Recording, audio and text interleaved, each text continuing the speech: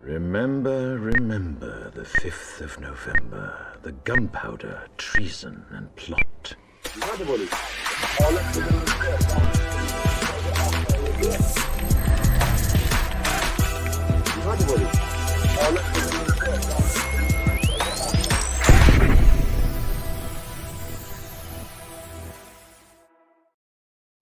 Hello, everybody. Welcome back to Human Reaction, your weekly source for independent commentary on cultural news and politics. Tonight is our very special election live stream, and we are excited to be joined by a bunch of our members and friends. Say hello, everybody. Yeah. Thanks for joining us from home. If you're on X, YouTube, or Rumble, please do smash the like button. Do whatever you can to share the show. We've got a great show lined up for you. Usual suspects, David Rand, Kyle Mack, Bennett on the buttons, and our friend Liam McCullum joining us remotely from Missoula, Montana. How are you doing, Liam? Doing really well. I'm excited to announce I just put out my first episode with Human Reaction, which is awesome. It was with Scott Horton. And after this election, everyone should check it out. Absolutely. And definitely you should check it out. Super informative. Did you guys check it out? You have a chance to watch it? Oh, it was so awesome. It was a great interview, Liam. Well done, buddy. Thank you. Thank you. Yeah, Scott's awesome, and he's really mad at the liberals. Yeah. Obviously, man, it was that ending was epic, brother. I heard it got very rowdy at the end. I haven't. Oh, I haven't man. I was planning on watching it tomorrow. Well, guys, the polls have just closed in a number of places, or they will be very shortly. It's almost 6 p.m. here in Mountain Standard Time. What are some of the early results that we're seeing? Nothing too unsurprising. We got Vermont going hard on Harris. Of course, Florida is leaning very strongly Trump. No surprises there. We're on Indiana's closed out with a Trump victory. Kentucky, same story, and West Virginia, all solid leads. Nothing too unsurprising though. So we've got a lot left to go. Can we go ahead and just call it for Trump then, or no? Really, the things to look to right now is this is not going to surprise anyone who's been paying attention. But if you haven't been, Pennsylvania is where a lot of the game is at. Pennsylvania, Georgia. There's a couple other ones that could be questionable. We do have Trump doing very well in a series of states in polls. Like at least he's closer than many other Republicans have been historically.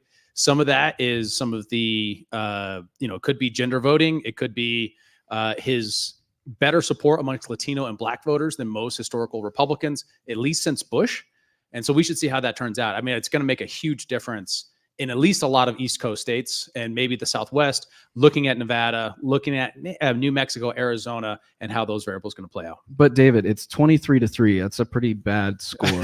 That's I feel like pretty he's early. got this one in the bag. Got a lot of big states still to close out. I mean, if you look at California, that's 54 electoral college votes. Virginia, 13. Minnesota, Wisconsin, that's 10 and 10. Michigan, 15. Illinois is 19. Illinois. There's an S in there. Silent S. Man, I'm still hooked on phonics, Mom. Sorry. So S, Illinois, and then of course, and you got all the small states there that still have a lot of electoral college votes for Massachusetts. Sorry, Bennett. I don't even think you said a word. Bennett's blocked out Massachusetts from his mind. Maryland, New Jersey, plenty of states left for them to pick up votes. Yeah. So what have we been seeing throughout the day? Some things have transpired in the news. I mean, I think probably some of the biggest stuff that we saw in the last 24 hours was the Libertarian Party of New Hampshire. The Libertarian Party came out and endorsed Donald Trump yesterday, which is crazy. Has there ever been an election where a different party has endorsed the candidate of like the Republican candidate or Democrat? It's an excellent question. I'm not familiar with it, but hopefully we'll have Angela McArdle on and we could ask her. I think that's right. That's right. We will have her joining us shortly. Apparently she's stuck in traffic and she's going to be joining us soon. And we have lots of other guests coming on tonight. We haven't mentioned that yet. Do we want to tease them? Oh yeah, absolutely. Yeah. Why don't you were the one who arranged all this. I'm going to let you claim this. Man, my thumbs have been flying. We've had the opportunity to meet a lot of really cool people in the last year. We were at the Libertarian National Convention. We were at Freedom Fest, and we connected with a bunch of cool folks. So coming up after Angela, we've got Chip Slate, meme lord in chief at Being Libertarian. I'm sure all of you probably follow that account. So we'll have Chip chiming in to tell us his views and his thoughts. Nate Thurston of Good Morning Liberty, coming all the way from Nashville, Tennessee. Maj Tr, who you might know, Black Guns Matter, the founder of the Solutionary Center. Kurt Walker Jr., who's our friend. He's a Bitcoin historian. He's going to be kind of giving us some insights on maybe how this election is going to impact the cryptocurrency world. Our friend Kendall Cotton from right here in Montana, CEO of the Frontier Institute, and more. It's going to get a little loose and wild as we get towards the late night hours here. So lots of fun and interesting folks coming up after that. So back to the news, things that happened in the last couple of days. Obviously huge. Joe Rogan, of all people, comes out and endorses Donald Trump yesterday. That kind of made waves like pretty late in the game. I think it was, maybe 7 o'clock or so our time in the evening when that news came out. Do you think that's too late in the game for it to really sway people? I mean, he dropped it with the Elon interview, and I think he was waiting for a Kamala interview before he did it. I think he was always planning to do that, but there was always kind of like, oh, maybe we'll make the Kamala interview work. But when she kind of backed out and was like, no, you have to fly to me, and it's only going to be 45 minutes, that's when he's just like, okay, I'm going to announce it with the Elon interview, which is another massive interview. Like, he's just done interview after interview, which has been over the last like 9 days or so. He's just been crushing it with massive interviews. So he has, and he even mentioned too that 45 minutes is a short enough amount of time you can still BS it. We got a bunch more states that just came in. Oh, great. Tennessee, Mississippi, Alabama, Florida, Oklahoma, all going for Trump. Woo! Oh, wow. Indiana, I think that's new in there too. Maryland, Democrat. So to be clear here, how many, what percentage of the votes are counted at this point? 1%? This could go a lot of different ways at this point. Let me see here. What am I looking at? I don't have percentages yet. Well, we don't want to get our hopes up too soon, right? I mean, not that we have hopes, right? We're an unbiased, impartial. Those podcast. southern states are not surprising. Unbiased. Those southern states are not surprising going for Trump. Absolutely, they're going to get called early on absentee ballot votes. So don't be surprised if it's at 60%, 70%, and they're already called. Especially depending on what how the actual turnout looks like in people who voted but we don't know yet, who are in party registered states. That can also call an election earlier. And then lastly, if there's not enough sheer amount of registered Democrats left to vote, even if they all turned out, it still wouldn't work. That's how you get these states called very early. Gotcha. Poly market, Trump is surging right now to 70% on the betting markets. Oh boy. Ooh. Kamala So that trend, 29.8. That trend was opposite for the last probably week or so, and he's just started to tick back up in the last, day or two. Well, yeah, he dropped down to 58% just like a few hours ago. Yeah. So, and that's interesting because that's a much more. Do you think the whale phenomenon is done there? Because there definitely was a point where it was obvious that this was a manipulated market. Are we done with that now, or is it still? It's tough to say. People I mean, pumping and dumping markets. That's just the name of the game. Kyle knows. Well, because we did talk up poly market a little bit with the idea that, hey, betting markets do include more information. There could be good reasons to take this seriously. More information. Should we not now? Than traditional polling, right? Yeah. Is that kind of what you mean? Exactly, right. It's more about the read of where people are willing to put their money and figuratively to win a bet. But if you're coming in for ideological reasons to make it appear to be an inevitability, it's kind of like a wag the dog sort of thing. The tail wags, or does the dog wag the tail? Right. If that's what's the question, then you're no longer getting the information signal that you otherwise might. Absolutely. It is kind of crazy just looking at the trading volume, $1.3 billion trading volume on Donald Trump and 869 million trading volume on Kamala Harris. Wow. Whoa. So that's a differential of half a billion dollars or $500,000. Is that what that was? $500 million. $500 million. Yeah. Wow. $500 million difference. It's a big market cap for a betting market. It's kind of crazy. That is wild. So on your Joe Rogan question, I did have one more thought on that. And is it going to be influential? Will it make a difference? So large markets tend to penetrate lower into lower information voters. Lower information voters are less likely to have absentee ballots. They're more likely to vote on election day or register at the last second. So will it make a difference? I think it will, depending upon the size and scope of the visibility of the endorsement. X is a smaller platform. If he had said it live on the podcast, that might be different. So I'm not sure to what degree that's going to make a difference. Although he's already made a huge difference by having Trump on and then inviting Kamala, her not coming on, and then having John Fetterman on. Kaylee just mentioned in the chat, Fetterman was rough. Yeah. It was. I really only watched it for about 20 minutes, and I was like, I'm just not sure I can spend 3 hours doing this. What was about it? I didn't see. I skipped it altogether. Well, I watched the first like 20 minutes, and I was like, yeah, this is a bit rough. The difficulty for me was a couple of times early, at least once that I remember distinctly, Joe would ask him a question and he just wouldn't comprehend it. And he would just ask him to repeat the question. And I was like, oh man, like it just he had an iPad giving him captions of the entire interview. Yeah. And then about like 15 minutes in, they had to pause so that he could fix it.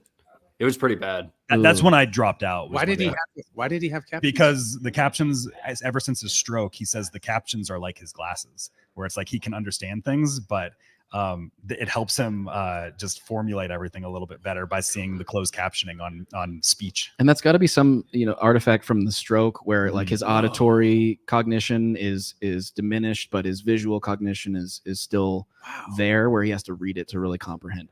Wow. I'm not a neurosurgeon or scientist or anything like that, but that seems to me to be kind of what's going on. So you're telling me a guy with a stroke was able to do a Joe Rogan interview, not Kamala Harris? But not Kamala Harris. We just got a beep. That was me.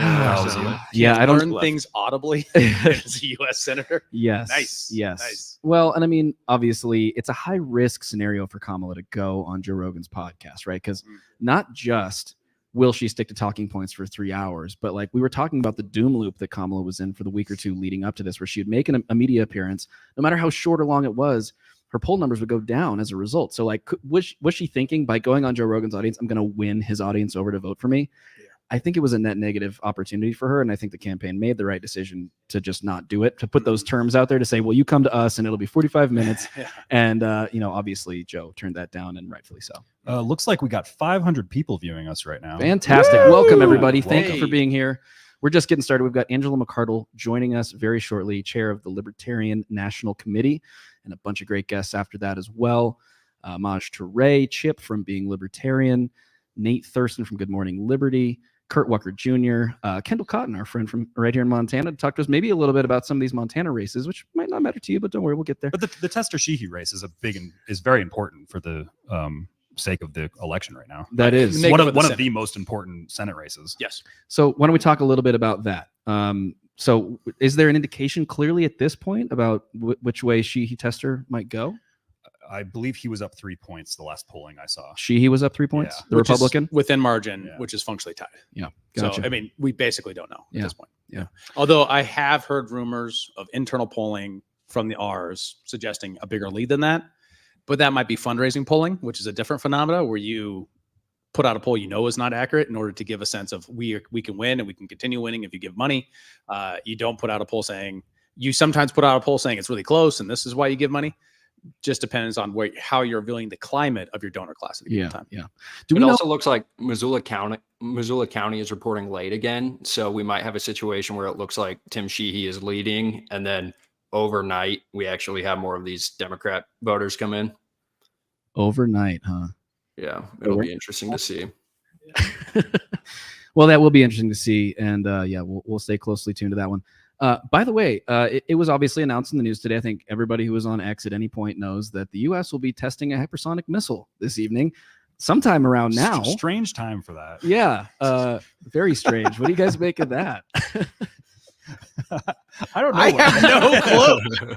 The question, Liam, what do you make of that? Well, it sounds like it was scheduled years ahead, but that decision was weird in itself. Like, you're looking years ahead and you're scheduling a missile test and you decide November 5th, 2024. Seems pretty ridiculous. Well, and also, you know what else is scheduled years ahead? Election day. Yeah. So it's not like they didn't know. We always know which day election is. Like, there's a system for discovering when election day is going to be. Yeah. I did read that it is going to be unarmed, of course. Would it be pre-programming, Joe? Well, I'm not sure. Pre-planning, maybe in this case. Yes. Too early to get David triggered. Well, that actually goes to a point that Scott Horton brought up in my interview, that like the Russian missile detector systems are really bad. Like, sometimes they detect birds as missiles, and then these lower level managers essentially say, "Oh no, this is a false flag," and so there's a threat. I mean, it's very concerning that we could launch a missile and they perceive it as a threat and then respond. So it's really stupid. It is. Well, that's why you signal it early. Hopefully you signal it to the Russians that this sort of thing doesn't happen. Right. Well, and I guess it's coming off the west coast of the U.S. So that is sort of in the general vicinity of a couple of adversaries we've been saber rattling with over the past year or two. So maybe if they plan to do it, maybe they could do it somewhere a little less provocative. I don't know. Yeah, as long as it's not by Alaska, right? Yeah, West, right? Yeah, So ideally. Right off that's pretty close. That does sound like something the MIC would do, though. They're like, hey, let's just Alaska. Why not? Yeah. Ethan Holmes, who will be joining us later, he texted me about it earlier, and he said it sends a message to our adversaries that it doesn't matter if Trump or Harris wins. we still have a military Leviathan with nukes. Oof. You know, The machine keeps churning. Jesus. And that's kind of how I interpreted it. You know, it's a great way for the military industrial complex to flex on us and say, it does not matter how you vote. We're still going to be here in the background doing what we want. Now, I don't know. We'll see if we can rein it in some. If, under a Trump presidency, he's obviously communicated thus far in the campaign that he will be ending the war in Ukraine and, it never would have happened and all that sort of language as well. But, governing is entirely different than campaigning, and we know that. So the incentives may change, right, Liam? Definitely. And really quick, for some good news, we should mention this up front. One of the earliest results is that Thomas Massie in his uncontested race was reelected. So that's great news. Love it. Love to see it. It was a close race there. Nobody. As far as for makeup of the Senate, most of the interesting races we're not near any kind of a return yet that really is worth talking about, and a lot of them still have yet to close polls. So we're still 2 hours away in Montana, for example, and then places like Arizona. So we're still a long ways. It sounds like West Virginia flipped their Senate seat red. Yes, I did see that. We got a comment in here. Yeah, it always goes red early in the evening, then goes blue at 4 a.m. Eastern Standard Time. 2 reasons for this: the script is written for drama, and 2, people with jobs, red, go to bed early, too sleepy to be angry. That's fair. We will not be going to bed early tonight. We are going to be going late. I think this will be officially our longest stream by far. It's a marathon stream. It's a marathon I got stream. 2 Red Bulls over here. I'm ready to go, guys. Let's go. And David, you were up early. I ran into you at the polls. Yeah. I got up at 4:30 a.m. to get to the polls by 6. And worked election security all day. I love it. I love it. What was your experience like there? Did it get busy while you were there? It's funny. I've worked a lot of elections from the advocacy side, right? Worked for Republican campaigns and nonprofits trying to get out the vote, and make sure that your people get out and take action. And this much intimacy with the process was different. Like literally being there for 8 hours, watching the whole process. It was actually pretty slow in Montana, kind of bad weather. Mm-hmm. So that should be interesting. I was in an area that's most of the downtown Bozeman districts. So, that's an interesting signal. A lot of hippies then, or definitely. Yeah. Oh yeah. You definitely could tell who was voting for who by the morphology. It was like mullet, Trump, blue hair, probably not Trump. It was pretty clear. Yeah. Could be Chase Oliver though. You did make it on the ballot here in Montana. That's true. You never know. That's true. It could be Chase. Probably not though. Does look like markets are surging as poly market is rising. It looks like markets are rising as well. Interesting. Yeah. Interesting. Kalshi is still showing Trump well up from where he was even earlier in the day, 65% to 35% for Kamala Harris. And poly market, what is poly market doing? I don't know. Trump now has an 83% chance of winning Georgia. 83%. Patrick Webb is reporting. So the real Patrick Webb? Yes, the real Patrick Webb. To be clear for those just watching, we have a friend named Patrick Webb who's also in politics, and I've gotten them confused on Twitter a time or two. And he's also real. Technically, he's also real. Liam, for West Virginia, it doesn't look like Charleston is yet reporting in. We're only at 12% total vote. So I'm wondering where that's heading. Are they calling it already for West Virginia? Yeah. So Jim Justice, they're calling it for Jim Justice, saying that he flipped a Senate seat red in West Virginia. Wow, that's not a lot of votes. So they only got like 90,000 votes in. Well, and there's lots of reasons why that might be true. It depends on a lot of things when it comes to who voted after polls close. You can set up, basic algorithms that predict the election. So that could be it. For those that are at home that want to be tracking this on an election map somewhere, what election map do you guys prefer right now? Right now, we have New York Times up for the reporting. Always fair. Always. But this is just as it's confirmed, right? Of course. New York Times does have really good technical systems, and they do really great with visuals. So. Really great. Yeah. Wish I had. We got some hecklers. That's my little brother heckling me. Thank you. Or Justin. I don't know who that was. No, it's copyright, Justin. They're demanding Freebird.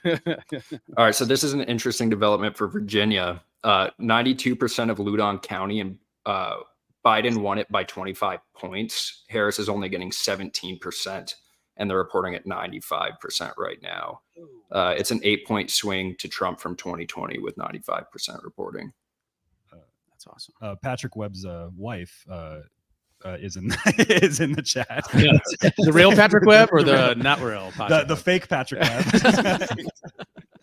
The real Patrick Webb. I think he needs to change his Twitter handle to the real Patrick Webb. The really real Patrick Webb. And also, Guys, thanks everyone for joining us right now. It looks like we have like over 1,000 viewers on Twitter right now. Fantastic. Woo! To be clear, we are expecting Angela McArdle, chair of the LNC, to be joining us any minute once she gets off of the road. And a bunch of great guests. If you guys are just tuning in, please do smash the like button and all that cool stuff wherever you are. Share this broadcast with your friends. We're going to be going all night long. And we got a lot of great guests to come up. So, where are we now? You know what? We spoke of Kentucky earlier. I found this out because Thomas Massey tweeted it. Mm-hmm. They've got a constitutional initiative, an amendment on their ballot this year, and I want to be tracking this one tonight. Somebody look this up. This constitutional amendment would change voting rules, and it was specifically going to outlaw people who are, quote, idiots and insane persons from voting in the state of Kentucky, which I credited as the most savage constitutional amendment on the ballot this year. And this is a real thing. I thought it was like, oh, there's no way this is real. Thomas Massey tweeted, I thought it might have been a joke. I did look it up, and it is on the Secretary of State's website in Kentucky. Totally legit. I love it. Thomas Massey said, that's great, but can we also keep idiots and the insane from running for elected office? Yes. Yeah, it's idiots and insane persons. Yes, and idiot is actually a technical term for someone who's who has the like mental capacity of a 2-year-old or something like that. So I think, technically speaking, So you can call children idiots and be correct. Yes, Yeah, cool, precisely. Bennett would love that. Savage. But it's like, no, it's the scientifically correct term. Oh man, I'm reading the ballot initiative now. it's there's more to it than that, obviously, but that was a very interesting point 3 that was added, and there's no context to it whatsoever. It's literally just that. This would be the election for it. I feel like it's 2024. We got to get this figured out by now. Yeah. Okay, so what it does, somebody join? it has 3 Chip points. slate.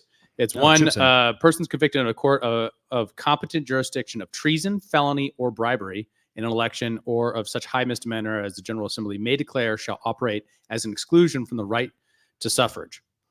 But persons hereby excluded may be restored to the civil rights by executive pardon. Oh, interesting. That's pretty narrow, though. Oh.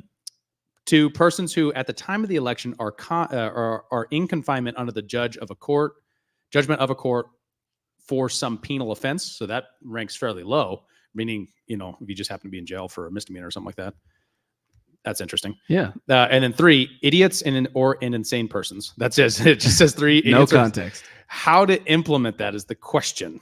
Right. And then running across, of course, civil rights law. Yeah. And that's going to get challenged. That might be. That's not living very We'll long, come guys. back to that. For now, we have our friend Chip Slate, the meme lord in chief of Being Libertarian, joining us on the stream. Chip, are you with us? Can you hear us? I can. Good to hear you guys. Can y'all hear me? Absolutely. Thanks for joining us, man. What has today been like for you?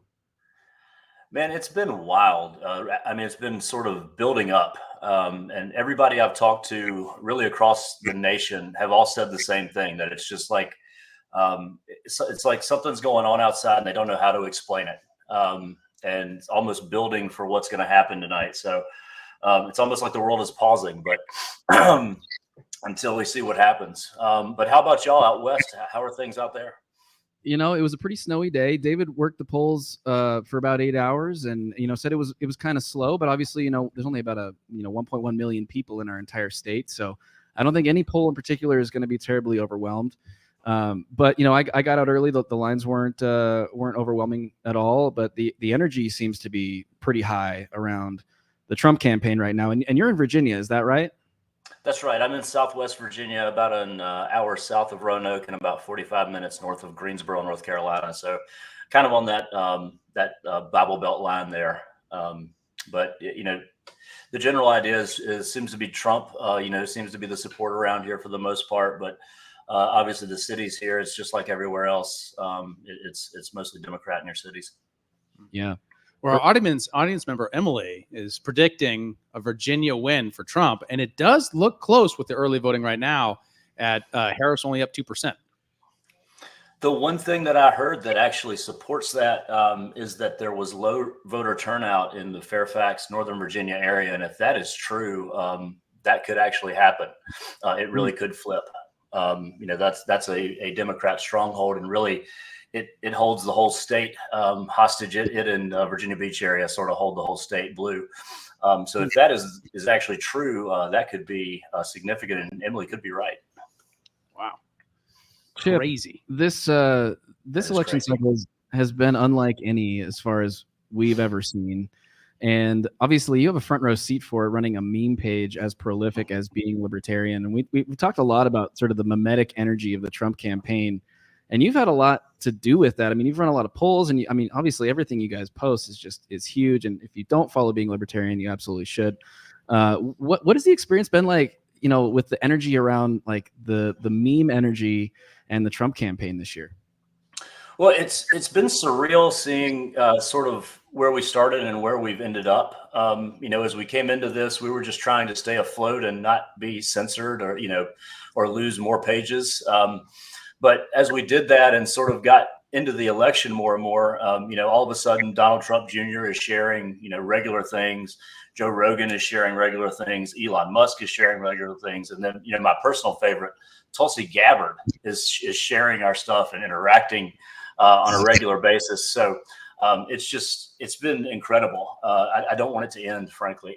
But we'll see what happens after the election. But I expect that wheel to just keep churning. We'll always have something to bitch about.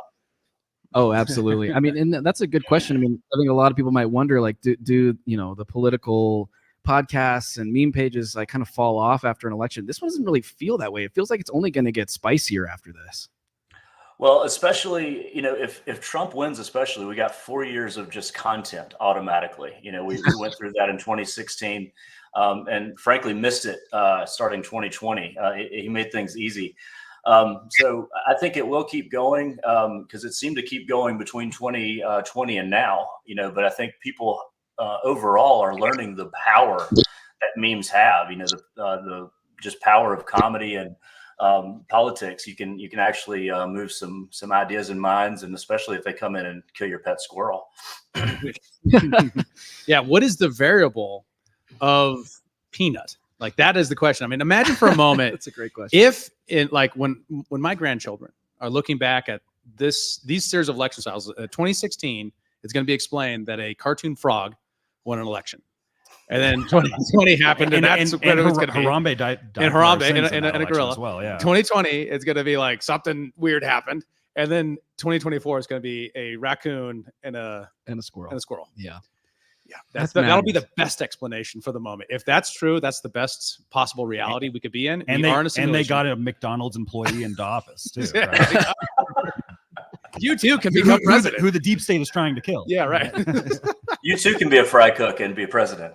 That is the American dream, is it not? That's so true. So one question about Virginia, if you don't mind, pontificating a little bit on state policy, or at least state politics. Right now, Trump is doing dramatically better than the Senate candidate for Republicans against Timothy Kaine. What's kind of the difference maker that you're seeing in kind of public perception between the two candidates? And I'm wondering if this is going to be something that holds true in other states, because we got a lot of important Senate battleground states. Well, Kaine is unique because he has very deep Virginia roots.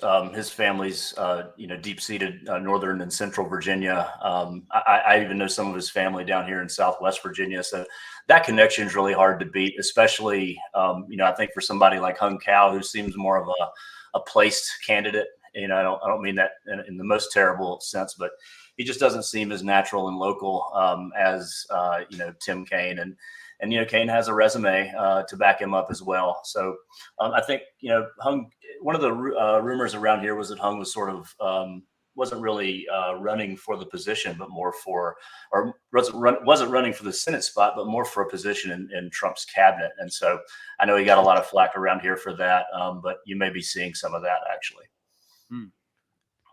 Interesting. And that's always the question, right? Yeah. How does identity play into how people are seeing different offices, and are people willing to split ticket vote? And that plays really big in Montana, right? We have somebody who's a Montanan quote, John Tester, who's born here technically, versus someone who's an outsider. If that holds true in Montana, we could see a Senate still controlled by Democrats after this. Yeah. Very, very interesting. Chip, I'm curious, do you have a favorite meme from the year, from this election cycle? Can you put a finger on one?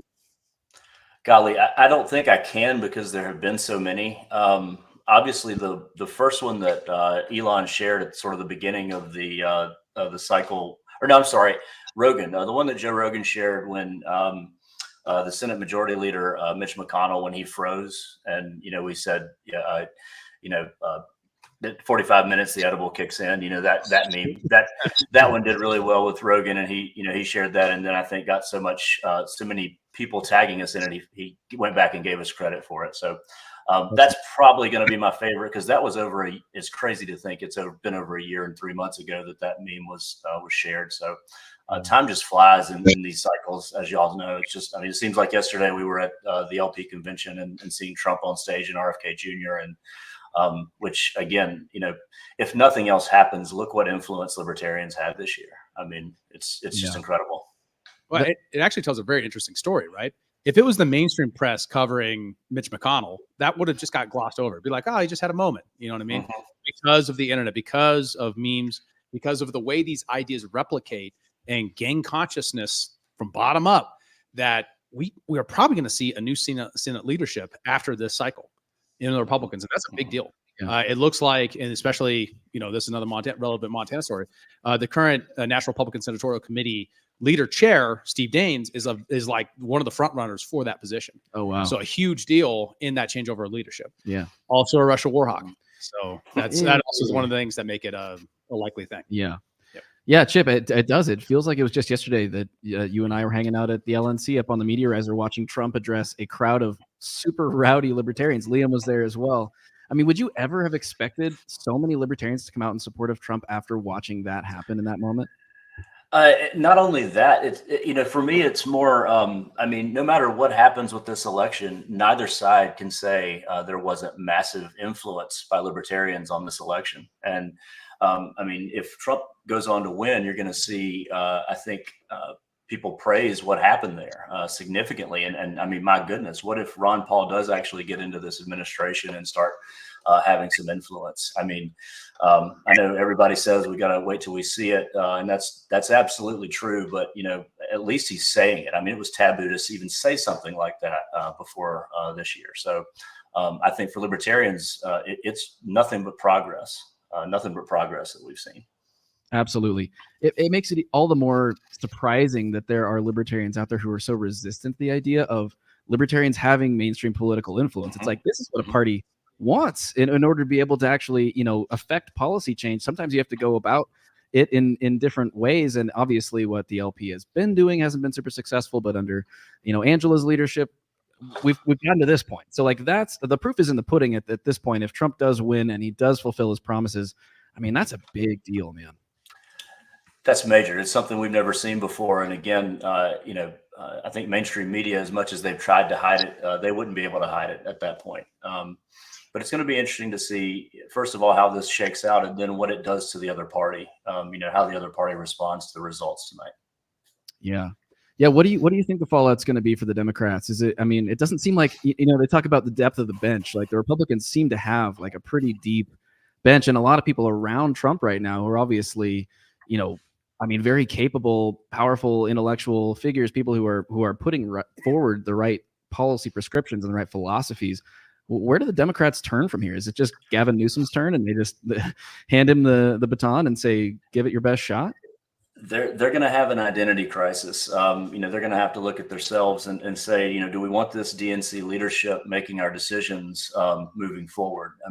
They were clearly the ones making the Kamala decision, and so that's what we've got to look at. So I don't know. It's going to be fascinating to watch. I think they are sort of poised to have a reset, though. I don't know, like you said, who else is there besides Gavin Newsom, and they don't really seem to want white male at this point. That seems to be something that just doesn't allow them to move forward. Wait, is this true, Liam, what you're putting in our private chat, that New York Times is predicting it for Trump right now? The whole thing? Already? They're predicting it. They're not calling it as well. Okay. Yeah, again, from real Patrick Webb, New York Times now predicts that Donald Trump will win the presidency. Wow. That's wild. Oh, To That your is wild. point about the Democrats not wanting white males, I feel like they're pretty favorable towards Mark Cuban. Maybe he could make a run. Mark Cuban, and the dark horse for me is Keith Olbermann.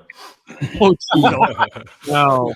That would be fun. I did put that into the ether many, many episodes ago for us, was the Mark idea before Kamala was selected, the idea of having a Mark Cuban versus Donald Trump election, having like, okay, we put up our favorite billionaire, you put up your favorite billionaire, let's go. Right? That's awesome. So one of the interesting, especially about the future of the Democrats, is with this many of the most grassroots, most classically connected to, I think, the old school identity of the Democrats, leaving the Democrat Party and moving to the Trump campaign, like Tulsi, like RFK, folks like that. I gotta wonder, what does the future of the Democratic Party look like, even given the identity crisis? I think you're right about, Chip, that it's hard to reconcile the word Democrat with the way they ran their presidential campaign this year. So how do they reconcile it at this point? I think the identity crisis thing is a great point. All right, so we also have. Also adding on to that too, because like the Republicans kind of had their own identity crisis at one point, and now we're seeing the aftermath of them reformulating who they are, right? And then all the people during the Democrat identity crisis that are just like, I can't take this anymore, they've all converted over as well. So like they're gonna have to do some fix-ups, and that's probably what we're gonna see over the next 2 cycles, right? Is them kind of fixing that. I think another interesting question here is just the state of the libertarian movement as a whole. I mean, 4 years ago, I did not vote for Donald Trump. I did not vote for any of the major 2 candidates. And now we're sitting here with Being Libertarian, who endorsed Trump a few weeks back. And many of the leading voices in the libertarian movement, like Dave Smith, Scott Horton, have signaled that they're rooting for Trump to win. So, Chip, I'm wondering just like, what were the main factors that went into you and Being Libertarian actually endorsing Trump this year? I think for us, it sort of happened organically. I mean, I can't say there was one, moment that he became our guy, but I just think over time, sort of seeing what the other side, really where they were going, we didn't see anything that really, I think, impressed any of us from that side. And then as we got to see Trump, when he started putting sort of a team together, and every one of those team members really made sense. And you could see what he was doing. He was having them to take over certain policies or ideas and trying to get, specialists in those areas. But I know I mentioned her earlier, but like when he got Tulsi Gabbard, I mean, that was big for me. That showed he was, reaching out for people who weren't right down his aisle and that he wouldn't otherwise agree with. And he was willing to be diverse in his group to a certain extent. So, and then Elon Musk didn't hurt a bit. The guy who's actually saving free speech, and I don't see how anybody can disagree or argue with that. That was big for us. And he's starting to actually amplify libertarians like yourself. He just agreed to go on Ron Paul's Liberty Report a couple hours ago. So that's huge. I mean, this is very huge that if he's actually going to join the Trump administration and tap in Ron Paul to help with the Department of Government Efficiency, it's massive. And the thing that really did it for me is just like this coalition government that he has built, where he's really interested in actually reaching out to these figures, like you said, like Tulsi. He came to the Libertarian Party convention. He spoke with Angela McArdle, and he has signaled that he's kind of interested in hearing from all sides. And in 2016, he actually did signal that he was interested in hearing from multiple perspectives. But the problem is that he ended up bringing in warhawks like John Bolton to advise him as well. But to talk about like the issues from the libertarian perspective, he's promised to free Ross Ulbricht. He's promised to start no new wars. And I know there's some like questions about his stance on Israel and stuff. He's pledged to end the importation of anti-liberty migrants, which is what LPNH stated. And then again, he's agreed to put Elon Musk, Ron Paul, Vivek, and many others in his administration. So it's pretty massive. And I attribute a lot of it to your influence on Elon Musk. Like opening up Twitter so that people like yourself can have an influence on people like Elon. Well, that, and I agree. Just the way that it's moved up, I think it's hard to argue that it's had that influence, and it's been by him, like you say, him sort of opening himself up, and I appreciate that about us being there on the front line. But I mean, to me, I don't understand these people who get upset about the libertarian support for Trump and what we could have out of this, because like this influence, this libertarian influence, and the ultimate potentially Ron Paul being in the room, is this not what we've always wanted? I mean, is this not, what even the purists want, is for these ideas to be injected into the mainstream and sort of take that over? And is this not the beginning, or at least some idea of that? I don't get where the hate for this comes from. It's very interesting because 100%. This week we had actually, what was it? Yesterday, Reason Magazine drops the peculiar phenomenon of libertarians supporting Donald Trump from a guy who wrote a biography about the Ron Paul Revolution, right? So we have a very interesting identity question still going on, and I think Meso, who is actually one of our longest supporters for a very long time, dropping in that a big part of this is going to be, if Trump wins, how do libertarians play the game of controlling the narrative and making it clear that this was part of what made it clear, made that win happen. Trump actually courted libertarians, and real libertarians responded, and so now he has an obligation to own up to his promises. Otherwise, his legacy afterwards is going to come into question. But we do have still the holdouts, like the Reason and the Beltway crowd. Yeah. How do we explain that? Yeah. Well, I think legacy is an important component to think about. Obviously, he doesn't have re-election to count on if he wins here. There's no more, Trump term, unless you're a Democrat and you think he's going to just install himself as dictator, and that's that. So legacy is everything. And I'm wondering, Chip, do you think there's an opportunity for a department of memes as a part of the Trump legacy? With his son, Trump Jr. being so invested, I think there definitely is. And, if they invite us up and want us to give a conference on meme making, we'll be happy to do it.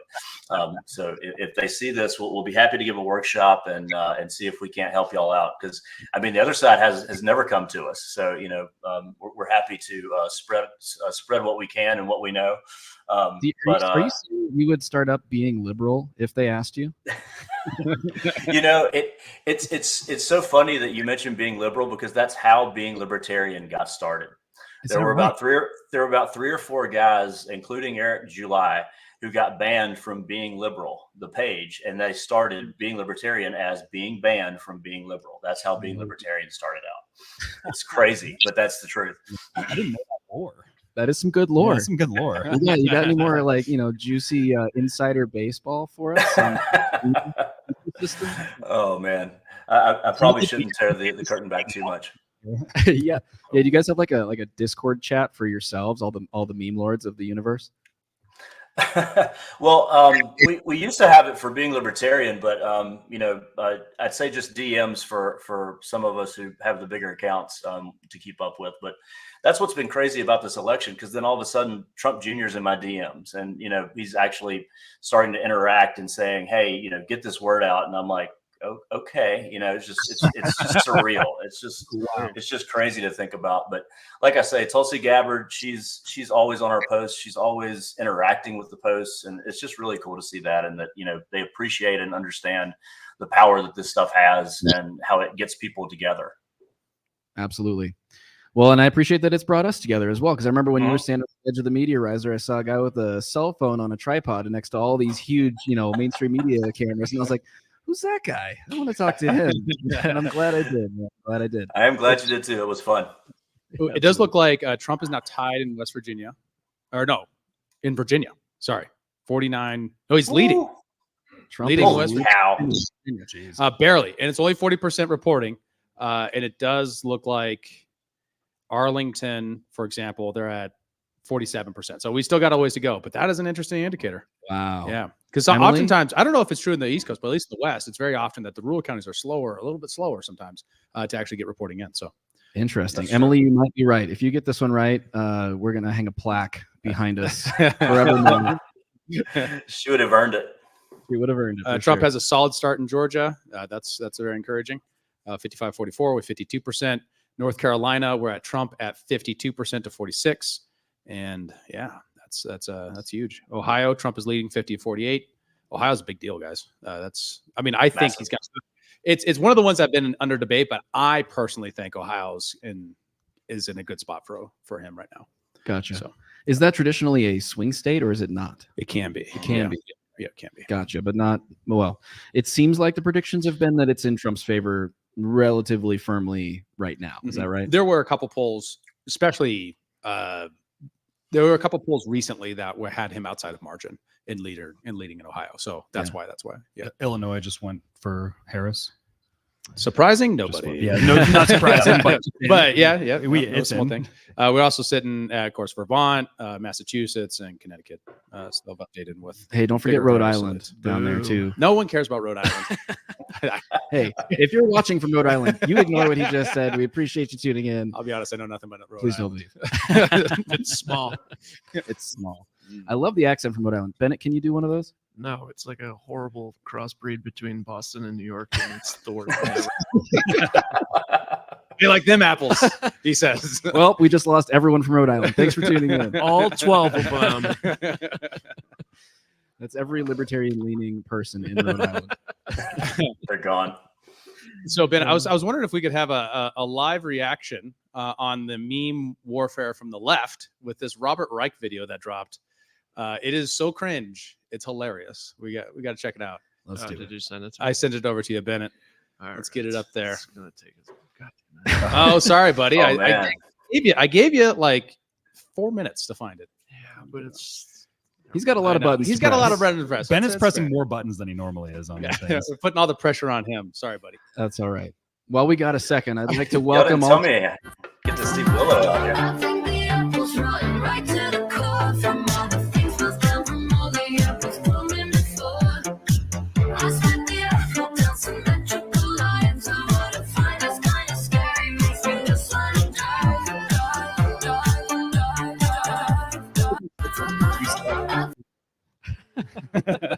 I wish you didn't send that to me. I regret everything. I'm sorry, guys. Chip, That's hot so take. cringe. That is horrifically cringe. I mean, Willow would be disappointed with that dance move. I mean, that was terrible.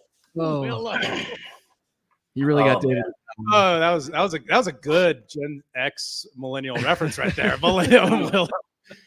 That is a former economic advisor to President Robert Reich, dancing on front of a green screen.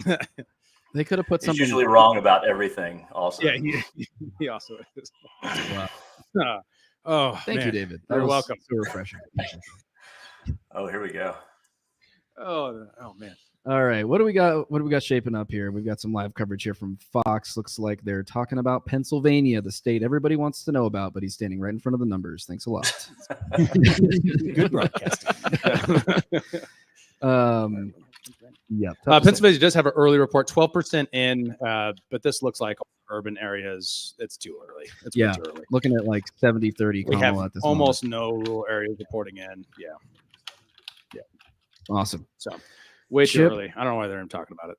Chip, thank you so much for joining us tonight, man. It's been a pleasure having you. I know it's late where you are, so we'll let you get back to family life and making the world's best memes. Everybody, Chip, Slate, Being Libertarian, follow him everywhere, Twitter, Instagram, X, Instagram. That's prolific. That's right. 250,000 followers on Twitter.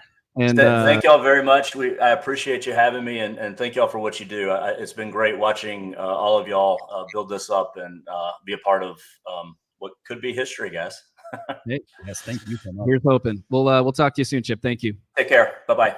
You too. All right, friends. We've got another guest joining us. I just want to know, how's the audience doing? You guys having fun? Yeah. Can we, Oh, that we can do better than that. How's everybody doing? Come on. All right, get some rap.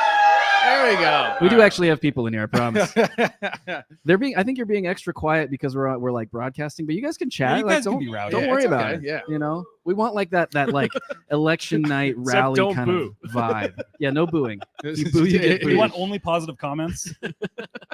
Our fragile egos. Also, we recommend you all actually log into the stream too to boost our numbers. So yeah, go ahead and do that. Give us those watch I need a hours. little bit more of that. I can't hear that Okay, at all I'll now. get you. I'll get you going. Yeah, sorry, Before we do, Okay. I would like to welcome a friend of ours who I also met for the first time at the Libertarian National Convention. Our friend Nate Thurston, host of Good Morning Liberty, all the way from Nashville, Tennessee, I believe. Nate, how are you doing, my friend? Doing pretty good, man. How are you? Doing great, doing great. We're just reveling in what could be potentially not the worst day of all of our lives. It's looking better than I expected right now. If anyone follows the show, I've been saying that it was going to be Kamala in a landslide.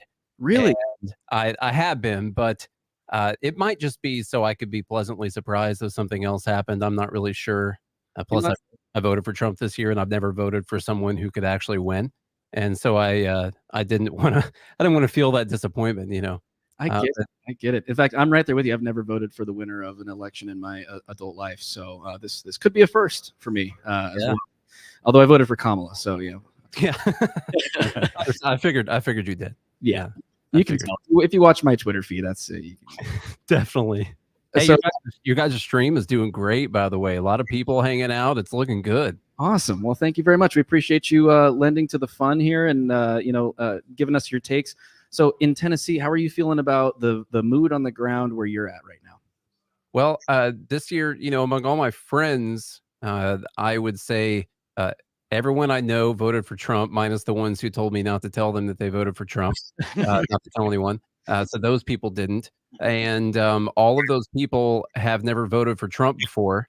Most of them voted Libertarian. I could name 10 people I know closely off the top of my head that have never voted for Trump before that voted for him this year. And most of them have voted Libertarian previously. And so that's how I feel on the ground in Tennessee, because those are the only people that I know. I don't go to Nashville or anything like that. Looks like he's doing pretty well in Tennessee right now, I guess. What do we got? 73%. That's not too bad. That's looking good. Yeah. That's bigger. That would be bigger than last time also, I believe. 73%. That's only 36%. And sorry, I don't know if you want me on here giving numbers and stuff. Do it to it, man. Yeah. Let's see. 60% is what he got in 2020. Although that's only 99% in, so they're still trying to count that last percent. 2020. Yeah, that doesn't surprise me for some reason. So, but there's if I were Kamala and her people, I'd be pretty worried about some things right now. Florida is one of the most surprising things to me so far. I thought that with the abortion ballot measure that they had on there, that it was actually going to be really close, and he's running away with it in Florida. And I haven't checked here. He's up by 14% right now in Florida. And on top of that, Miami-Dade County, he's up 12% in Miami-Dade, 11 and change in Miami-Dade County, which is it's like 60 something percent Hispanic. I was looking at the demographics earlier, and 70% of the people there speak a language other than English in their household. And he's up by 11 and change percent right now. It's wild. That is wild. I know. I mean, earlier today, I saw a tweet that just reminded everyone that Florida and Ohio both passed election integrity laws. Kind of fortifying their systems there. And Miami-Dade, obviously previously very heavily blue, now switching to red. Maybe there's some correlation there. I don't know. Yeah, it could be. We've tried to always say that. You should secure the elections. That would be good for everyone, I think. If anything, even if there's not fraud, even if they're not stolen, it would be a good thing if everyone trusted the outcomes of the elections, I think. Yeah, if we speak of institutions that we should have faith in this country, I feel like that one is one that everyone would agree. You want to come out of an election feeling like it was an honest outcome. I mean, so long as you believe in your candidate enough to think they could win with an honest outcome. Right? Mm-hmm. I suppose that's probably true. Right?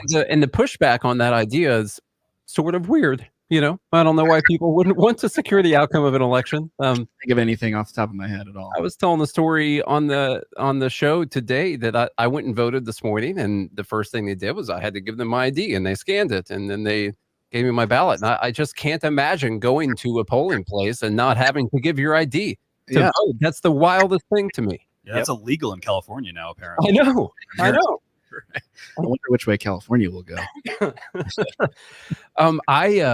So I've been predicting a Kamala landslide because of the abortion thing, and I know it's still so early. It's still so early right now, but some of these early states kind of changing my mind on that. Yeah.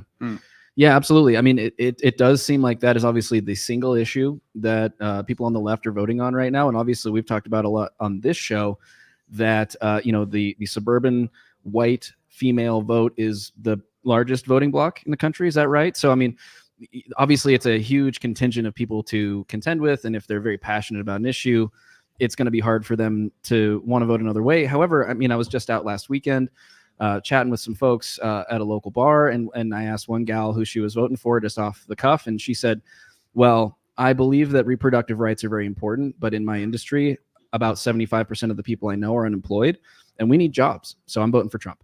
Yeah, so that was interesting. I mean, it's obviously one data point, just a simple, single anecdote, but very interesting to hear that there is a hierarchy of these issues for people, and if you're not employed, how can you really worry about much else? Well, right now too, we also have the prediction markets for Trump are just soaring right now. He's kind of bouncing between 74 and 75% on it. All the bettors seem to be thinking that Trump's got this right now. We do have an interesting result. So Florida's Amendment 4 is a right to an abortion. All right, well, this is how the New York Times covered it. The New York Times says this amendment limits government interference with the procedure for viability or when needed for a patient's health. This measure needs 60% to pass. It's currently at 57%. So that kind of suggests that we're, looking at people voting for Trump and then not being taken in by the abortion issue, or that the turnout of abortion issue isn't strong enough. Interesting moment, right? So if that's true and that holds in other states, Trump could perform well. And it suggests that the Democrats' strategy of kind of placing these ballot initiatives centered around abortion to get out the women vote maybe might not be translating to the degree that they wanted.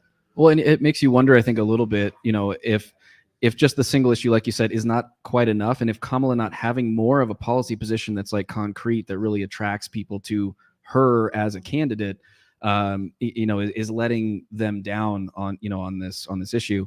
And I wonder, I mean, obviously every time you see people, you do those man on the street interviews of like, what do you, who are you voting for, Kamala? Well, what is her, what is the number one policy position that she has that you agree with? Like, they can't really come up with much, right? Sometimes anything. And sometimes unabashedly so. They always know one thing, is that she is physically not orange. This is or true. Donald Trump. She is black, as we know. Yeah, right. Yes. Right. Yes. Black. Yeah. Black. Yeah. As Donald Trump. Yes. So I'm sorry, I don't want to cut in. It's your guys' stream and everything, but I mean, what do you guys think? I'm just asking like I'm doing my stream right now. I'm sorry about that. What do you guys think about the libertarian push to vote for Trump this year? I don't know who you guys voted for or anything, but I did it, but I had a tough time with it. I still did it because I thought it was the smartest thing to do. And I've laid out a bunch of reasons for why I did, but any of you guys have an issue with that? Did you feel like you're going back on your principles or anything? I think there's a lot of different motivations to vote. There's several, and I think people can wind up differently on this, right? Depending on where they're at, right? So for some people, voting is a moral issue about giving their consent to be governed by somebody. And if libertarians are sitting there and they're like, I don't want to be governed by anybody, and so therefore they don't vote, I totally understand that. If they look at it and say Donald Trump just isn't enough, I can understand that. But for the people who look at that and say, and then there's also a strategic reason to vote, and you're sitting here saying, hey, I'm going to vote on this because I care that for one time in my life, the president running in a general election actually seemed to care about my issues and actually tried to cultivate my vote and then actually made promises to me. I could understand why people would get there. And I think that's sensible. Yeah. I think exactly the same way. And I think back all the way to episode number 1 that we did almost 2 years ago now, where we had this very conversation that if libertarians want to be effective, they have to be willing to create coalitions and ally with other political parties and entities that share values with them in some ways. It doesn't mean you have to agree on everything, and I certainly don't agree with everything that Trump espouses, and that's okay. But for right now, I think this is the best way for libertarians to have influence politically more broadly than just, in our own convention, in our own, Twitter sphere or whatever. And so I did vote for Trump as well. And I don't feel like I went back on anything. I think I'm actually, for myself, voting in a strategic way this time, as opposed to just voting purely on, you know, an ideological purity test. And if you want to do that, like I'm not bashing anybody that wants to do that. I think that's important that you feel good going to sleep at night, having voted your conscience, and that's great. But here we are, you know, we have an opportunity for Ron Paul to have influence over this administration in some way. And whether or not that happens, man, I will take the shot. I will take the shot. Well, and there's this big tent coalition that's formed right now. And it's of all the most interesting people in politics. It's all like the dissident voices of every single side have come together, and they don't agree on everything, but they agree on kind of the biggest principles. Well, all the people that us as libertarians are supposed to kind of hate and resent in politics have all joined the other side, right? Like the Cheneys of the world. They're sitting here going on and speaking tours with Kamala Harris right now, and she's sitting here bashing isolationist foreign policy and all these things. You know, it's like there's a new realignment that's happening, and we're getting a seat at the table of that realignment. Absolutely. And I mean, who can say that? You know, how many different political actors can say that? I mean, the Libertarians were actively courted by the Republicans this year. And as we've talked about a lot of times too, incentives matter. Like if someone shows up to your convention and says, hey, please vote for me and I'll do these things for you, if you just kind of spit in their face, like many of the libertarians in the audience did, you know, verbally, they're not going to be inclined to do that again. Mm-hmm. And so if you actually, if you indulge that, you know, maybe we get screwed over, you know, maybe all this was just campaign promises and nothing more, but maybe we actually get something good out of it. Totally sympathize with that. At least one more point on that, because I've been on the Republican side of this, right? When I worked on Republican campaigns, one of the things I've seen is their concern about whether or not they can cultivate enough the libertarian vote to actually win. And so if you have someone who came your way and you have down ballot people who didn't bother that, maybe you need to punish those down ballot people, because what they're going to look at in the next election cycle is who got how many votes on which race. So if you have in a state, maybe like Montana, that has a close Senate race that, you know, the Republican doesn't get as many votes and gets a libertarian, and the Senate Republican doesn't get as many votes as Trump did. And a lot of those, there's more libertarian vote there because he failed to actually get there. The next Senate race you're going to get is going to be somebody who's going to cultivate the libertarian vote. Yeah. And that incentive matters. And I'm telling you, it matters at the highest levels of the Republican Party. Yeah. Do you guys know, is this the first time the Libertarian Party has de facto endorsed another candidate outside of the Libertarian Party in an election cycle, or has this happened before? I believe this is the first time that the strategy has been from the top down, from national. I know that state affiliates, I believe Arizona in the past had endorsed previous or other candidates. But I think this is the first time that the party has officially taken this strategy and enacted it. I mean, like the founders of the party were very much interested in messaging and wanted to de-emphasize electioneering. They weren't interested in getting candidates elected or anything like that. And that's the reason why I'm able to rationalize voting for Trump. Like I said earlier, I didn't vote for him in 2020, but I proudly did this year, because I think it's more about like the cultural zeitgeist and influencing the messaging. You know, I'm under no illusion that Trump's going to get in there and like slash 90% of the government. It's more that like Trump is signaling that he's listening to libertarians. He's entertaining getting rid of the income tax. He's entertaining people like Ron Paul. And I want to just incentivize that. And I also want to see the defeat of the other side. I want the other side to know that they can't just keep using the same old messaging and lean into the status quo.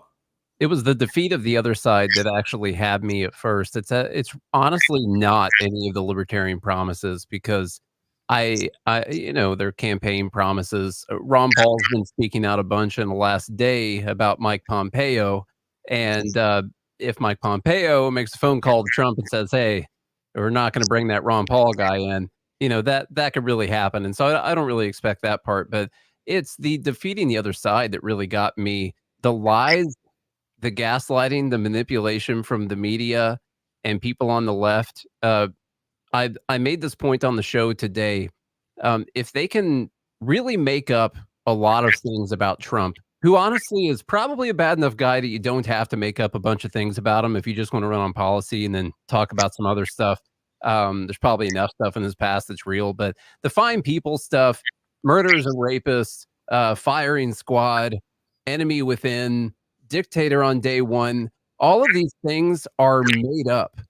They're all lies. And that really drove me to vote for him, because if they can do that to him with out of context quotes or things that are entirely made, what do you libertarians think they're going to do to a libertarian who's actually up there running, and is running on a libertarian platform and says some libertarian things about chicken hawks and all that? What you're saying is that what you're telling the media is that this works and that's what they should do, and that the people are going to go along with it, and that this is how you destroy someone, by making up a bunch of these lies. And the libertarians will never ever have a chance in our great grandchildren's lifetimes if we decide that that is what we're going to allow. And so really my vote was driven by what I want to see this election cycle is for all of those people to find out that they need a strategy of talking about true things, of speaking a little bit more truth to people, and that they're not going to get away with just making things up. People aren't going to go for it. They've got to get a better strategy. I completely agree. And I'm actually really curious, Nate, what your thoughts are, and Liam as well. But Nate, I'll start with you. You know, there are going to be a lot of libertarians who are expecting a lot out of a Trump administration. And I feel like some will have a bit of a hair trigger when it comes to, oh, well, he didn't do this one thing that I care about, so to hell with all of it, right? Like, how do you look at that? Is there a line in the sand where if he betrays a promise or does a certain thing that you're going to kind of write off this whole libertarians voting for Trump thing as a bit of a mistake? If he gets us into a new war, then I will feel like I've made the wrong choice. That would probably be my biggest one. Out of the other promises, freeing Ross, that one, I'm sorry, didn't sway me a lot, because if Kamala promised to do it, I wouldn't go vote for her. And so that's not enough of a thing for me. The Doge, cutting the bureaucracy, or cutting $2 trillion, which takes us back to February of 2020, by the way, cutting $2 trillion out of the budget. If they even cut 25% of that number, it'll be like the biggest thing that's happened in my lifetime. And so I'd be pretty happy about that. The Department of Education, if they get rid of that, that would be great. And so honestly, if any one of those things, any one of these promises happens, I'll be fine with it. And honestly, if none of them happen and he doesn't get us into any new wars, then I still will feel like we made the right choice. Yeah, that's fair. I mean, especially considering that the other option is Kamala Harris, or really the deep state with Kamala Harris at the front, right? Yeah. Who would almost certainly get us into something. I mean, if nothing else, you know, we've got two wars right now with Ukraine, and then the conflict in the Middle East with Iran, and then we've got China over there. Plenty of opportunities for the deep state to continue to do what they've done. Liam, I'm curious what your thoughts are on that issue. Do you have a line in the sand where you would feel like this is a success or a failure? I mean, I think like Nate said, even if there aren't any policy victories here, I think that there is a victory in the sense that, you know, we could say that X and alternative media is sort of like a great equalizer, where it's holding, you know, old media accountable, where they actually are going to have to come out and change strategies in future elections. And I think it goes both ways, actually. I think that candidates like Trump are going to have to do better, because there's going to be more people in alternative media, you know, encouraging him to do the right things. I think, you know, the fact that Trump has been campaigning on the fact that he did not start any new wars is very significant, because if he does, X and all of alternative media will have those previous comments, and they will be able to bring them up, and they will be able to hold him accountable. So I think the win here is that elections have changed drastically. Like the next election, candidates will be expected to go on platforms like Joe Rogan's. Hopefully X will still be a thing. If Kamala wins, there's obviously a threat of attacks on free speech. But if Trump wins, you know, I think we're just in it's uncharted territory. At least one thing, and maybe I want your thoughts on this, Nate, is it seems to me that there's an opportunity in the sensitivity that the Trump campaign has to the discourse on X, the discourse online, for dissident voices, people from the outside, to influence into the campaign, influence into the administration if he wins, especially on things like Mike Pompeo, and exposing him and pointing out that this is not your friend, and making that a major, like, viral meme. to better place and put pressure on the administration. At least, even if everything else is milquetoast and doesn't come out quite like we want, if there's at least a voice at the table that still is something there, as opposed to having basically being chartered as a terrorist actor in the United States, as the Kamala Harris administration would have us do. Yeah. Yeah, I mean, this might be the most responsive to the people president that we would ever have, with X and Truth and all that. And I've said that he's maybe a little too online at times. Maybe some jokes and some platforms don't really align with the normies. But that could be a good thing if he actually does win. I mean, that's a really good point. I haven't thought about that. And if we can organize the proper meme campaign and the right memes go viral at the right time, that's a pretty good strategy. I think we should all work on it. Well, and we also have, this election has kind of just become, it's either you're supporting or opposing the machine. And Kamala Harris is just the face of the machine right now. It used to be Joe Biden. Now it's Kamala. Next time it'll be whoever the next person is. And Trump has become the symbol for being the anti-machine candidate. And that's what we're getting, is all these dissonant voices, and Elon Musk buying X, buying Twitter. That is becoming the thing right here, where like, it's either you're kind of on this side or that side. And without that, I don't know. It's like, it seems like this is like the most consequential election that we have right now, that we've ever had. Like before, it used to be a point where it was either like, okay, you're voting for Democrat or Republican, and they're actually just the same candidate with like a few little nuances there. This one actually feels consequential, unlike all elections in the past, right? Yeah, I completely agree. Even though it's been kind of used as a trope, this is the most consequential election in our lifetime.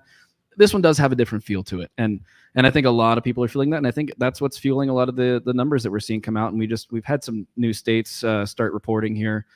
Before we go into those numbers, I do want to give a shout out to our friends down at the Timberline Cigar Lounge here in our hometown of Bozeman, Montana. Thank you guys so much for tuning in. We appreciate it very much. We got a couple members in the house over here as well. Adam, looking at you. Hey, guys. Yeah. And thank you, of course, to everybody else hanging out with us here. Let's give the people what they want and talk about some election numbers really quickly here. So we've started to see more out of Georgia. We've got about 70% reporting, Trump leading 53% to 47% at the moment. North Carolina, 40% reporting, 52% lead for Donald Trump. Virginia still hanging on there. We're over 50% reporting, 52%, and he is hanging on to a 49.9% lead over Kamala's 48.4%. If that one goes, Emily gets a plaque. That's a promise. Texas, 61% reporting, seeing 54% in favor of Donald J. Trump. Some of the western states, we've obviously got Wyoming, Nebraska, South Dakota, and North Dakota calling it for Donald Trump. At a very early stage, of course, Wyoming is reporting 0% of votes in. So, but I think that's probably a pretty safe call. It's still fairly early for Georgia, but we do have relatively high expected total reporting right now out of Atlanta, with Harris, of course, leading. But the overall response is, a fairly solid lead from Trump at this moment. Well, I think the question with a lot of these urban centers is her lead in the city going to be enough for it to matter across the broader state? And that's the question that we have with obviously the outlying areas of DC, with Arlington, Fairfax County. Obviously, we've got a lot of questions around Philadelphia, in Pennsylvania. I mean, looking at that one, we've got Trump up significantly. Obviously, only 18% of votes are counted at the moment, but we've it's looking like a pretty strong Kamala lead there, 62% to 38%. We'll see how that one develops. But those are the questions, right? How much of a lead can she get in the urban centers versus Trump? Yeah, and where we're sitting in Pennsylvania, it's almost all returns are out of Philadelphia, so we still got quite a ways to go. Yeah. New York Times. It's very early in Michigan, but New York Times has shifted Michigan to 50-50. It's a 50-50 race, and Harris was the favorite. Wow, that does suggest, and what that probably means, and kind of what's going on behind the scenes for that prediction, is probably means that registered voters who turned out to vote are leaning more Republican. They don't know who they're voting for exactly, but that's probably part of that. And then additionally, the sheer number of rural votes probably coming out might make that change. I'm curious at this point if we can pivot to some of the question marks around this election, because there have been some early stories. Some of them have been more credible than others around issues arising at polling places, machines going down in very red counties, for example, such as the case out of Pennsylvania. We've had. Earlier today, I believe we had a leftist Georgia poll worker send in a mail bomb threat to a polling place in Georgia. Are we actually getting reports of people being evacuated from polling places in Georgia? Is that real, or Trump just won Ohio. Okay. Well, Whoa! We're calling Ohio for Donald J. Trump. I thought it was Russia that emailed in some bomb threats. Wasn't that what happened? No, you're talking about this was a Reuters report. I'll send you the link so we could put it up for everybody. No, David, it was Russia. Well, I have thoughts about this. Okay, so this feels very 51 CIA experts say the Biden laptop is a situation. It feels very much like, okay, so here's the entirety of the case. And this is from Reuters, right? So a pretty straight up news agency, but they obviously have their tilt. The entire "it was Russia" narrative is exclusively, it's not on like we hired people to track this thing down. It's only that there were Russian email domains were used. Mm. And that's not defined. It's not like we have IP addresses from Russia, although that's possible. If you're an actor outside the United States that wanted to make it look like Russia, whether or not it was China or perhaps, I don't know, maybe an internal intelligence agency that's had it out for Trump for quite some time. Wait, what? All of them? Who are you talking about? Or you have say, hey, Seven Eye agency that's somewhat, that we work with regularly to spy on our own citizens. Would you mind going into a Russian server and then sending these emails? Yeah. No, that's a very good question. So part of it is just how firmly they're like, these are the Russians. We have a quote from an Arizona Secretary of State saying Vladimir Putin is being a prick, as if this guy knows. Vladimir Putin's just at his laptop, just sending emails. Yeah, I'm kind of like, man, I really want to see some actual investigative reporting before we're willing to blame Russia for it, simply because it's a Russian domain. Whatever that means. Do you think it was from Russia.gov? Is that really what we're going with here? The whole thing of Russia, I mean, maybe they want Trump to win, maybe they don't, but it is super weird that, they took Crimea while Obama was president, and then they invaded Ukraine while Biden was president. They didn't seem to make any big advances while Trump was the president. And if he's so buddy-buddy with them, like, why didn't they do this while he was the president? Well, and it makes you kind of think, too, where you have Trump always being like, if I was in office, it never would have happened. And you're like, well, there might be something to that, actually. Yeah, there might, actually. Right. Well, have you heard the story that Ben Shapiro tells all the time about why they didn't invade Ukraine? That Trump told Putin that he would bomb Moscow if they tried to go into Ukraine. Oh, that's right. Yeah. I had not heard that. No.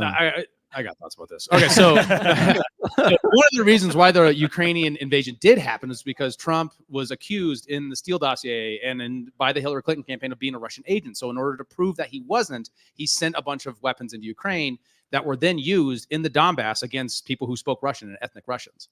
Right. So Trump owns his proportion of this, no doubt. And I'm not exactly sure it wouldn't have happened under his campaign if NATO expansion was still a priority, if the CIA was at that time still trying to gain control of Burisma and turn it into a London-based finance energy company rather than a national-based energy company out of Ukraine. If those variables weren't controlled by Trump at the time, those things still might have happened. Now, and one thing we know is that he didn't penetrate very deeply into his own security state. He didn't know what the troop movements were in Syria. They kept him ignorant of that. So would that have happened in Ukraine? Maybe. My point being this, is that at least now he understands NATO expansion. On the Joe Rogan Experience, he articulated NATO expansion as a provoking feature of the war in Ukraine.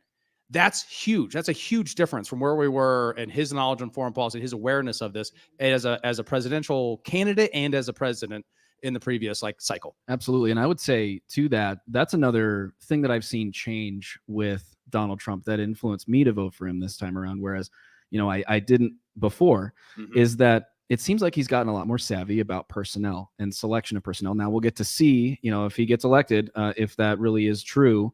Obviously, Mike Pompeo is floating around in the background, so we don't know. But previously, when he was, first inaugurated or before he was inaugurated, there are people coming out of the woodwork at him saying, hey, you need to appoint this person, John Bolton, blah, blah, blah. And he did because maybe he didn't know any better. I want to see him know better and do better this time, particularly on the foreign policy advisor side. Yeah, totally fair. I mean, if you had told me that in 2020, he's going to do an apology tour on interviews saying, I was wrong, I made mistakes as president, I would be like, no, he's not. That guy doesn't apologize for anything. Are you kidding me? Are you crazy? But he has. And that's not a small thing. And we should weigh that. Absolutely. Yeah, absolutely. I believe he did say that he was naive and he picked some of the wrong people around him, right? I mean, he actually went out there and said he didn't know anyone, everyone he knew was in New York. He didn't know anyone in Washington. So he listened to some people and got some of the wrong people. And I guess the only one he really stuck with is Mike Pompeo. That sucks. But hopefully he knows some better people this time. How much does the fact that he's got people like Vivek and Tulsi and RFK around him kind of sway you guys on Trump? It sways me a lot to be much more supportive of him, because that was always my biggest critique. I always appreciated the symbol that Trump was in kind of like fighting the deep state, fighting the bad forces within the bureaucracy. But the people that he put in there just made me, okay, we just got John McCain again. Like, that's how I felt after in 2017. But now, push towards to 2024, it's like he has all the most interesting people in politics right now. Especially people like Vivek. I'm a big supporter of Vivek. Seeing Can't those believe you didn't people, wear your hat. Yeah, I should have worn my Vivek hat. People like that coming in and behind this candidacy, it makes me a lot more bullish on the Trump presidency for the next 4 years, where it's just like, okay, there's going to be a few like handpicked appointments that I'm not going to like, but overall, assuming he continues to keep all these people around, like, he could just abandon them, but I don't think that would be crazy for him to do that. I think that's where I think people like us can be much more excited about a Trump presidency. Well, Nate, and I wonder what your impression is of the overall kind of dissident right to libertarian community is on that question, right? Because it's not in the Reason Magazine breakdown of why people are voting in which way, right? It was all, well, I don't like Donald Trump and he's a bad guy, and so I'm going to vote Chase Oliver, not at all. So like that kind of divide is still there. So how are you seeing that? Is that a common way of thinking about it? I'm not sure I totally understood your question just then. I'll just be 100% honest. But I did see some results from a county in Pennsylvania, if you guys want to know that. Yeah, sure, man. I'm kidding. I was just looking at sorry, I was looking at the area around Pittsburgh and trying to subtract 31 from 68, and I had to get my calculator out. And so no, I'm fully engaged right now. Don't worry.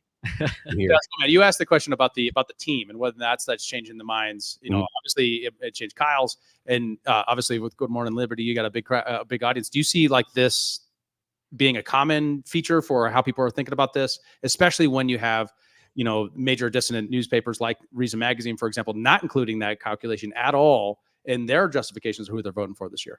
Yeah, I do think that the fact he's surrounding himself with these kind of people, I mean, that the fact you would keep someone like Vivek around, and Tulsi being very anti-war, Vivek being very anti-bureaucracy and a pretty small government person. I kind of wish he was going to be the president, but anyway, and RFK being the way he is on health. I mean, it sort of shows you that maybe you don't know everything about Donald Trump, and maybe he's not this big deep state bureaucrat that he looked like in his first term.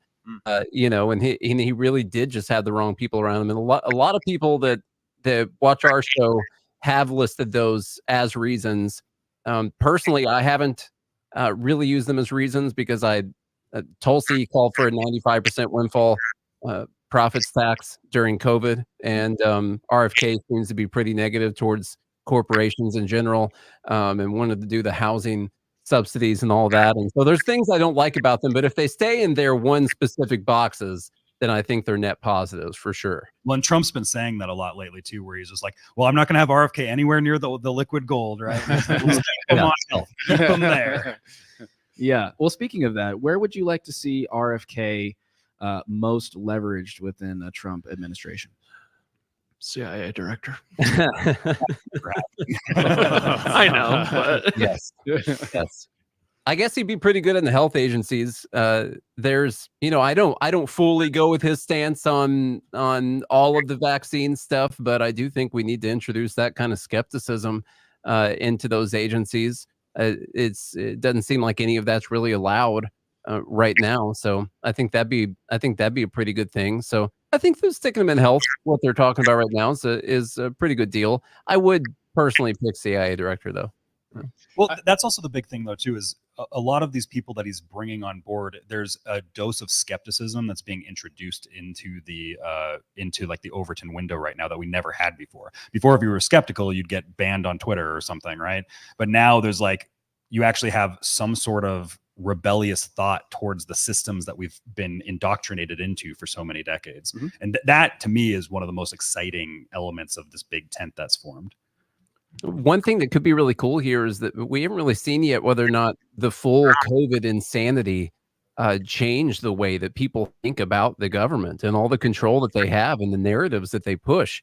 And we haven't really had a presidential election since all of the COVID insanity happened. And we could end up seeing that we've introduced a lot of skepticism into the government, into the narrative, into the power of the bureaucracy. It just really hasn't been measured yet, and this could end up being a pretty good measure of it. We had one commenter say RFK for AG, and if your choice is between RFK for AG and Liz Cheney for AG, it's a pretty easy question. Yes, Liz Cheney, obviously. Yes. Yeah, because wasn't that Whoopi Goldberg today? Whoopi Goldberg. Putting her in charge of the CIA, like being AG. Thanks, Whoopi. Really I'd rather have RFK than Liz Cheney. If he wants to be the press secretary, I'd rather have him than Liz Cheney. That'd be fine. Yes. What did you put in Liz Cheney for if she was in this administration? Where would she go? Front lines. Firing squad, right? Right. I already like Trump. You don't have to do this. You have to sell me. Yeah, I can't think of anything. Honestly, whatever the least important job is, I guess. I don't know which one that is. I wish I knew. Well, one thing I was thinking about, especially when you're talking about the coalition or the unity ticket, is you have this moment where RFK, who is not necessarily in our crowd, who has gained a lot of ground on the health issue, right?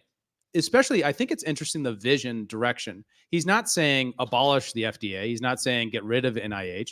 He's saying make these agencies less prescriptive and more descriptive about health phenomena through the funding of research. And at least one of the steelmen of that argument that I think you can claim is that government, if it's going to play a positive role in forming knowledge, it should be doing the kind of hardcore research to confirm what we think we know as unbiasedly as possible with that. Now, you could be skeptical about that. And I understand why people might be, but I think there's at least a minimum dose case there for this kind of health angle. How are you seeing kind of the libertarian or dissident outside the mainstream crowd seeing RFK on health and his kind of proscription for these health agencies? Well, my biggest issue with RFK, because I guess I've seen him speak a couple times now at the different libertarian events, was that he really wanted to reform these agencies and not get rid of them. I'm a libertarian that thinks that we don't need the FDA. And so my worry with those is that that's great. If this happens and Trump has 4 years, then we maybe fix some things for just a little bit, and then it's all right back afterwards. And so I'd rather get rid of them personally. But what he wants to do is better than what's happening right now. It's definitely a step towards liberty compared to what's happening right now. And so I can support those moves. I just don't think it's the final policy prescription for those. But if we want to move in the right direction, then I'm fine with that. Yeah, understand. Guys, we've got some breaking news. Kamala Harris being called as the projected winner of Ukraine.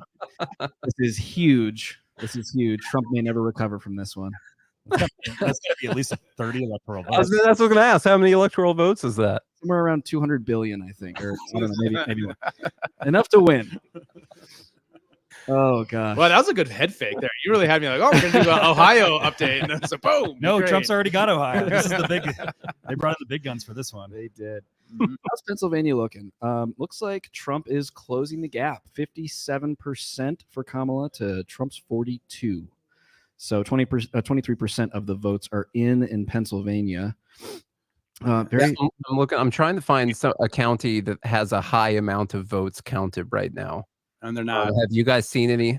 They got a couple of rural counties that are above 50%, but they're almost all in the 20s. Well, Pittsburgh is showing 42%, Allegheny County, and then surrounding Philadelphia is showing somewhere in the 20s, 19%. You got Montgomery only at 19. Yeah, still waiting. Yeah, it's still pretty early, guys, but very interesting. Everything will come down to Pennsylvania. I'm telling you guys. Yeah, the projections right now are looking like Trump, Arizona. Really? Yeah, Ooh, at least New York Times probability is what they're saying, but it's still 0% votes in. But New York Times is saying that, so I'm kind of like, that's kind of interesting. Yeah. So, and just to remind everybody, how they do that is they do that because you know who voted before you know how they voted. Does that make sense? So if you have party registration and your R's are out more, then you can make a prediction based upon that. It's obviously not a final prediction. It's just. Are those exit polls they're asking? No. Okay. So, all right. So who voted is public information and is often updated quicker if you have poll watchers and other like data systems for who voted faster than who they voted for. Right. Gotcha. So you don't know who voted for whom, but you do know what the total ballot count is for the candidate. And then second, if you have party registration, we don't have that in Montana, so it's weird to us. But if you have party registration, you already know who voted. So you have a likely guess of whether or not they voted for their candidate, if they're Republican or if they're Democrat. So if Republican turnout's more, you're saying, oh, we're going to lean this towards Republicans. Gotcha. Yeah. Gotcha. And it's looking, I mean, Georgia and North Carolina are looking it's looking like it's going to go Trump here. Yep. Georgia showing 75% counted, 52% for Donald Trump there. North Carolina, 52% counted, 51% for Trump at the moment. And Georgia actually has 78% of Fulton County in right now. That's a pretty big deal. Yeah. Yeah. Wow. Yeah. I'm seeing Fulton County at 84% here on this map. What is this times? So yeah. Okay. A lot of votes already counted there, which could be significant, very significant. What do we got? Good comment. Kendall's asking, did Dave just use whom correctly in a sentence? It actually did stick out to Did me I? also. Whom? Wow. Hooked on phonics, my ass, David. You're a scholar and a gentleman. Oh, hey everyone! Charlie wants to say hi. Charlie, Hey Charlie, how's it going, man? Oh, hello. what's how's it going going? on? All right, that's enough of him. Back to me. Nice to meet you, Charlie. Well, I Nate, don't know what we're on right now. I don't know if you guys have ever met him. I was by myself at the event, so that's the other. I'm the co-host of this here program, and this is the other. That's the other guy. Oh, you Charlie. don't tell people that in person? No, I always tell them it's mine. It's just mine. No one Just else yours. is on there. He's just the host when he's alone. Yeah. I mean, in your defense, Nate, you're holding it down real well. And to be honest, I thought Charlie might be a dog when you introduced him before we saw who it was. So never know, you know. Puppy. I don't think he looks like a dog. Pretty close. Yeah. Charlie, how would you say, you like identify politically? Are you more conservative, libertarian? Where are you at? And, how are you feeling about the election tonight? Definitely more libertarian. And right now it's going right along with my prediction that I made, I don't even know, 6 months ago. Charlie and I bet that, on who was going to win. And I bet that Kamala was going to win. I've been pretty sure of it, actually, since they installed her. I said she was going to win. And what are the stakes of this vote, or this bet rather? Oh, it's just $100, Million.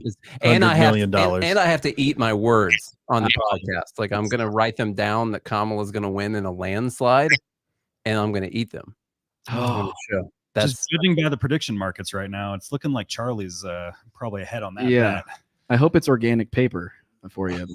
I do have okay. So Fulton County in 2020, right now, Harris is at 318 votes at 75%, 318,000 right votes in Fulton County. That's what 72% reporting. In 2020, she got 381. Right. Donald Trump was at 137. He's at 117. So 117,000. So he's probably overperforming a little bit by that measure. He's closer to his number in 2020. Yeah, with only 75% in. Gotcha. So we could see it could look good. It's going to be that might be where it's being called that on that. She might be underperforming. Interesting. Which is what my prediction would be. I think she underperformed in the last month. And I think that's been probably the final killing factor for her to actually win this campaign, at least for swing states like Pennsylvania and Georgia. Part of the doom loop phenomenon. Too many interviews for Kamala this last month. It did not do well for her. What do you guys think about what if he way overperforms in these states, but then he still loses Pennsylvania. What if he wins the popular vote but ends up losing the electoral college? How wild would that be? I am not looking forward to trying to talk to conservatives about how we shouldn't abolish the electoral college, man. I know it's going to happen. It's going to happen. We're like, guys, it's a bad idea. It would be the #1 talking point for sure. It would. Well, and then we're gonna also have to hear from the left. They're gonna be like, "No, the electoral college, it's great.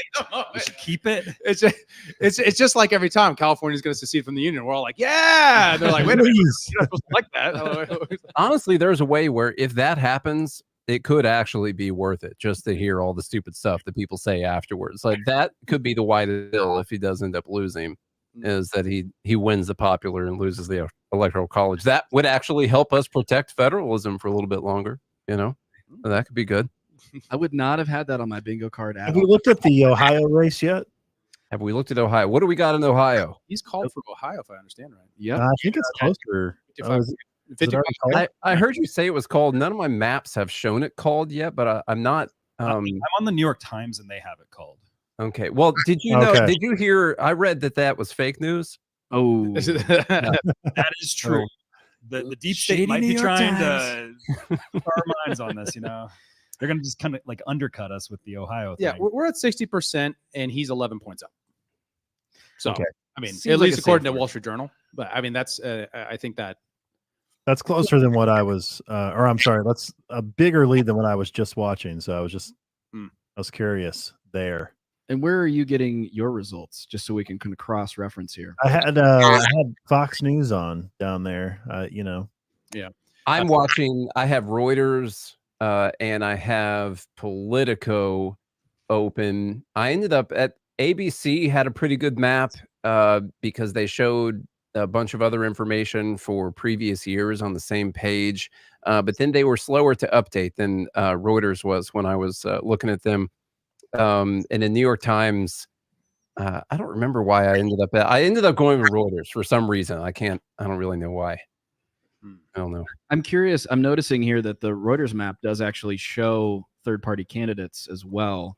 Do we have any predictions, you guys, about how Chase Oliver is going to perform? Does he have a chance? 0.2. 2. So far, that doesn't seem too far off. I'm seeing 0.2 to 0.4, somewhere around there. Yeah, he's at 0.4 in North Carolina. So what if he won all the rest of the states? Where would it put him? Good question.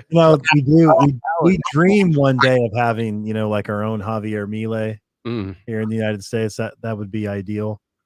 I will say, I voted for Trump this year for the first time. Didn't vote in 2016. I actually wrote in Ron Paul in 2016 because I didn't like.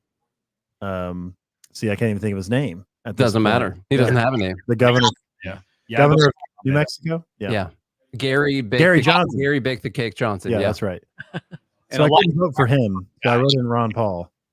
And in 2020, I voted for Jo Jorgensen. I thought she was really decent on the Libertarian ticket. You voted for Spike Cohen. Come on. And Spike, yeah. True. Well, Spike gave me that money, and you're bribing. That always helps. But to be fair, he got it from Russia. So yeah, I'm most excited to actually see. It probably won't turn out, but I mean, if Ron Paul is on the Doge committee, I mean, that's a win for libertarians in my book. If we actually cut, $2+ trillion of federal spending, I don't think that's going to happen. But that right there is a wet dream in libertarian world. Absolutely. Well, that's in the right direction. That's also the big thing is like the post-Trump era and what this looks like. If we're part of the culture and we're part of the conversation, we just had Chip on from being libertarian, where it's like we are at least part of the meme generation of the culture right now, and everything's we're riding the wave with them. It's like it tells me in 2028, 2032, like we're gonna have big say in that. We're gonna have big sway. Absolutely. I just want to say here, our YouTube viewers have voted. RFK should be head of the NIH or CDC or FDA, one of the health agencies. 81% voting for that versus AG at 19%. The next poll. What was CIA director at? I didn't put that in. How dare you, sir? Sorry, I'm a skewed pollster. I only poll for things I think are useful here. And honestly, I don't think he would be that useful as the head of the CIA, right? Because I mean, same way that generals lie to Trump, like the deep state apparatus within the CIA could very easily kind of silo him out in a lot of ways. I don't think he would do everything we would want him to do as the head of the CIA. Well, there is the phenomena of plausible deniability, which itself applies within the CIA, as we know by rule. If you look at the people who write on this, it's pretty typical to not necessarily report to the right people within your command structure what you're doing for the purposes of plausible deniability, which is the CIA's charter very specifically. So you can't necessarily, but on the other side of that, I think the drawing the attention to that RFK has on the censorship industrial complex to make it a mainstream issue is a non-trivial. It's a huge deal to have a presidential candidate and people within his unity take a talking about it. Absolutely. Well, guys, Nate, I know you guys have a show to do, so we're going to let you run. Thanks so much for sitting in with us, guys. Nate and Charlie from Good Morning Liberty.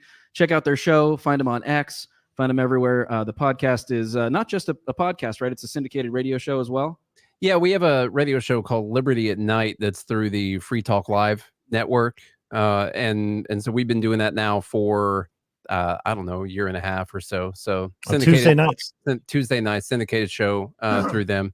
And then we have 1,401 episodes on your favorite podcast app of Good Morning Liberty. We got a little ways to go, fellas. Yeah. Well, guys, we really Work, appreciate guys. you for joining us. Thanks so much. We'd love Great to meet y'all. Thank you, guys. Have a good night. Cheers. All right, fellas. How's our audience doing? You guys having a good time? I see we have some newcomers. Henri from libertyportal.com and his lovely wife, Celine. Welcome to the room. Howdy. I would call it other people, but there are too many of you. Wink, wink, wink. All right, where are we at here with our electoral map? Anything else? I just pulled up Georgia presidential results. It's looking like it's going to be going towards Trump here. 77% in. Trump's at 52.2%. He's got about a 200,000 vote lead. I don't know which counties are reporting at this point, but it's looking like it's New York Times is at least thinking it's probably going Trump. NBC News tells it still too close to call. Yeah. Definitely hasn't been called yet, but it's just looking from the numbers, it appears like it's definitely going in that direction, leaning that way. Looking good. North Carolina is kind of a similar story. It's only 55% in, but do we got somebody joining in here? Sounds like we do, but I can't see. Looks like, is that Maj? Is it Maj time? Never mind. All right. Oh, man. Well, we got him. Ladies and gentlemen, we would love to welcome to the show. Wait, he just stepped away from the thing. We'll get him when he comes back. But we're excited to say that we've got a friend, Maj Tr, all the way from Philadelphia, Pennsylvania, joining us. Maj, welcome to the show, man. How you doing? Can you hear us all right? What's up, y'all? How y'all feeling? Oh, man. Pretty good. How are you? I'm good. I wouldn't dare complain. Things are looking interesting tonight. Obviously it's not 2:00 in the morning, so those magical votes haven't come in yet. So, but right now I can't be too mad. Cool, man. Well, you're over there in PA, right? So how are things looking on the ground for you? How are they feeling? It's eerie. I just poked my head outside real quick for a moment. Some of my friends called from DC and some other places and said similarly, there's a very eerie and very interestingly quiet energy outside. Almost like I don't know, man, almost like people are almost kind of like the Super Bowl with less cheering. It's kind of like people are watching, but people are also concerned. People are like, I don't know how this is going to go, so let me be quiet. Let me get outside. Let me not be outside. And it's that energy, which I'm not really, I don't know if that's a good thing. And I mean that in several ways. It could be a good thing because that people are paying attention to something that, a lot of people take very, very seriously. But on a different level, we shouldn't be in a space where the concern should be how many people have cheated, how many people are going to be upset, yada, yada, yada. So I'm taking it both ways in that regard. I think that most of the people And Philly, depending on who you ask and what area you ask in, I think the vast majority of those people in the rougher areas are gonna go Trump.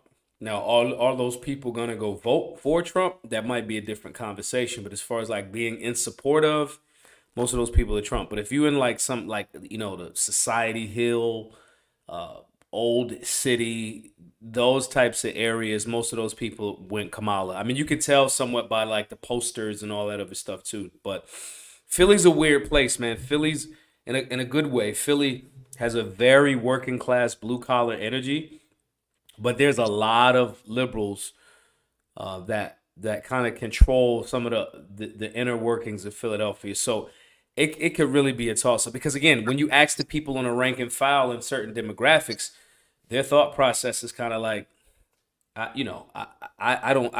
can't do it. This what happened last time with Biden. We didn't really sign up for that, so I'm going Trump. And they don't mind telling you that. Nah, I'm not. But how that translates into people actually getting out to vote, and Philly more specifically, that could be completely a toss-up.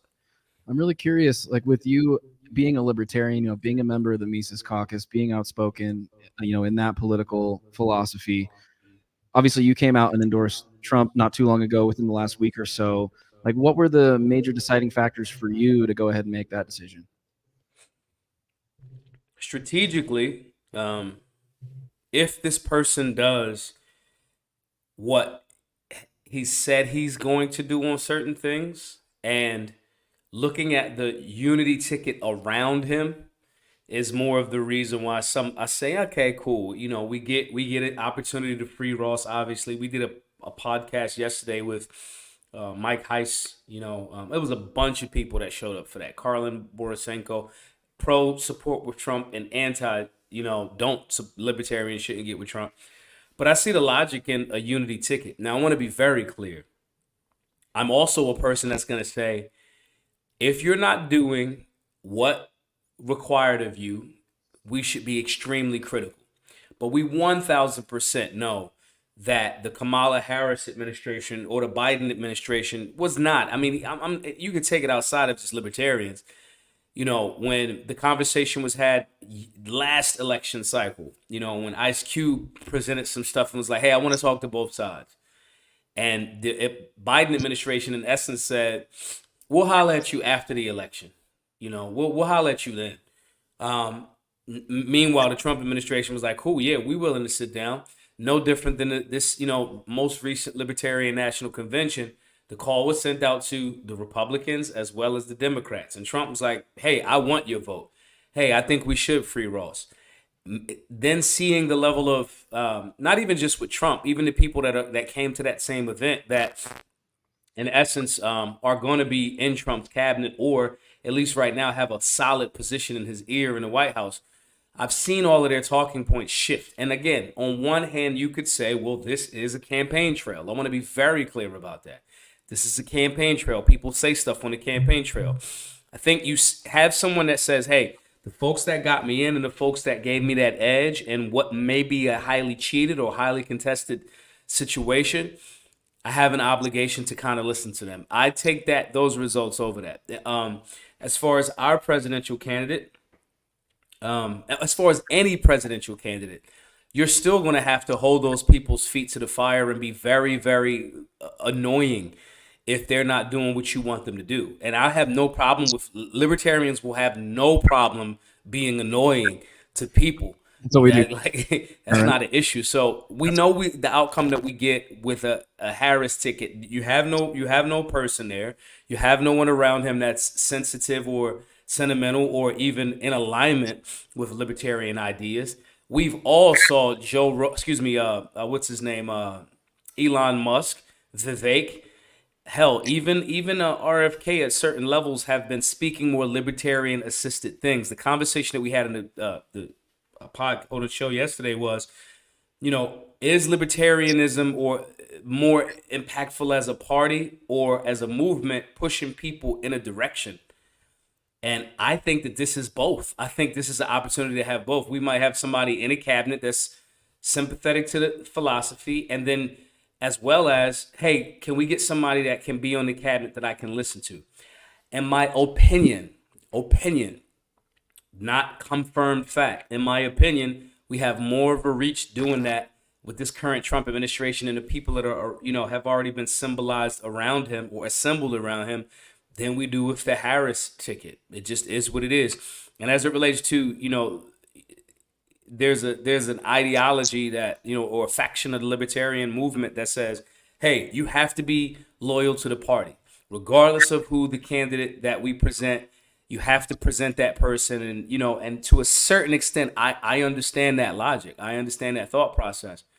But I do not understand that thought process when you have a better scenario of pushing the Overton window and having somebody in the actual cabinet, or at least in his ear. I think you go differently based on different scenarios. And I think this scenario, I mean, we want to talk about the Overton window shifting. When was the last time you had a president say, or a candidate or an ex-president that's running again with a high probability of winning saying, you know what, I think I'm going to get rid of this, this like, we're going to commute the sentence to this guy, Ross. Ross who? Nobody knows. But now it's like, oh, we're talking about this. Somebody saying, hey, the Department of Education is trash. We think we should get rid of it. I mean, these are not, or even deeper, maybe we should get rid of income tax. Like, and then the richest man in the world saying, I'm going to get behind that. And then saying, you know what, can we get Ron Paul to actually jump on board and cut some of this waste? So like, I don't know, man. I know some of the more hardcore purists are going to say, well, critique me whichever way they want. But if you get two of those three things that I just mentioned in position, I like that position. And we continue to shift that Overton window in a direction that it needs to go. And that's just kind of where I land, but I'm cautiously optimistic. I want to be very clear about that.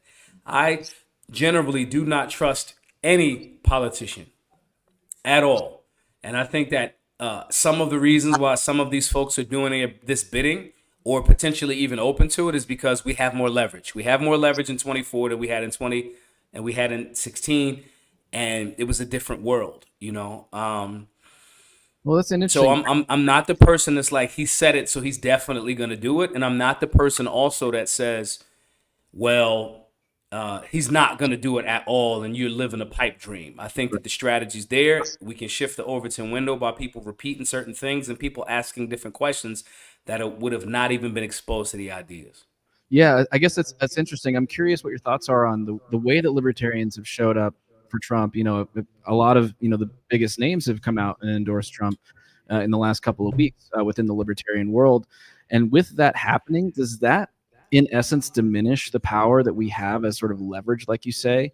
Like, do we need to, it seems like we need to kind of preserve our own identity. The Libertarian Party needs to preserve itself and continue to grow itself so that it continues to have leverage.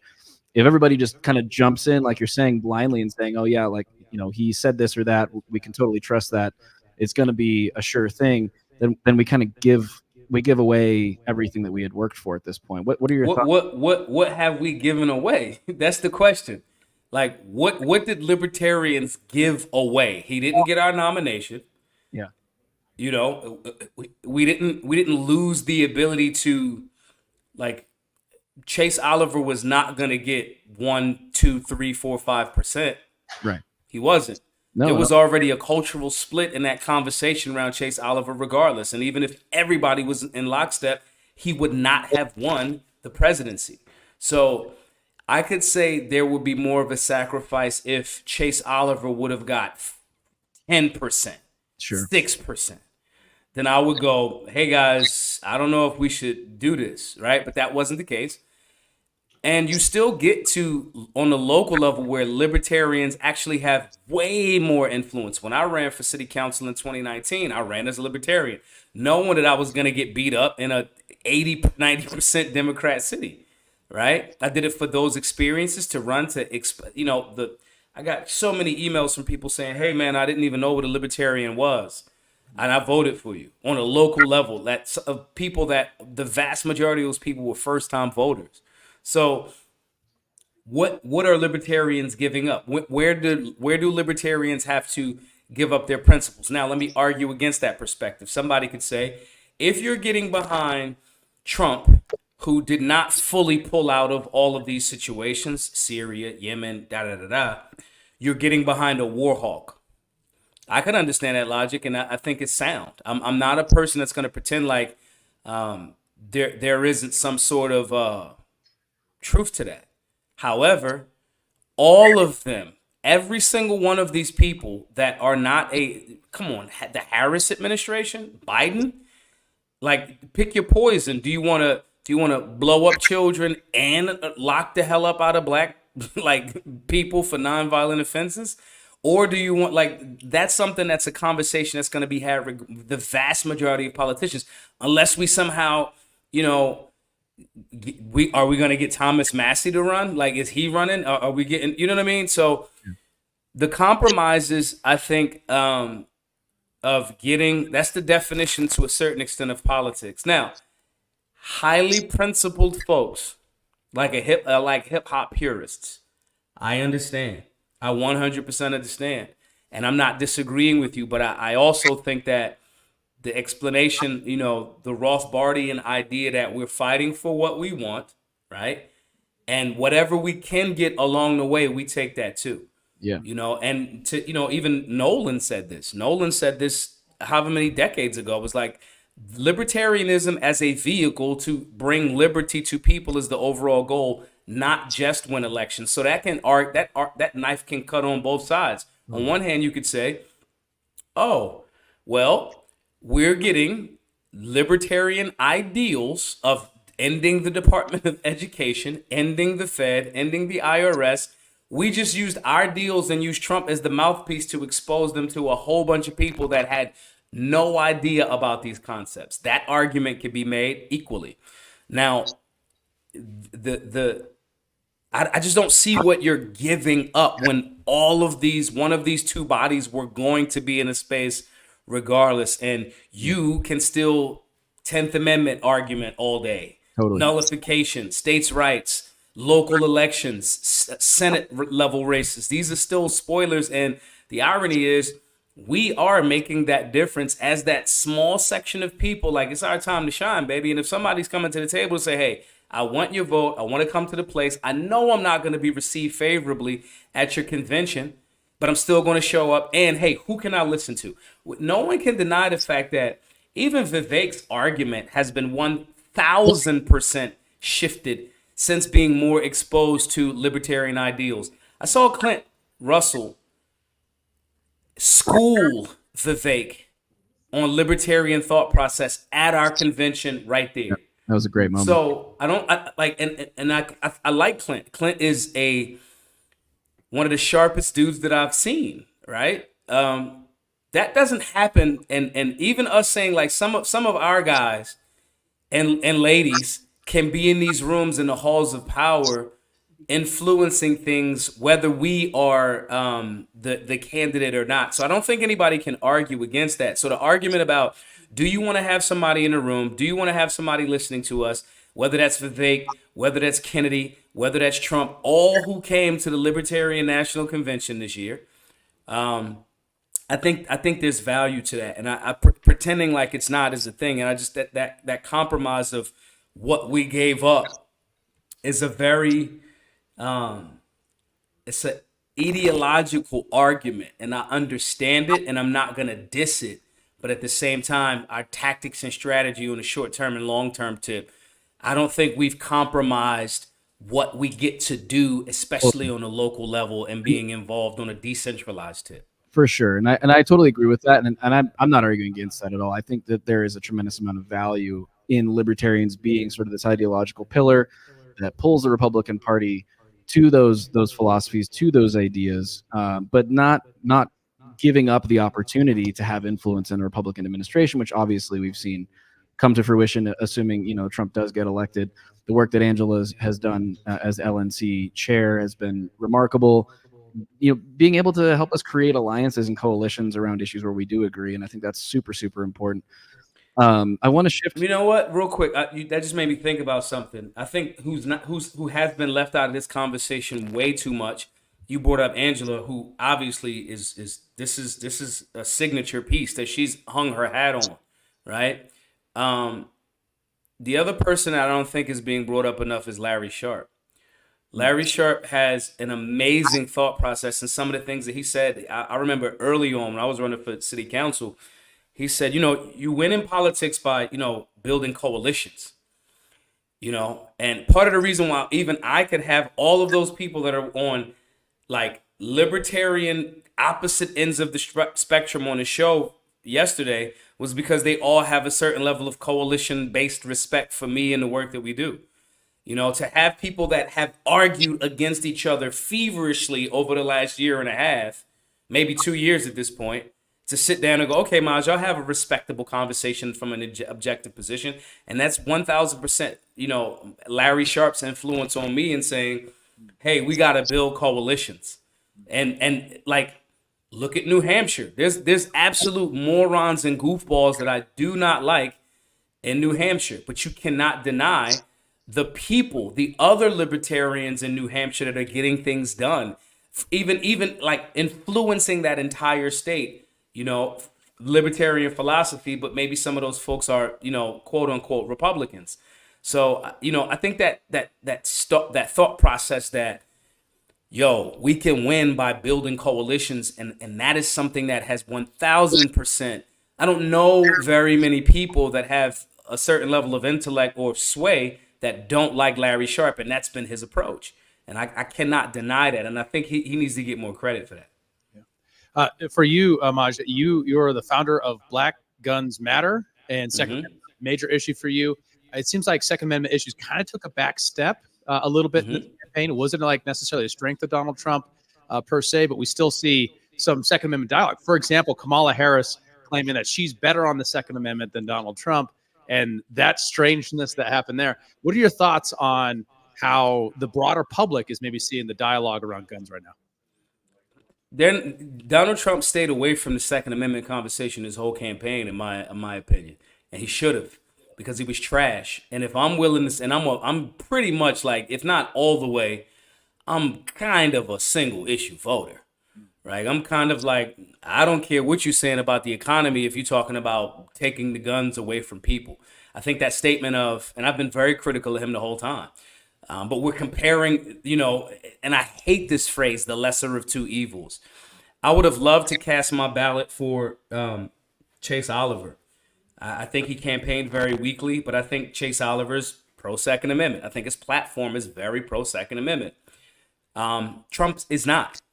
So, and I'm very clear the entire time he's been weak on the Second Amendment. Bro, you got us the bump stock ban, take the guns first, due process later. I think maybe, but I got to remember, you got to consider the source. Main Man is a Democrat that looks like kind of like Republican now, but like he's not a conservative, like limited government, die hard, die in the wool, Second Amendment guy. But I do think now having other people around and seeing, I don't know, maybe fucking getting shot at, like these are things that make somebody go, wait a second. I went in this the first term incorrectly. And I think at a second term and not having to worry about, I got to kind of play the game so I can get a second term, I think that's out of the window for him, But I think that it was smart of that team to not have too much conversation about the Second Amendment. Just saying, hey, I'm going to fix the economy first and all that other stuff. And to be honest, bro, I don't want a president. I want the president to do the job of defending the Constitution, defending the borders, and commanding the armed forces. I don't think that that's a strong suit for. I don't think it's a strong suit for Trump based on his first term. I think him getting in there again and going, yeah, I think I'm going to be 100% in on the Second Amendment, and I have nothing to lose because I can't get reelected again. I think that's a better position for him to have. But even me as a staunch critic of him as it relates to the Second Amendment, I'm still like, that seems like more of a play going in that direction with libertarianism in his circle, in his ear. You got to be almost brain dead to be exposed to Ron Paul, right? And in the past, maybe he was not as open or having that directly in his ear as much. But if Vivek's right there and RFK Jr. is right there and Elon is there and Elon's like, hey, can we get Ron Paul on board with X, Y, and Z? I think when I look at it and I go, okay, we already have the Bruin decision, which is, what is that, 2022, which our work at Black Guns Matter, we are cited in that Bruin decision. I'll trust the SCOTUS and the judges, because the SCOTUS and the judges, that some of those conservative judges that he put in position are the people that got the Bruin decision as the new standard. So I'll go with the system of checks and balances on that. And I just want to be clear, if we are relying on the Supreme Court to defend these constitutionally protected rights, we are in a bad space. But we do have those level of, of conservative justices that are in that position. With me being a Second Amendment dude, I go, this dude is better than the alternative. I think that the conversation always boils down to, are we dealing with real life and what is currently in the space right now? Or are we holding on to this thing as opposed to getting what we can and pushing back against these things? We didn't get into this space in like 2 weeks, right? It wasn't like 2 weeks and we were like this horrible, unconstitutional mess that we are. But when we look at those steps incrementally, even for the Bruin decision to be what it is, and what was known as one of the most anti-gun states in America, New York, to get that win there. If we can get a win like that in New York, we definitely can get wins like, other places in California. We got judges, like that are beating the hell out of Bonta over there in Cali right now. Huge shouts to Firearms Policy Coalition that are like beating that dude's head in the ground as it relates to Second Amendment issues. So when you step back and look at the scope of things as it relates to the Second Amendment, I low-key don't even need that president to be talking about the Second Amendment. I need the states to be utilizing the Bruin decision to push back and bring those suits. Everybody should be supporting Firearms Policy Coalition. Donate to them. And pushing back against that and pushing that stuff back, because we have the Bruin decision, which reshaped the definition of how all Second Amendment cases are going to be brought from here on out. So whether that dude brings it up or not, and he learned his lesson or not, we on a local and state level need to be bringing these cases and beating the hell out of unconstitutional so-called statutes. We got the alley-oop thrown to us. We just got to do it. But I don't want to rely on a president to do it. And I don't think that I don't think we need him to. I think the Supreme Court can override any goofiness that would happen. And I'm looking forward to that. But I think it was smart of him to not talk about the Second Amendment, because if you bring it up, I have to say, hey, bro, you was trash on that. Right. We're going to keep it right up the middle. But if you're talking about economy, and if you're talking about border security, which is another hotbed topic for libertarians, obviously the border conversation. But for those areas is why I kind of landed like, even though I cringe at the phrase, this is the lesser of two evils, I look at it and go, what can we get out of these scenarios?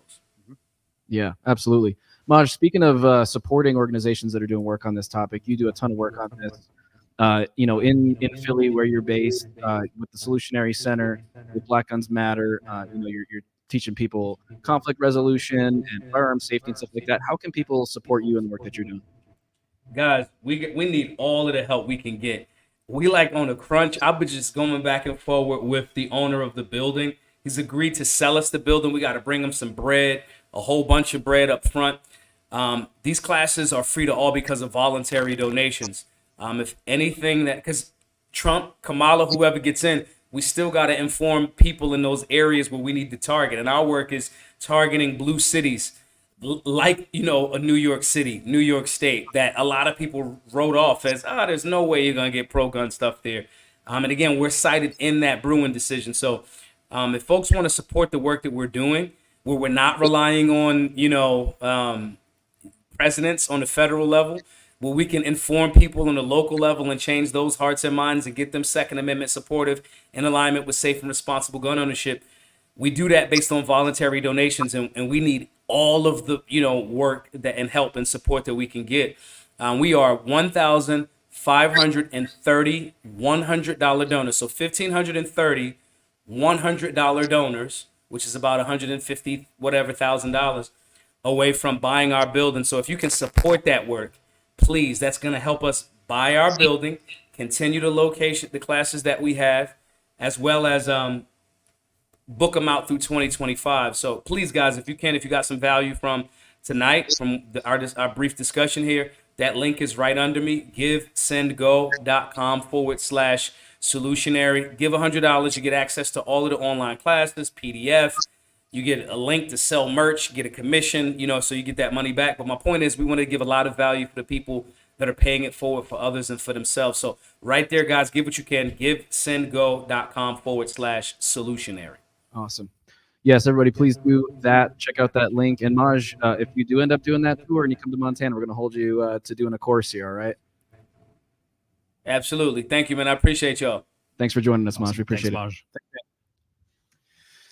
All right, friends, we have another guest waiting in the wings. And do we have any updates on the electoral map as it stands right now? Looks like Montana has just joined the party. And already called. And called. For president. Yeah. For president. Yeah, we don't know about the Senate race. Yes. We got North Dakota, South Dakota, Nebraska, all checking in. Kansas, pretty. This is all known. Iowa, all coming in for Trump. Of course, Harris is leading Colorado. New Mexico is got a solid lead for Trump, right at 21% reporting, and as well as Arizona is tied tight at 49-49 with 34% reporting. Beautiful. Yeah. Let's go ahead and bring in our next guest, a friend of the show who's been on before, Kurt Wuckert Jr., Bitcoin historian and host of the Coin Geek Weekly podcast. Kurt, thanks for joining us tonight, man. How are you? Hey, good to be here. Little late for me, not typical, but it's good to be live on the air. How you doing? We appreciate you staying up past your bedtime for us. We really do. Sure. We're all the way over here in Mountain Standard Time, so it's a little tough to get people on the East It's Coast. barely dinner time over there. Exactly. Exactly. Well, how are things on the ground where you are? You're in Florida, correct? Yeah. I mean, I'm in one of the iffy counties in Florida. Florida's a hard red state. In fact, one of the only states that moved more to the right than many others. But I do live near Miami, which is big blue county. Miami-Dade, was pro-Harris generally. But my county went red, and Florida, it looks pretty crystal clear. I have not done a deep analysis of the electoral maps or anything, but that's all right. I understand you're not exactly the kind of guy that puts a lot of stake in maybe the presidential race. Your attention is elsewhere. I mean, what are you focused on? How is this maybe going to impact Bitcoin and the crypto space more generally? I'm a big localism guy. So we had all kinds of. I actually did go vote. There were constitutional amendments on the Florida ballot this time, so I will go vote for those things. I have a deep aversion to voting for people for all kinds of reasons, but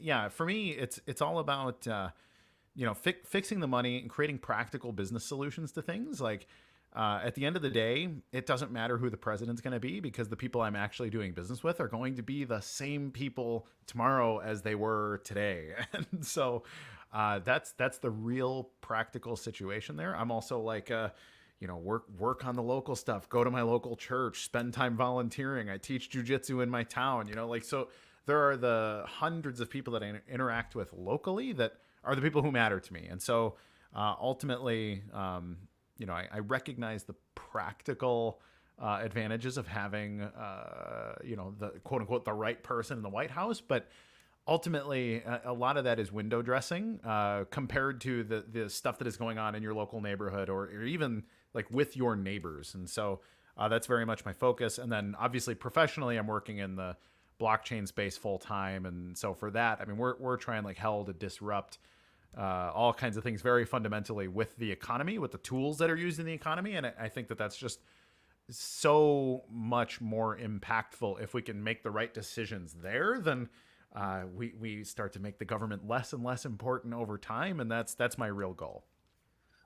Kurt, you're obviously not big on voting for candidates and people, but Trump, in this kind of big tent that he's been forming, he has been going out to all the crypto people. He went and spoke at the Bitcoin conference this year. He's been talking about making America the Bitcoin capital of the world. How are you feeling about that going into this election? And if we were to see a Trump presidency, kind of the dynamics in the industry? It's a double-edged sword. On the one hand, it's really refreshing to see these kind of things talked about at the top of the conversation. And actually, JD Vance is a much better example of what's interesting in this situation. I think for Trump, this is very much a check the box on the pamphlet. Like, these guys are generally entrepreneurial. He's into the money aspect of things. He's an investment guy. He made his money in real estate investment and that kind of thing. So he sees it very much as a tool there. JD Vance has a much more sophisticated view of the technology. He worked at a number of venture capital firms that are pretty deep in the space. Now, I have been a deep critic of some of the firms that he has worked with in the past because I don't like the way that they have steered sort of the culture of the blockchain economy. And so I have very mixed feelings about the authenticity and then the actual direction that things would go under their tutelage. Now, all of that is me being the inside baseball guy. I'm cringing at the 30,000 foot pamphlet version of blockchain being talked about. But that's me being the deep in the weeds expert. And frankly, I probably should be happier to hear these things being talked about at that level. But the other thing is I've been really disappointed to hear about Trump's sort of weird DeFi project and this kind of thing. Like these are is it world DeFi is what it's called? It's so bad. It is everything wrong with the blockchain space. And for someone like him, and I don't actually blame Trump for this. I blame whichever group of staffers told him that this is the thing that you should be doing here. Because I really think, he's trying to do the right thing on this topic, and he just doesn't get it. And I don't blame him for that because almost nobody gets it. And it's even the people that probably put him up to this in his own staff probably also don't get it all the way, but they understand it enough to be like, hey man, this is what happens in the blockchain space. And if you really want to impress these people, this is what you do. And I just wish they did a little more due diligence before jumping at it the way that they did. Yeah, I actually think it might be less so his staff and more so his kids. It seems to be that Tom Jr. and Eric are both very heavily involved in it, and they've been recruiting people out of the crypto space. So, and they even themselves admit that they're not experts and they're just figuring it out, but they kind of started to explore this whole thing as they started getting banned from all these third parties for all their real estate deals and whatnot. They're like, oh, we got to fix something here, right? Yeah. And they're kind of just like throwing stuff at the wall, trying to figure it out in the moment. No, that's totally fair. And most people have a degenerate phase when they get into blockchain. Oh yeah, because they see the gains. I mean, you see the like. Kyle's is everlasting at this point. You still describe yourself as a degenerate. So I mean, it is what it is, and I think in a year from now, I think they'll look back and be like, we probably could have done a better job with this. But you gotta crawl before you can walk, and we're in the crawl phase, I think. But also, we are seeing a lot more institutional adoption. Like that's always been a part of the claim is like, oh, they're going to be forced to join us. And now it seems like we're beginning to see that phase. And if we have a friendly president and a friendly, Congress, Senate going into the future here, we kick out guys like Gary Gensler. It does seem like there's going to be much more just a natural adoption that seems to occur. I agree. I mean, what's good for business in any economy is the government saying, hey, come here and do business. And so if that's the attitude, I'm very much in favor of that attitude and see that as bullish, not just for the price, but also for the technology, which is the thing that we really should be bullish on here. Right. If we get a Trump presidency, I think that spillover benefits there is good for Bitcoin. It's good for the blockchain economy in general. And so I'm here for it for sure. Kurt, I'm curious, and I know we've already established the anathema for voting for people and that sort of thing, but I'm curious, is there anybody that in the space that you would like to see, sort of put in charge of policy in this direction if there were to be someone Bitcoin focused or blockchain focused within the administration? Man, that's a tough one. And it's a tough one because I'm an outsider in every regard. So I'm very much the libertarian guy. So I don't fit in mainstream politics. And then I'm like the weird Bitcoin maximalist, but I'm like a big blocker maximalist. So I'm like a way outside guy in the blockchain space too. So I might just be painfully radical in every regard. And, you're amongst fellow balds here. So you get a family. Well, so for that, it's like, the people I would pick are names you probably wouldn't know. If somebody tapped me on the shoulder and like, Kurt, we need a policy guy to really help us drill in. Like, I don't know if I would say no to spending a little time in Washington, D.C. to talk about these kind of things and really try to educate people. I'm low on that list, I'm sure, but there are a lot of good people out there. Actually, someone who I'd like to see who really is genuinely independent and an outsider and sees things differently is a guy named Vinny Lingham. He's a Indian American, or he might even be a British citizen, or South African by birth. But he did I think it was the UK or the South African version of Shark Tank. So he's a big venture capitalist guy, early Bitcoiner. He was an executive with the Bitcoin Foundation, super early, like 2011, 2012 era. Saw everything. Did a huge Ethereum project, one that still exists. So it was one of the only Ethereum ICOs that ended up not actually being a scam. He's independently wealthy. He doesn't need the nonsense. He's also successful outside of the blockchain space, which I think is really key.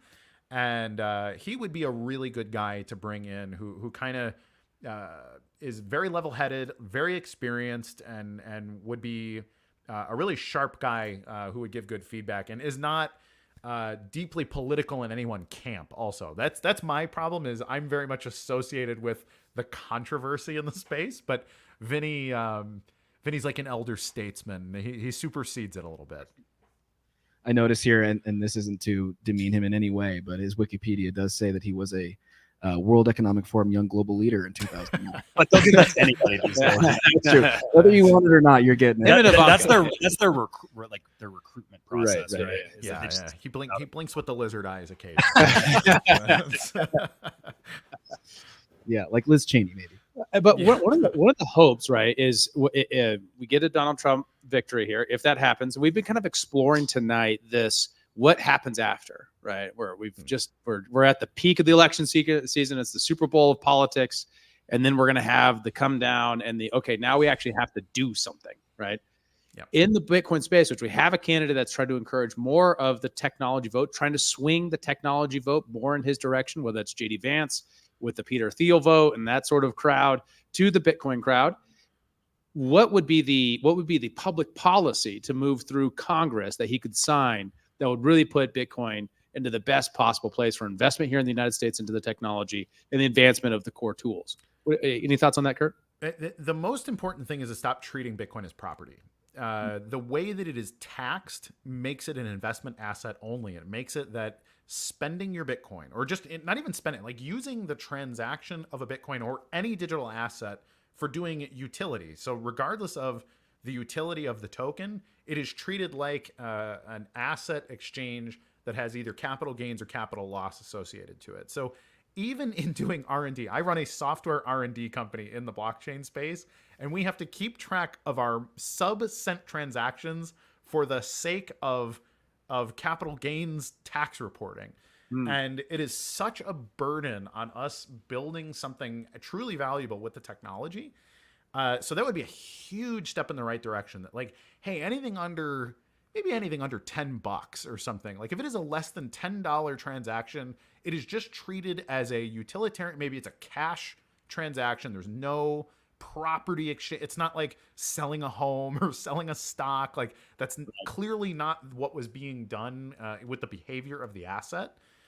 Because right now it's just a phenomenal burden. It is slowing down the progress for actual technology being developed.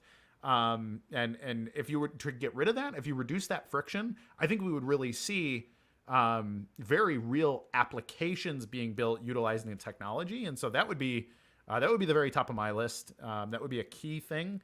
I think the other thing would be to get people in who are focused on the technology for the sake of the technology, because, you mentioned Peter Thiel and some of these other folks. They're all investment minded people. We all know that you can make money by doing nothing with blockchains.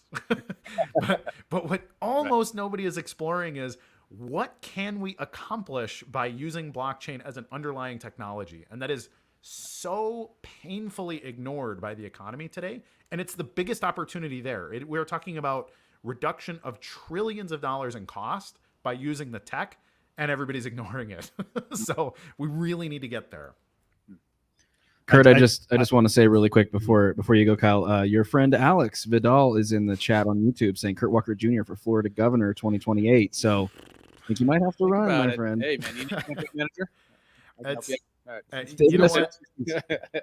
Alex has a lot of connections in that world. He's also a libertarian guy. He's got a great libertarian music group and does a whole bunch. He's one of the guys from Free Knots and great guy. He also produces my live stream. So Alex, I'm glad you're watching. But it's funny. We talked about it the other day. We had coffee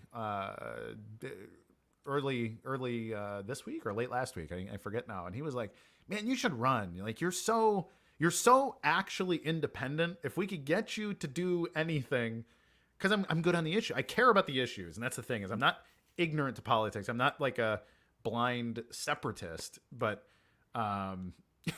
you'd have to twist my arm. It would be a big philosophical jump for me. But I don't know. I guess that might be the best thing, right? If I really, really don't want to do it, to be the guy to do it. That makes you the best. I don't know. Yeah. I think we'll just go ahead and put a legally binding poll in the chat, and then whatever they say, you have to do. How about that? I did just pull an article from Forbes with its reporting on Michael Saylor tweeting out a quote from Donald Trump saying that they have them paying tax on crypto, and I don't think that's right. Bitcoin is money, and you have to pay capital gains tax if you use it to buy coffee. I was talking with a friend. He said it really shouldn't be taxed, and I agree. Apparently, that is what Donald Trump said. That's nice to hear. Thank goodness. According to Michael Saylor. Yeah, yeah, casual. That's fine. But that would be huge for the industry. Like that's been the big thing for the industry as a whole. It doesn't even like every single facet of the industry has felt like the government has just been stepping on their throat, and it's been making it impossible to thrive in any way. So everybody is just going outside the country in order to do anything in this. And that seems to be actually Trump's main concern is him being like, well, if we don't take hold of this industry, then like China will or somebody else will. So it's like we got to do it here. We got to do it here, and that seems to be the core of his motivation, right?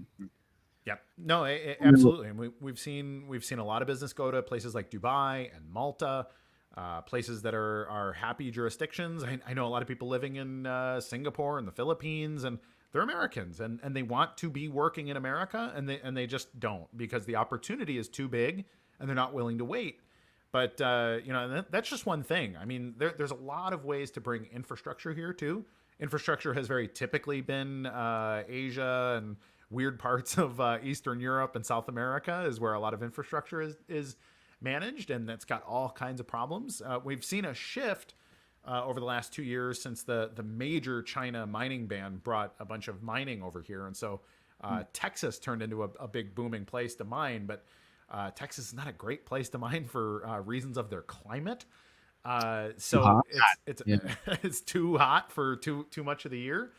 It's also an unstable climate. It's very humid. You get a lot of big storms that come through. It's just not ideal for a lot of reasons, but you can see that when it becomes politically ideal, like you're willing to deal with couple hurricanes a year, and it's 114 degrees for 6 weeks straight, and they're going to go there anyway. So regulation is a really key thing, and if we saw national regulations get better, there's a huge opportunity in Bitcoin mining, but not just mining hashing, not the droney stuff, but the actual building out infrastructure for transaction processing and those things, which again is on the tech side, like Bitcoin as money. Those are the key things that really should be done here. That's really interesting because we have a lot of petroleum business here in Montana, and I'm curious what your thoughts are on like how states should be looking at, thinking about integrating Bitcoin mining into their energy policy. Like, are there symbioses that exist where that might be something that's beneficial that could bring additional revenue into states? Absolutely. And anywhere where you have trapped energy in rural areas that is not easily purposed into the economy, you have an opportunity to mine. So this can be anything from landfills. Like landfills give off an incredible amount of methane, but how do you turn that methane into something valuable? Because your dump is not close to people as a rule. So, okay, well, you put a generator on top of that captures the methane. The methane then is burned and used to turn a turbine, and then you can have Bitcoin mining that is on site there and utilizing that energy. So now what was just methane literally farting into the air of your rural part of your county is now revenue for somebody. Maybe it's the garbage company, maybe it's whatever the municipality and their whatever symbiotic little venture they've created. But the other one is fuel exploration, and this is where they've done really well in Texas is with flare gas. If you're doing oil exploration, one of the key things that happens is you sometimes catch a big pocket of gas, and that gas sometimes needs to vent for 30, 40, 50 years because you can't just let it bubble up. You're going to blow up the earth in that area. So you need to put in a vent, and that vent just does the same thing. It's just letting gas up into the atmosphere. So it was A, polluting, and B, lost energy. And well, same thing. Put a generator on top, put a Bitcoin miner there. All of a sudden, you're turn farts into Bitcoin. My campaign slogan. Here we go. This is a very Florida campaign starting now. We're turning farts into Bitcoins, people. So yeah, no, it works really well in the energy exploration industry. And it's something that was a pure cost, both monetarily and ecologically. And you can turn both of those things into much less pollution. It's still some, but you're reducing the pollution significantly. And then you're turning what was just putting fuel into the atmosphere for no reason, you're turning it into a profit center. So huge opportunity there. I don't, if it goes to show anything, Bitcoin actually just reached a new all-time high 13 minutes ago while you've been here. Yeah. Fascinating. What, $74,000 or something? Yeah, 74,500. Well, guys, I'm out of here. I'm independently wealthy. See ya. Can you fund the show now? No. There's nothing I would love to pour my hard-earned money into more than this with you guys. Thank you so much. Thank all of you for being here as well. We appreciate you. You are a liar. Hey, in the absence of having a soundboard, that was a pretty good. Thanks. That was a pretty good impression. That is going to be our good job, buddy. Our acoustic soundboard. That's now. right. So I do have a couple quick election updates that I want to go through because we did have some developments here. Virginia's very close at 67%, at 49% Harris, 48% Trump. That's very interesting. Wow. For Virginia. So Emily, Virginia. Yeah. Pennsylvania, Trump is edging out at 55%. He's barely ahead. Solid results in Georgia with 51 to 48, with 88% reporting, and then it. Very close still in Arizona at 48%, and New Mexico with Harris leading 51-46. So. And Pennsylvania. Did you mention Pennsylvania? Pennsylvania's 55% at Trump leading 51%. I don't. So I saw something that looked like someone was trying to call it early, but I don't see that. It's still pretty early. That's way too close to call. Yeah. We shall see. Well, Kurt, I know it's well past your bedtime, and we do appreciate you joining us so late. Got a campaign to start. That's right. You better get started now because it's a long road, right? You got to dethrone the great Ron DeSantis. So, well, that will be a struggle, I'm sure. He's was not a great presidential candidate. I really like him as my governor. It's a big reason why I left Chicago 3 years ago. I liked the coffee in my blue state, but I didn't like a whole lot else about it. So very happy to be surrounded by Floridians in the only state that's turning more red by the year. So happy to be here. Absolutely. Where can people find you on the internet if they want to follow your work? I'm all over the place. You can find me at Kurt Wookert Jr. on literally every platform where there is engagement. You can check my website, kurtwookertjr.com. You can watch the CoinGeek Weekly live stream. I do every Tuesday live at 2 p.m. Eastern Standard Time, take questions from the audience. And but mostly I engage on X. So if you want to talk to me about like the Bitcoin stuff, X is probably the place to do it. Tag me. I love to talk to everybody. So I answer my DMs and very much like to be a guest on other shows. So I'm really glad to be on a non-Bitcoin show and talking to people right now. So if you have a podcast about something else, bring me in. Well, we would love to have you back on our show. And we encourage you, if you have a show out there somewhere, have Kurt on as well. Kurt, thanks so much for joining us, man. For sure. Thanks, guys. Good to see you. All right. Well, the night is progressing. And it's looking like a very red map. And Liam's back. Back. Yeah, it was just on Jake Green's podcast. He's down in Georgia. He runs Liberty Libations, and they have a whole team of libertarians down there. But he's actually going to be moving to Montana here in the next year. Whoa. I was just talking to him about the Senate race. It was funny. I don't know if you guys saw this, but when they started reporting Montana, they actually had the votes reversed. So they had the Green Party candidate with the most amount, Oh, and then really? Libertarian with the second. It was pretty funny. Yeah. So NBC has he currently leading 59-38. That's with that's with Deer Lodge and Broadwater reporting. That's like Call hardly it. anybody. Yeah, petroleum is done. We got Petroleum County. That's like 300 people. Just so you know, The whole rest county? of the internet. Yeah, there's not a lot of people. I don't know if you covered Iowa, but the New York Times has Trump at more than a 95% chance to win Iowa now. Yeah, I'm always kind of confused why people thought Iowa was so much up in the air. I mean, yeah, I never. I think it was just the last few polls toward the end. There was some weird polls, but I was like, these got to be outliers. It's Iowa.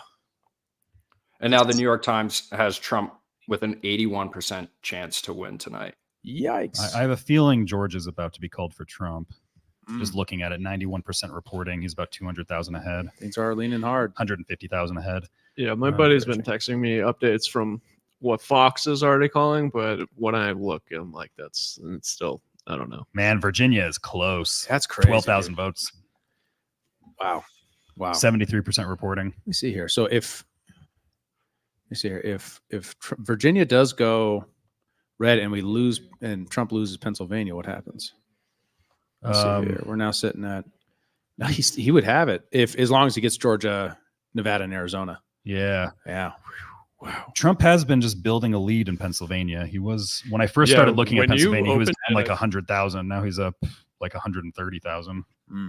Yeah, I think wasn't he at like 46%, and he's just been like steadily climbing. Yeah, it's still only 56% votes in. No, I know, but it was like he closed the gap while we've been talking. That is interesting. New York Times is like continually nudging him more and more to the right in the victory there as it goes on, though. So the trend seems to be in his favor, but we'll see. Yeah. I mean, and if we're just looking at polymarket prediction markets, they have it at 90% Trump now. Wow. That's a big 87. It just dropped. It was 90 when Kurt was on. Wow. Also, the Harris campaign is reportedly working on a concession speech right now. Who reported that? This is who is this? Shaney Rich with Polymarket. Okay, interesting. Wow. Yeah. I got someone to our policy discussion with the last two guests. I kind of lost track of what we're doing tonight. We're watching a live election, aren't we? Yeah. I've been putting it up. I know. Kyle's been helping. I've been moving between a bunch of different states on the side while people have been talking. But what about Second Amendment rights? Oh, hey, we actually got our buddy Kendall just joined us. It didn't bing for me like it does with everybody. Hey, let's move him in on here. Hey, what's going on? Hey, we got everybody. CEO of the Frontier Institute, policy think tank here in Montana, good friend of the show, good friend of ours too, personally, just as a human being. What's up, man? Hello, human being. Hey, everybody. Hey, I've been enjoying watching the live stream tonight. It's great. It's actually been something I've been able to just rely on in the background to keep me updated on what's going on instead of checking the charts. Well, we're glad to be here for you, man. And we're glad to be here for everybody who has tuned in so far. We really appreciate that. It seems like it's going really well on X. Where are we at right now? 2,700. Awesome. Woo! Thank you for sharing the guys. show. Thank you for tuning Holy cow. in. We appreciate it very much. YouTube, the chat is lively. We appreciate that very much. Kendall, where's your head at? Especially, obviously being here in Montana, being clued into all this stuff. Like, where are you on the election night so far? Yeah, I am surprised, actually. I think that, some of my expectations are definitely being met, which is great. I think that, one of the things I'm looking at is how the Midwest states come in for Trump. So looking at Wisconsin and Michigan is going to be really interesting for me. I think that it's looking good with Georgia, of course. North Carolina came in, which was a swing state. But I think it's really going to come down to those Midwest states, Pennsylvania too, of course. So I'm really interested to see how that all unfolds. But right now, I think there's reason to be optimistic if if you're on that side of things, you like liberty and you want to see more liberty friendly candidate win. Absolutely. Anything that you're following particularly closely outside of the presidential race at this point? Is it the big? Is it the Other big? than- Yeah, that's what you've been texting me throughout the show. Well, that has more. There's more reason to follow that. So right now, Bitcoin is reaching near all-time highs, if not exceeding it. And the reason why that's important is because this is something that actually a lot of people have noticed in the lead up to this election, that the markets, not just the betting markets, but the actual markets, the stock market, Bitcoin, et cetera, have been essentially pricing in the election. And the pump in these markets is anticipated as a basically an expectation that Trump's going to win. So I think that the fact that Bitcoin is pumping tonight is a good sign that Trump may win, because I think that a lot of people favor his economic policy. Well, yeah, and I just pulled up here New York Times live presidential forecast, and I've just been watching this little needle throughout the night, and it's slowly just been nudging more and more rightward on it too. Mm-hmm.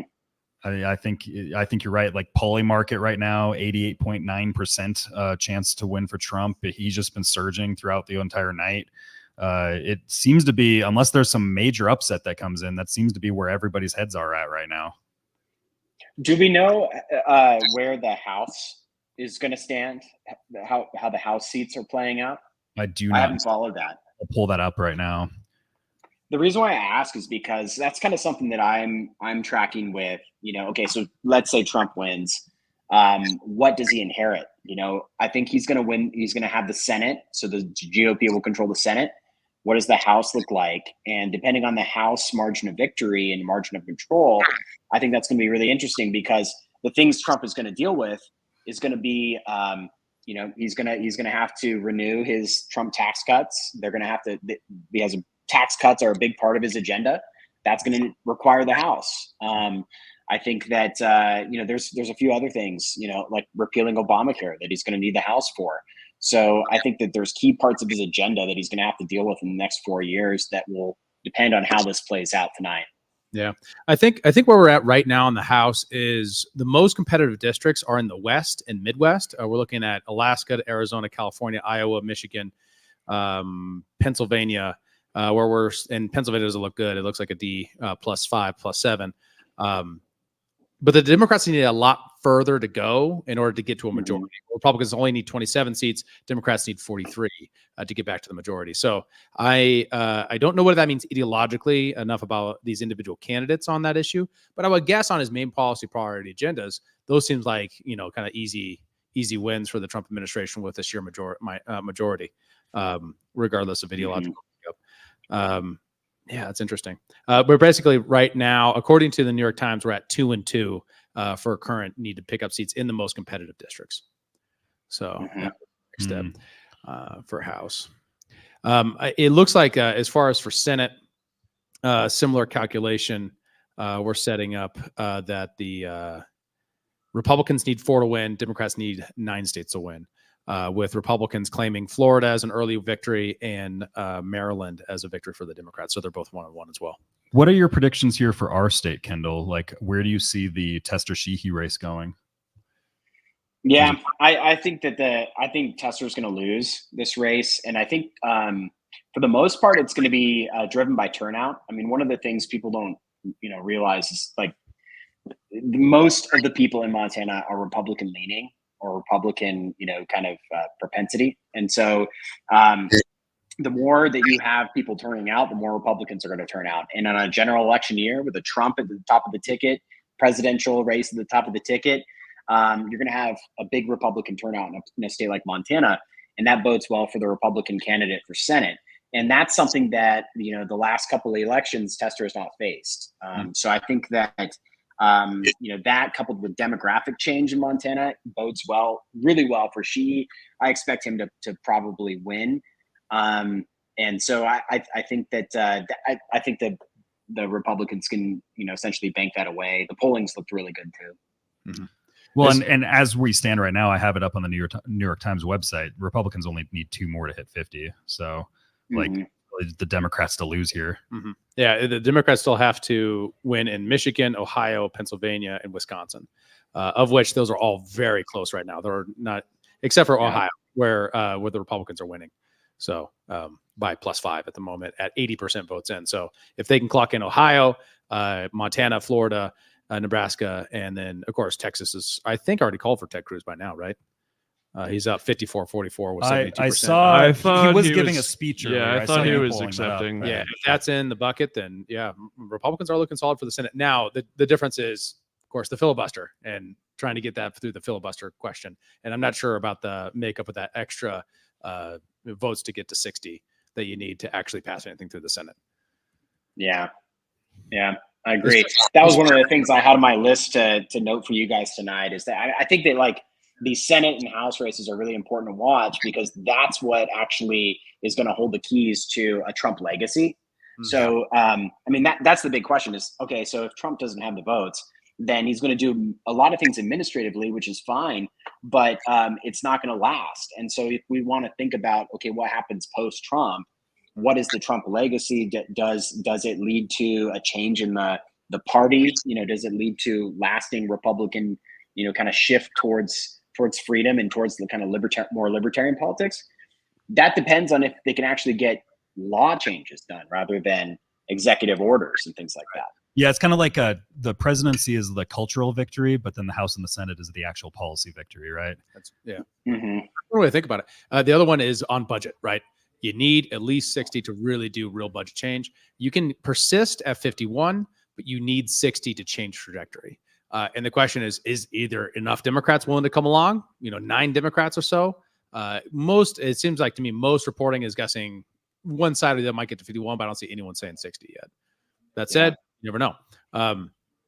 That's really, that's the other variable, especially in the Trump administration, because that's the biggest area of uncertainty beyond Mike Pompeo. You got Mike Pompeo on one side, and then you got the budget question, right? So if we increase tariffs, even if we are able to decrease income taxes, but we don't address the budget, we still have the largest budget item other than, I think, national defense, or do we request national defense with yes. the payment of the interest on the debt? I think our largest budget item is the interest. Now, Is the right? payment? Yes. Well, let's bring up U.S. debt clock. Let's Oh, confirm. No, let's I make don't sure. want to see numbers. I'm pretty sure it is. I saw something about the interest taking it over.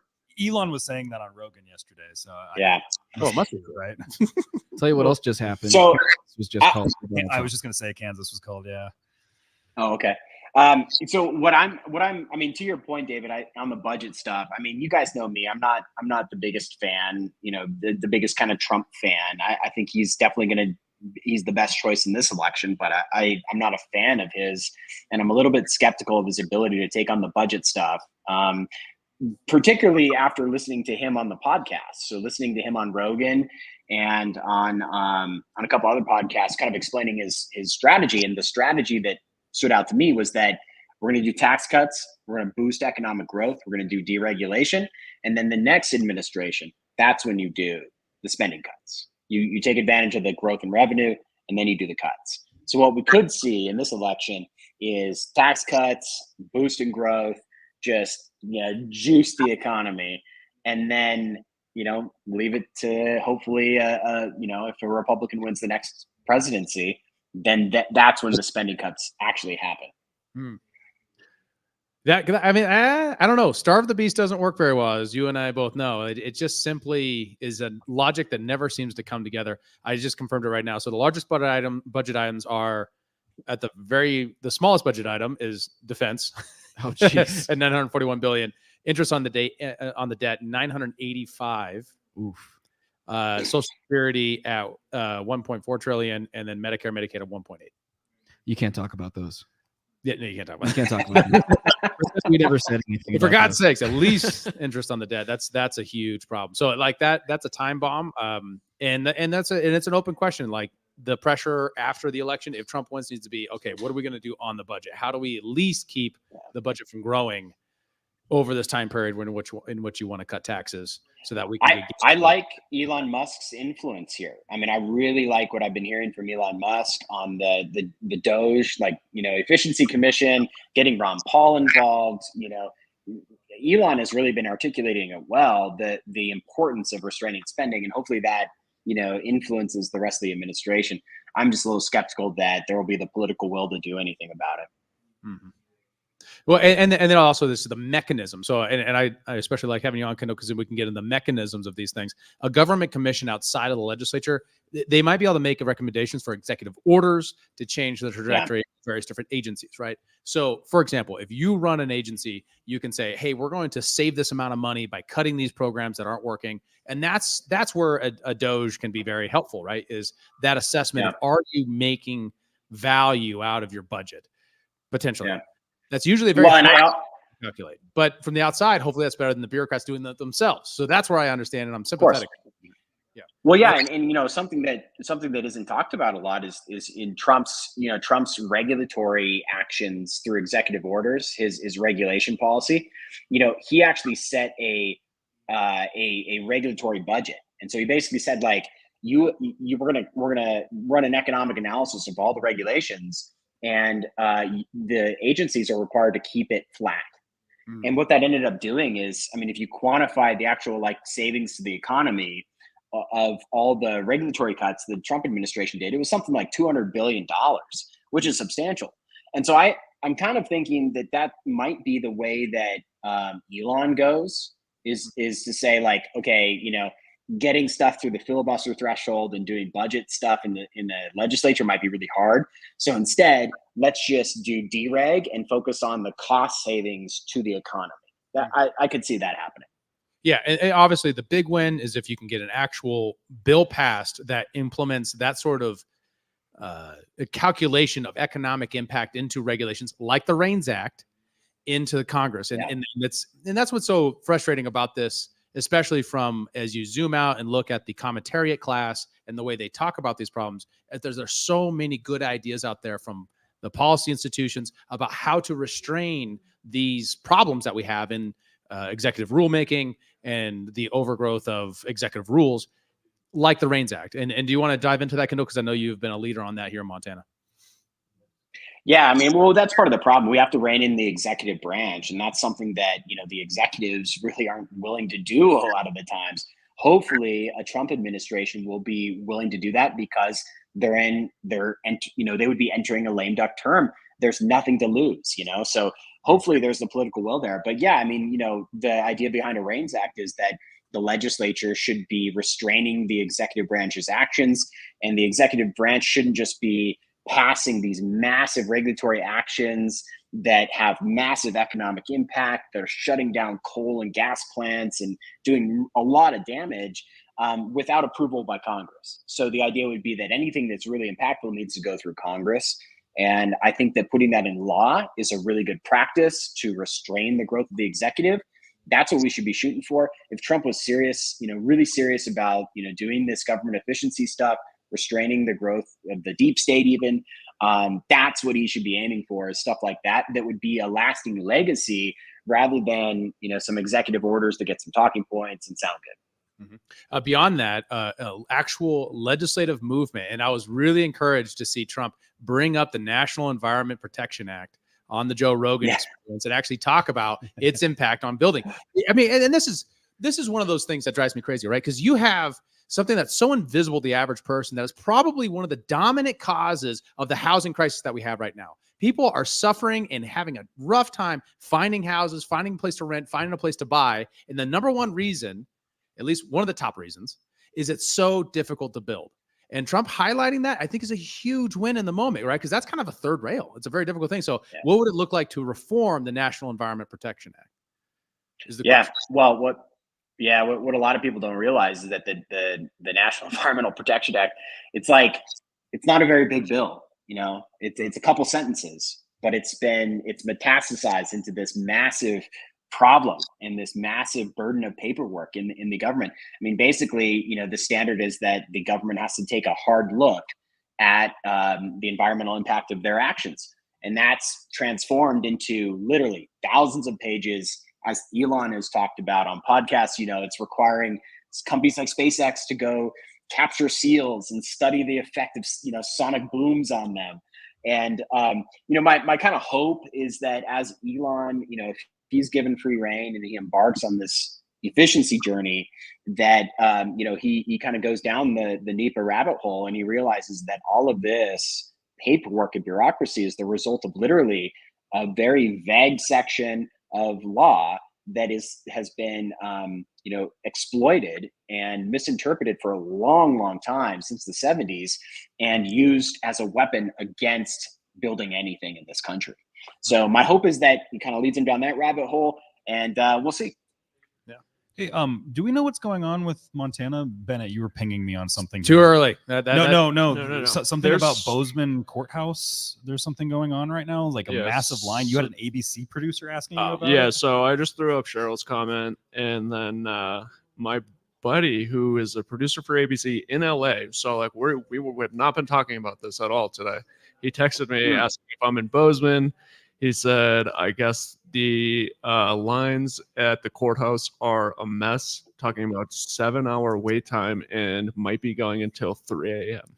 Whoa. That's like every presidential election, to be honest, guys. In Bozeman? Here's what happens every time in Bozeman. Kendall can back me up on this, I swear to God.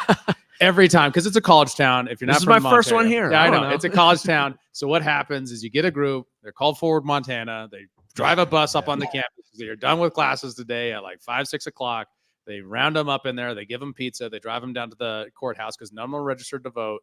And then they all register to vote that day. It's the only place you can vote in Bozeman where you can register to vote and vote in the same day when your ballot's actually counted. So that's happens every president. Am I wrong, Kendall? That happens every single presidential election. So in 2018, I remember that Missoula's voting machines broke down at like 9:30. So we had to wait until literally like 2 a.m. to get any update. So yeah, I can totally believe something like this would happen. I think what we should do is send someone down there right now. Man on the street. Man on the interview him. street. Technology. for I that. partly feel like he was asking me to do that, which is why he texted me. So and Cheryl's saying that there's a machine error. Is that what I'm hearing? Well, she was saying that they're. Can you pull that comment back up, please, Bennett? Something about voting machines rejecting ballots. So she said, just got word from a friend that Republicans are asking for people to go down to the Gallatin County Courthouse to help count ballots being rejected by the counting machines. So it sounds like they need to. Yeah. Oh, we All got right, people in the audience. We have so we're gonna volunteers. Let's do it, guys. Send some volunteers.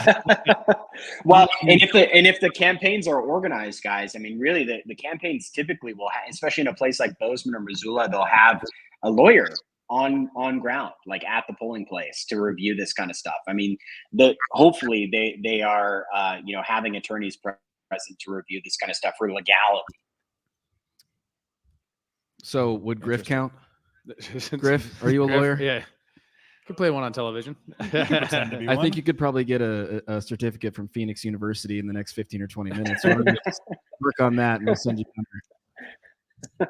Yeah, I'm not seeing any news reporting it yet. Do we have a news source that's reporting on that, or is it just on the ground right now? ABC producer going to Bennett right now. Yeah, looking for the scoops. I'm the source. David, we have your really, brother. Cheryl's the source. We but- have your brother in the YouTube chat saying, load David up on 24 milligrams of Zins and do some man on the street rants.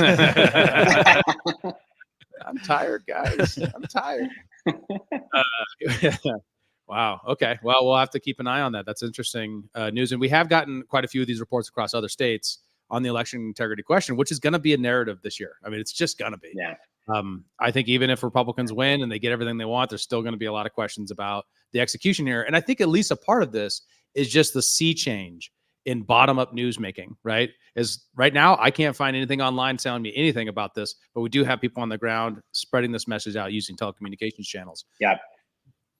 Yeah. And that's David, I completely agree with you.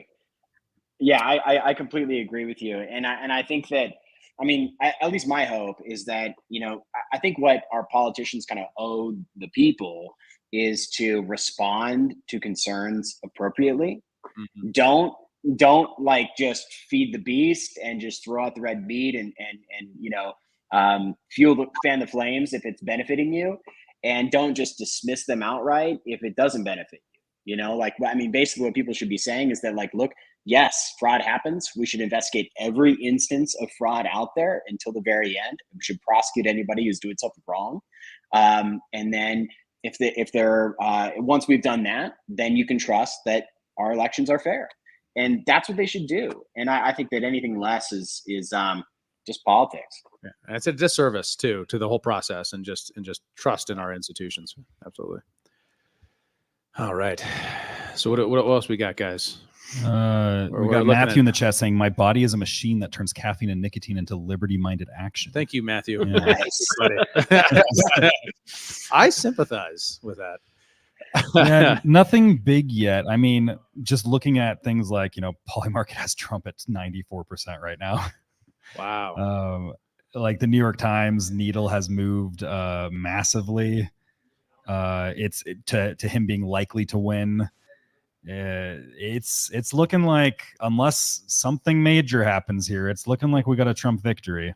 My update from my buddy. He said the county clerk just talked to me over the phone. He said it's the longest line of voters he's ever seen in 35 years. Whoa, that's surprising. Interesting. Oh man, I will be actually curious. Yeah, the turnout numbers, like how historic these turnout numbers will probably be. Right. It's going to be, well, a lot of people, I mean, I think we're still riding the high from COVID because, we had all mail elections during COVID, a lot of states. And I think that a lot of people signed up for absentee ballots, maybe for the first time, and they just stuck with it because frankly, it's better. You get to Google candidates from your computer while you're filling out your ballot. So I think that a lot of people have stuck with it. I think that's boosted turnout in a lot of states.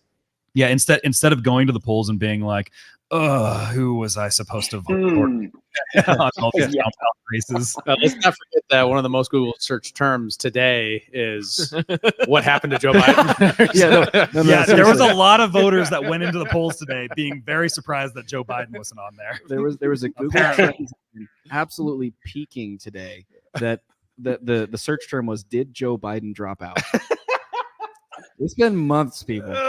By the way, I just want to say I'm sending a couple field reporters down to the Gallatin County Courthouse right now. They're going to capture some video and they're going to send it back to us. They just left. The door just closed. We're going to find out what's happening on the ground here in Bozeman, hotbed of election controversy, and you can't hear it or see it anywhere but right here. There we go. So share the stream. If you're tuned in on X, share with your friends. Gotta make YouTube, it too big to Rumble. rig, folks. They got to make it too big to rig.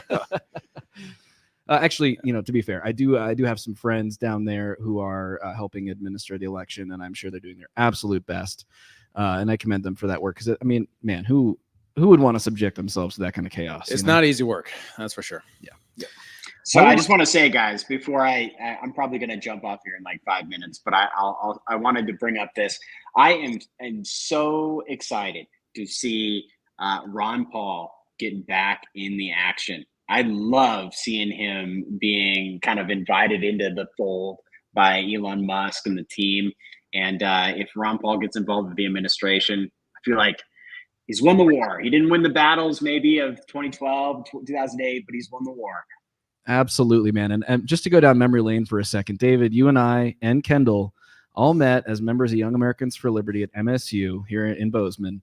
And Ron Paul, for me, and I think I can probably speak for both of you, was like an absolute like pillar of my sort of upbringing in the liberty movement, and to see it come full circle and to see the potential even that he could be a part of this administration is just like such a full circle moment for me. It's amazing. We'll see how it materializes, but there's few things that can get a jaded long-term political operative like me excited. Yeah, true. Other than that, right? Like that one will get me every time. I'm like, oh, wait, hold on, Ron Paul, wait a minute. That's really exciting if it can happen. It is the Ninja Turtles meme. Yeah, right? exactly. It is the Ninja Turtles meme. Kendall, we're going to let you go here, but please shout out the Frontier Institute and all the awesome work that you're doing before you head out. Yeah, thanks everybody. If you want to follow our work, Frontier Institute's work on Montana policy post-election, sign up for our newsletter, frontierinstitute.org. We have a weekly email newsletter. Please sign up for it and keep up to speed with everything going on in policy and liberty politics in Montana. Yeah, man. And even if you're not in Montana, you're going to want to subscribe to that because these guys do the cutting edge stuff. They're on the forefront. These guys are the best guys on housing regulations and changing how in the country. These guys lead the way on everything. So even if you're not from Montana, you want good ideas for your state, check out Frontier. They have an amazing newsletter. They do great content. Really can't recommend them enough. Absolutely. Cool. So much, Kendall. Hey, thanks, you guys. Great work. You too. We'll talk to you soon. Yeah.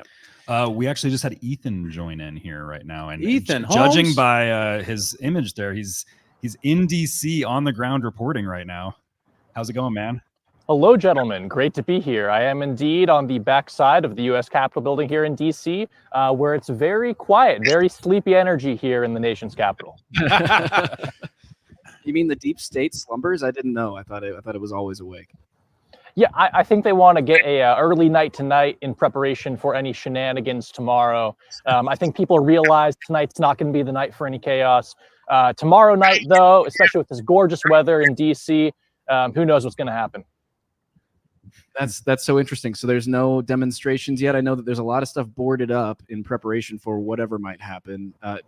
Does there seem to be any sort of like anxious anticipatory energy there, or is it all just relatively calm at the moment? A small amount of that sort of tense energy, but overall very sleepy, very low energy here. You are right. Many major landmarks are fenced off. Lots of security fencing has gone up around the Capitol, around the White House. You can see right here behind me is a police line, do not cross barrier. But even at those locations, there's not much activity tonight, election night. But I believe that they are preparing for later this week, especially in the eventuality that Trump wins and chaos breaks out here in the blue stronghold of DC. We had a great comment underneath you there. I don't know if you could see it, but apparently the deep state is too busy taking squirrels at night. So obviously they're preoccupied at the moment. They can't be out. There's a suspicious lack of squirrels here in DC. I'm not sure if it's linked, but they might be doing some night roundups. Guard your squirrels closely, friends. They're coming for them. And your raccoons as well. My goodness. Oh, man. So what are you doing in DC, Ethan? I'm just doing some freelance reporting, checking out the city, seeing if any riots and chaos breaks out. If so, I'll be there. But overall, I've just been talking to people on the street. Yesterday, I did a really great street survey poll asking DC residents, foreign tourists alike, which candidate they think will do a better job to try and end foreign wars, to diplomatically resolve the conflicts in Ukraine and in Israel. And the, by far, consensus answer was nobody will do much. I'm optimistic about Trump relative to Kamala, but the common sentiment among Democrats and Republicans, Americans and foreigners alike, is that neither candidate is truly up to the task. Kind of blackpilling. Didn't find the optimism I was looking for, that I was trying to find in the street interviews. But alas, a lot can change in the next administration for better or for worse. Absolutely, man. Well, that's awesome. And shout out to antiwar.com. They published an article on that poll. They have been great friends. I know Liam just had a great interview with Scott Horton. Please go check that out if you haven't yet. Oh, fantastic. You're absolutely right. It's an amazing interview. And I know a lot of people have joined the live stream since we first talked about it when we first launched on with Liam. But that Scott Horton interview, Human Reaction, the Liam McCollum Show, go check it out. It's an amazing interview. It'll get you everything you need to know about Ukraine and the prospects of Ukraine going forward in that war. I'm just pulling up some of the images that you've been taking over there, Ethan. Some good images. A lot of police do not cross signs here. Yeah, lots of those around DC, but there's honestly not much to photograph other than the standard landmarks at night with this, extra security presence around town. No demonstrations to go check out. I went to many of the bars around the Capitol Hill area, and even there, it really seems no more bustling than an average weekday night in my experience. So I'm not sure exactly what's up, if everyone just wants to bunker down and cry in private instead of on camera like 2016, but sadly, I'm disappointed. There's less reporting opportunities tonight than I thought there'd be, but there is still tomorrow and Thursday night to come. Yeah, do you suspect there to be massive amounts of demonstrations that come in? Because it's looking like Trump has this election just from everything we're seeing. Everything's like the New York Times has it as a likely win for him.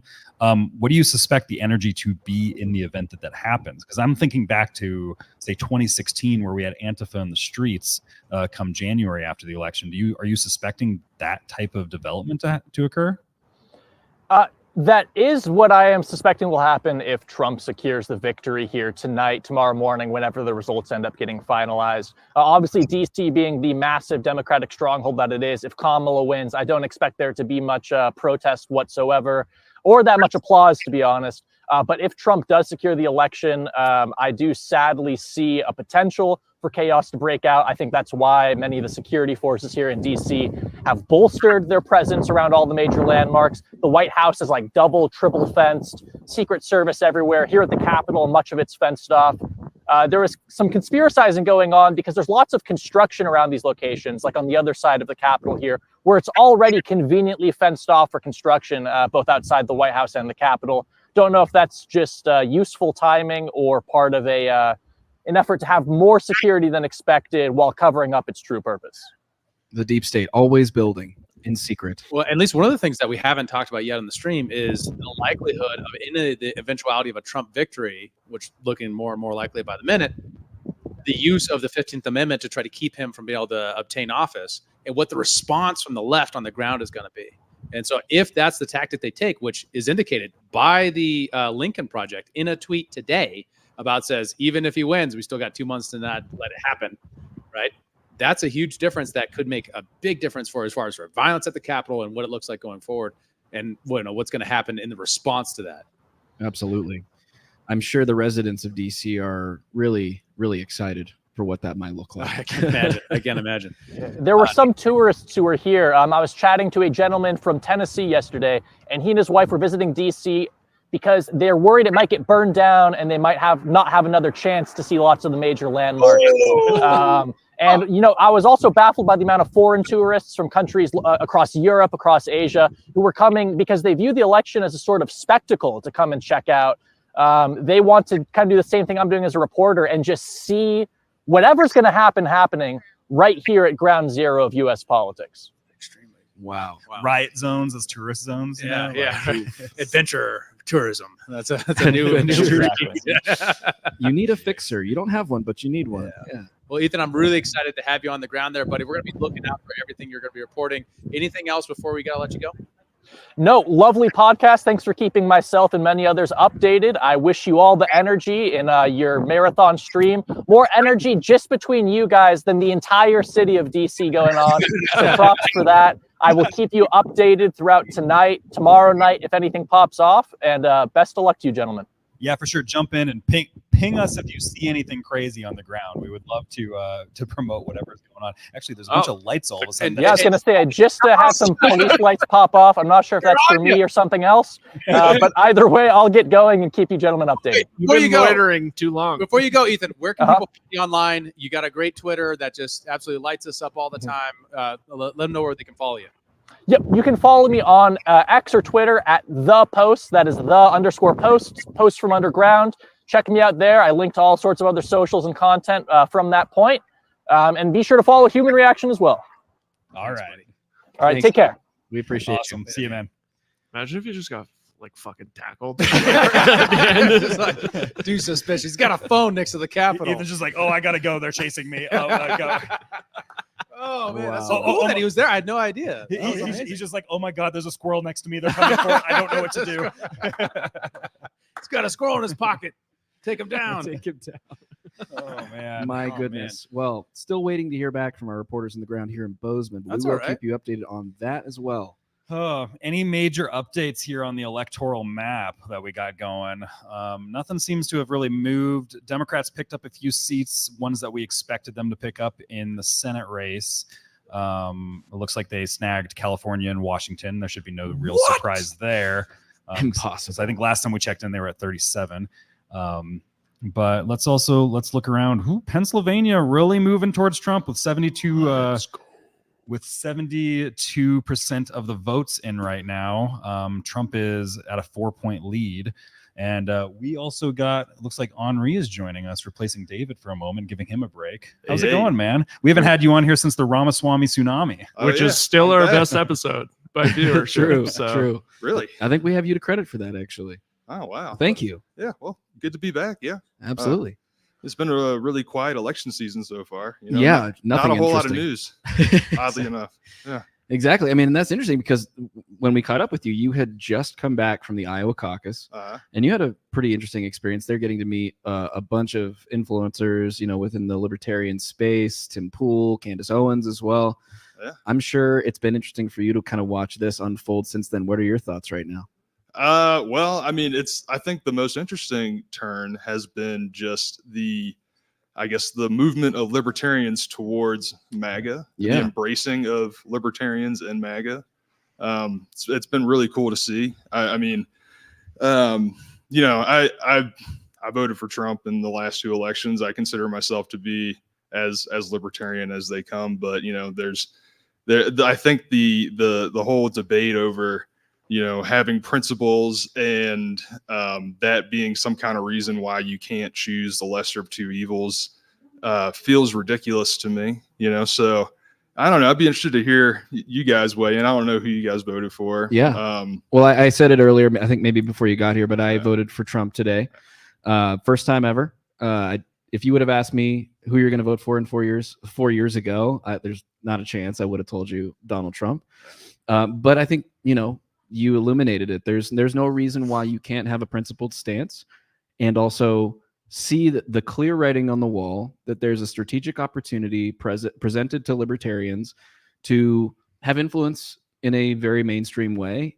Maybe it'll be small and maybe it'll be nothing. I don't know. We don't know what the Trump administration, the presumed Trump administration, might do for libertarians or for the cause of liberty generally. But to see the group of people that's come around it with, Vivek Ramaswamy, with Elon jumping in, with Ron Paul at the last minute saying he would join Elon in the Department of Governmental Efficiency, like these things are like all things that I would have just like loved to see and hope to see out of this opportunity. So I'm optimistic personally. I mean, it's just, you have one side that yes, you have Elon, you have now Ron Paul, Vivek, and I mean the list of the libertarians that I look up to, Tom Woods and Dave Smith, all these guys coming out and throwing their support.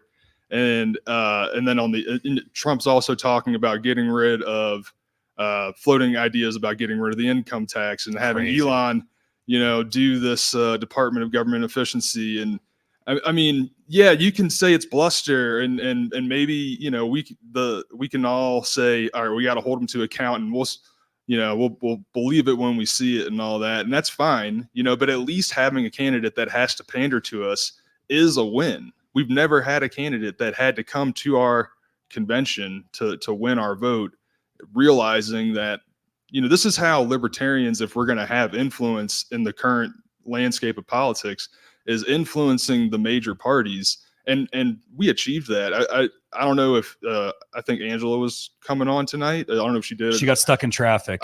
We missed her, unfortunately. But I mean, kudos to her. Like, what an amazing job. And yeah, like, we can all, assuming Trump can win this thing, we can all hold him to account later. But let's at least acknowledge the fact that we got some influence. Absolutely. There's a big ship that is setting sail on like a new historic course, and it is offering us a seat on board. And there's a lot of people who are like, no, I want to be in my little dinghy out here, but it's kind of like you said, Henri, all of the best people on our side, the Dave Smiths, the Tom Woods, all that, they're all being very sympathetic towards Trump. And I think they understand where we're going. And it's like, we finally have leverage. Like, we've never had that before, ever. And it drives me crazy that you could look at the two options and act like it's still 2012. Oh, they're just the same. And it's just Coke versus Pepsi once again. And it's, it might only be on paper right now, but these are substantially different candidates. Yes. I mean, you have one candidate floating, getting rid of the income tax and getting Ron Paul involved. You have the other candidate floating, having a gain on, or a tax on unrealized capital gains, and Dick Cheney. Yeah, and Dick Cheney. It's not a remotely difficult choice to make. Well, that's true. And that was the crazy thing. It was Tim Walz made it sound like which interview was he on? He made it sound like he was asked from Jon Stewart, I believe, on why Dick Cheney. And Tim Walz was like, well, it's a big tent. We got libertarians coming. You're like, what? What are we talking about here? And all the libertarians were like, sorry, what? Dick Cheney? Since I thought we disavowed that man in the early aughts. Well, I thought the left disavowed him too, but apparently times change. Well, look, some of us have standards and some of us don't, and I think it's pretty clear who has what. Some just shift as the winds. Some of us do. Speaking of shifting winds, what are we seeing on the electoral map? It looks like obviously we've got Washington and California going for Kamala, and Oregon headed the same direction. No surprises there. Still getting nothing from Nevada. Their polls don't close until 10 p.m. Eastern time. Isn't it past 10? anyways, they're still coming on. Arizona looking very close. Trump with a 0.2 of a point margin right now with 53% of the votes in. That's but New York Times is putting it more with a leaning Trump in that, though. It is. But that's going to be a close one. We'll have to see. I mean, obviously Arizona had a preponderance of the let's just say question marks around their election situation last cycle. So man, it's a 3,000 vote difference right now. It's pretty tight. Less so in New Mexico, leaning Harris 52-46. Minnesota looking very strongly Trump right now with only 13% of the votes in. Wisconsin looking like Trump by 3 points with 64% of the votes in. Michigan leaning very, very well Trump by 5 points, 52-47 with about 32% of the votes in. Still got eyes on Pennsylvania, almost 75% of the votes in, Trump leading by 3 points. So that's going to be one that we really have to keep our eyes on here tonight. Obviously, everybody knows that. But, anything can happen. And Virginia, unfortunately, Kamala leading Trump 2%, 50-48 with 82% of the votes in. So Emily's prediction looking a little bit less likely now with the reporting. She may not get her plaque. She may not get her plaque, but we're going to hold that hope. And she wanted me to tell everyone that it's not her family's fault in Virginia. They all voted for Trump. So it's everyone else's fault in Virginia. So you're absolved of your potential sins there, Emily and family. We appreciate you. Family. And I got to include everybody in the thing here. North Carolina is going to be getting called here soon, I think. How's it looking? We're looking 88% of the vote in. Trump up 2 points, 1.5 really. Georgia as well looking. No, 2.5 points. I can math. Trump leading in Georgia, 93% of the votes counted, 51-48 leaning Trump. So, yeah, all those East Coast states, we're getting pretty close there. Georgia and North Carolina in particular, those are going to be very important ones, and they're all looking like Trump's probably got them. Absolutely, and keying into the Senate race as well. Oh, New York Times is going to paywall me. Never mind, I'm going to go to a different map here. Stand by. Thanks a lot. I'm surprised they haven't blocked me. Normally they always not one for the New York Times, but usually on elections they're usually who I go to. Unfortunately, it's the one day I go to the New York Times for anything. Otherwise, 1 day every 4 years. 1 day every 4 years. 2 years. I pay attention to the midterms. Well, Sheehy, according to Reuters, does have a fairly strong lead in Montana, 55.9% to John Tester's 42.5%. We still got so many more votes. A lot of votes to count. 6% of the votes. Still got a 7-hour line in Bozeman. That's right. We don't even have Missoula yet. Like, who cares about Missoula? Go Cats. They're just the tester voters. Do we know how the New Hampshire Senate race is going? I can pull it. The reason I'm asking is for a comment we got. You guys should talk about Lily Tang Williams. That chick is an absolute G. Oh, she is a G. I don't know much about her though. I was just starting to listen to the Sean Ryan episode of her on my way here, so I didn't get very far. I saw her just like doing an epic takedown against her Senate opponent. Did you see her debate or her comments in the debate with David Hogue and who was he debating? It was the VP, the Libertarian VP from last time, Spike. Yes, Spike Cohen. Yeah. No, I didn't see it. So David and Spike had a debate on gun control, and Lily won the debate with basically her question. I mean, I'm kind of surprised that you didn't see that. I saw a lot of commotion about her, but I saw one moment from the debate, but it wasn't. Yeah, it was basically, if I can remember correctly, she asked, how can you guarantee that, if we take away the guns, the government's not going to become tyrannical like they did in China, and David Hogue says, well, I can't guarantee that. And she's like, well, then the debate is over. And, that was the big viral moment. I love it. Nailed him to the wall on that one.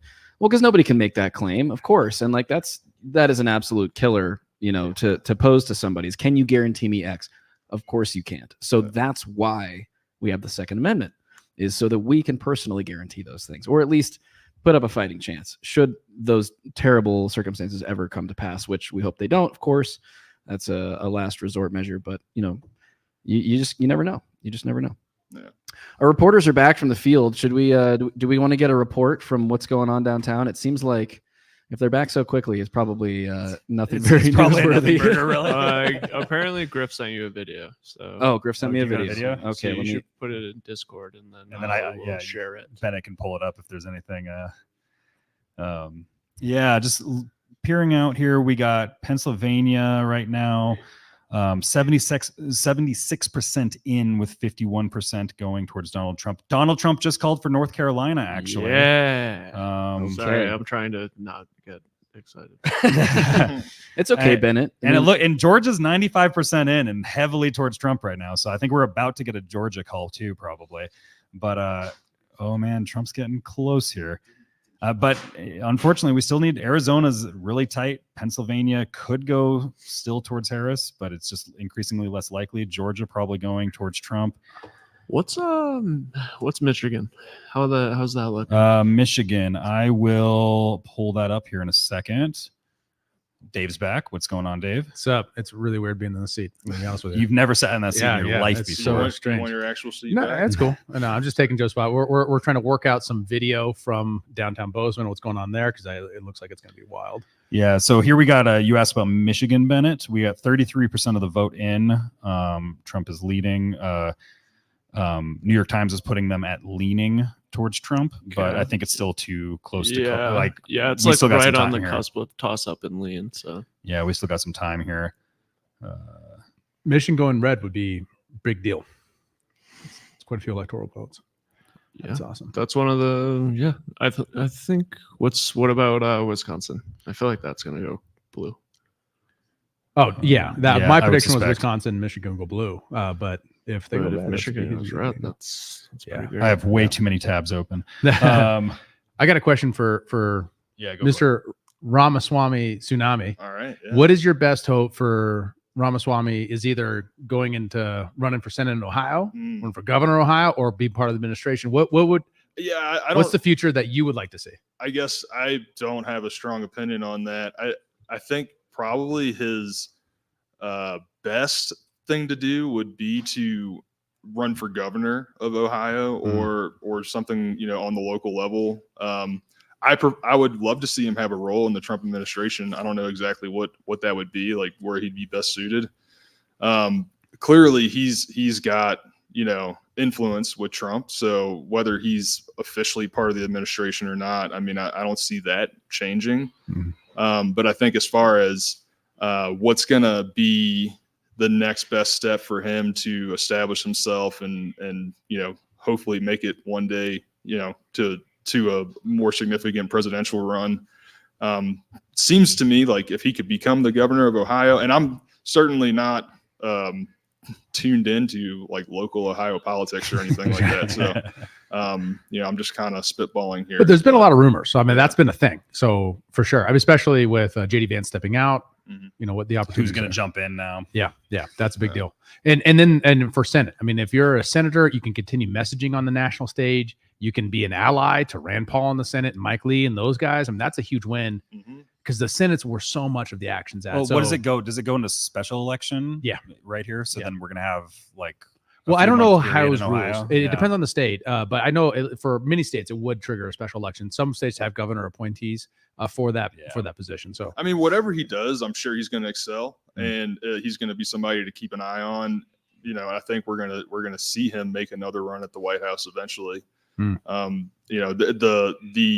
support that was built for him is very reminiscent of the Ron Paul revolution days and how that carried through till now. I think there's going to be kind of this very strong foundation of support for Vivek going forward. So yeah, I'm excited that he's part of our political conversation and will be for a long time. And that's probably the best part about it, right? Is just his foundation built, his ability to bring people together and articulate the message. And then this libertarian nationalist fusionism that he's now proposing that is strong on the deep state, strong on foreign policy, and really like pulls together those components of the right wing in a brand new formulation that I think is really important. That's probably one of the most exciting things happening in politics right now, for sure. Oh, totally. And if you want some awesome Vivek swag, we got it in our swag store. We do have a hat. Yeah, we got Joe an awesome designed. Vivek hat. You got to check it out. All based upon the Ramaswamy tsunami. Oh, really? Did you Oh, get yeah. a Ramaswamy tsunami hat? No, it doesn't have that on it. It's but Team Vivek with Team his Vivek. hair. Yeah, it's got the. It's pretty wicked though. It's a great hat. Looking in it, actually, Bennett, you were asking about Wisconsin. We have Wisconsin here. I pulled up on here, and 67% of the votes in, Trump up 3%. New York Times is putting it leaning Trump. That was actually more. It's leaning more than Michigan was. Yeah, like I'll just swap over to Michigan right here, and Trump's got a pretty big lead right now, but it's only 34% of the votes in. And if you're looking at the New York Times little predictive needle, they're putting it at leaning too. They're putting Trump leaning on a lot of these things right now. So are you starting to feel comfortable that we're going to get something called by the end of the day? I wasn't expecting. Kamala Harris just won Oregon. Okay. to be expected. I'm sorry. But it's looking more like that. I was sitting here expecting us to kind of go into it and the polls close. And yeah, I mean, I don't know, because I remember going to bed, in 2020 thinking Trump looked like he had it, and then we all woke up and then I got banned from everything. Yeah. That night is when I got banned from everything. Yeah, I mean, I feel like they're. Did they kill your squirrel as well? Unfortunately, did not have a squirrel at that time. Oh well. Do you now? A man needs a squirrel. Don't tell. You got to keep that hush hush. That's how I get swatted. Well, we do have some videos coming from the experience going on at the Gallatin County Courthouse here in Bozeman, Montana. We're processing those right now, but it sounds like it is a pretty righteous wait down there. And I mean, it's not warm. This is Bozeman, Montana, early It was part of the snowing winter. on my way in today. Snowing earlier. I mean, it's probably in the 30s at this point. We're going to get to see here in just a second what exactly people are going through, but sounds like they're having a pretty good time. There's some dance music going and some hot drinks being handed out. So I suppose there are worse ways to spend your time than basically just like a pray for snow party. That's pretty kind of classic out here in Montana, right? So all right, so here they are approaching. Here's What's happening here? Voting. Okay. How long have you been waiting? Hour and 5 minutes. There you go. Yeah. It's important. Love it. Love it. Love it. Love it. You guys When- need any trash? You guys need any water? Any food? How long have you been here? I forget. Over an hour, I think. I think shit. an hour, 20 minutes. An hour and 20 minutes? Okay.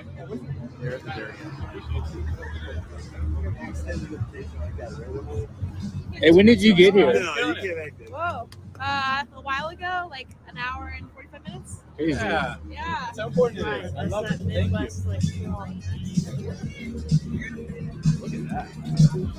What are you doing here? Voting. Are you voting? Yeah. How long have you been here? About an hour. Holy There shit. you go. That's how important it is. I appreciate you. Is there an election going on today? Did Joe Biden drop out? What are you doing here? Am I doing here? Yeah. How long have you been here? 2 hours? Really? Maybe close to 3, maybe. No That's how important it is, man. I appreciate you. I really do. I appreciate you. There must be a lot of people. Maybe there's one. Let people know.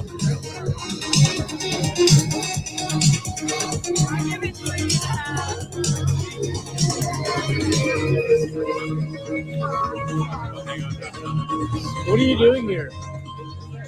Are you voting? Who is this? How long have you been here? Oh, he's not like 3 hours. Holy shit.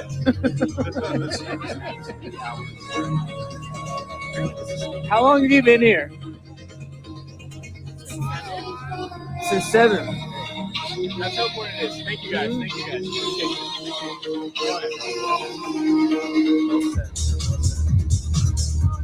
How long have you been here? Like 2.5 hours. Shit. How long? That's how important it is. Wait, That's how long? important it Like is. 2.5.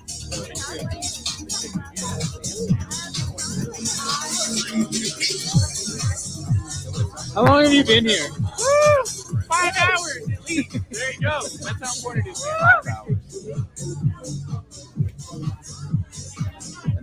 Hey, how long have y'all been here? How long have you been standing here? Like 2.5 hours. Really? That's how important it is. Thank you. Thank you. Any food, water, anything? I felt like you.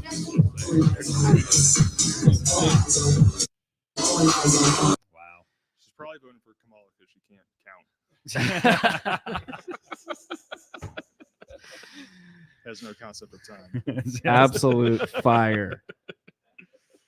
That's why we keep you around, you know? That's why we keep you around. Well, whoever she's voting for, we're going to find out shortly. Montana's 4 electoral votes, 4 are up for grabs. Looks like we've got 7% of the vote counted up here in the Great White North. Still leaning Trump. We got another Republican that just won in Ohio, Bernie Moreno in Ohio just won Senate. So Republicans are currently at 49 on the Senate. Democrats at 40.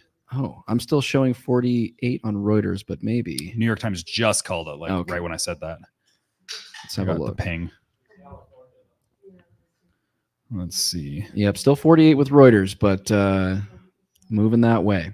Yeah, House makeup. Here, let me pull the House makeup too. Currently sitting at 165 on the Republican side, 110 on the Democrat side. Still plenty of time to see how that pans out. Georgia close. Georgia is just about to be called. It's super close to coming in now.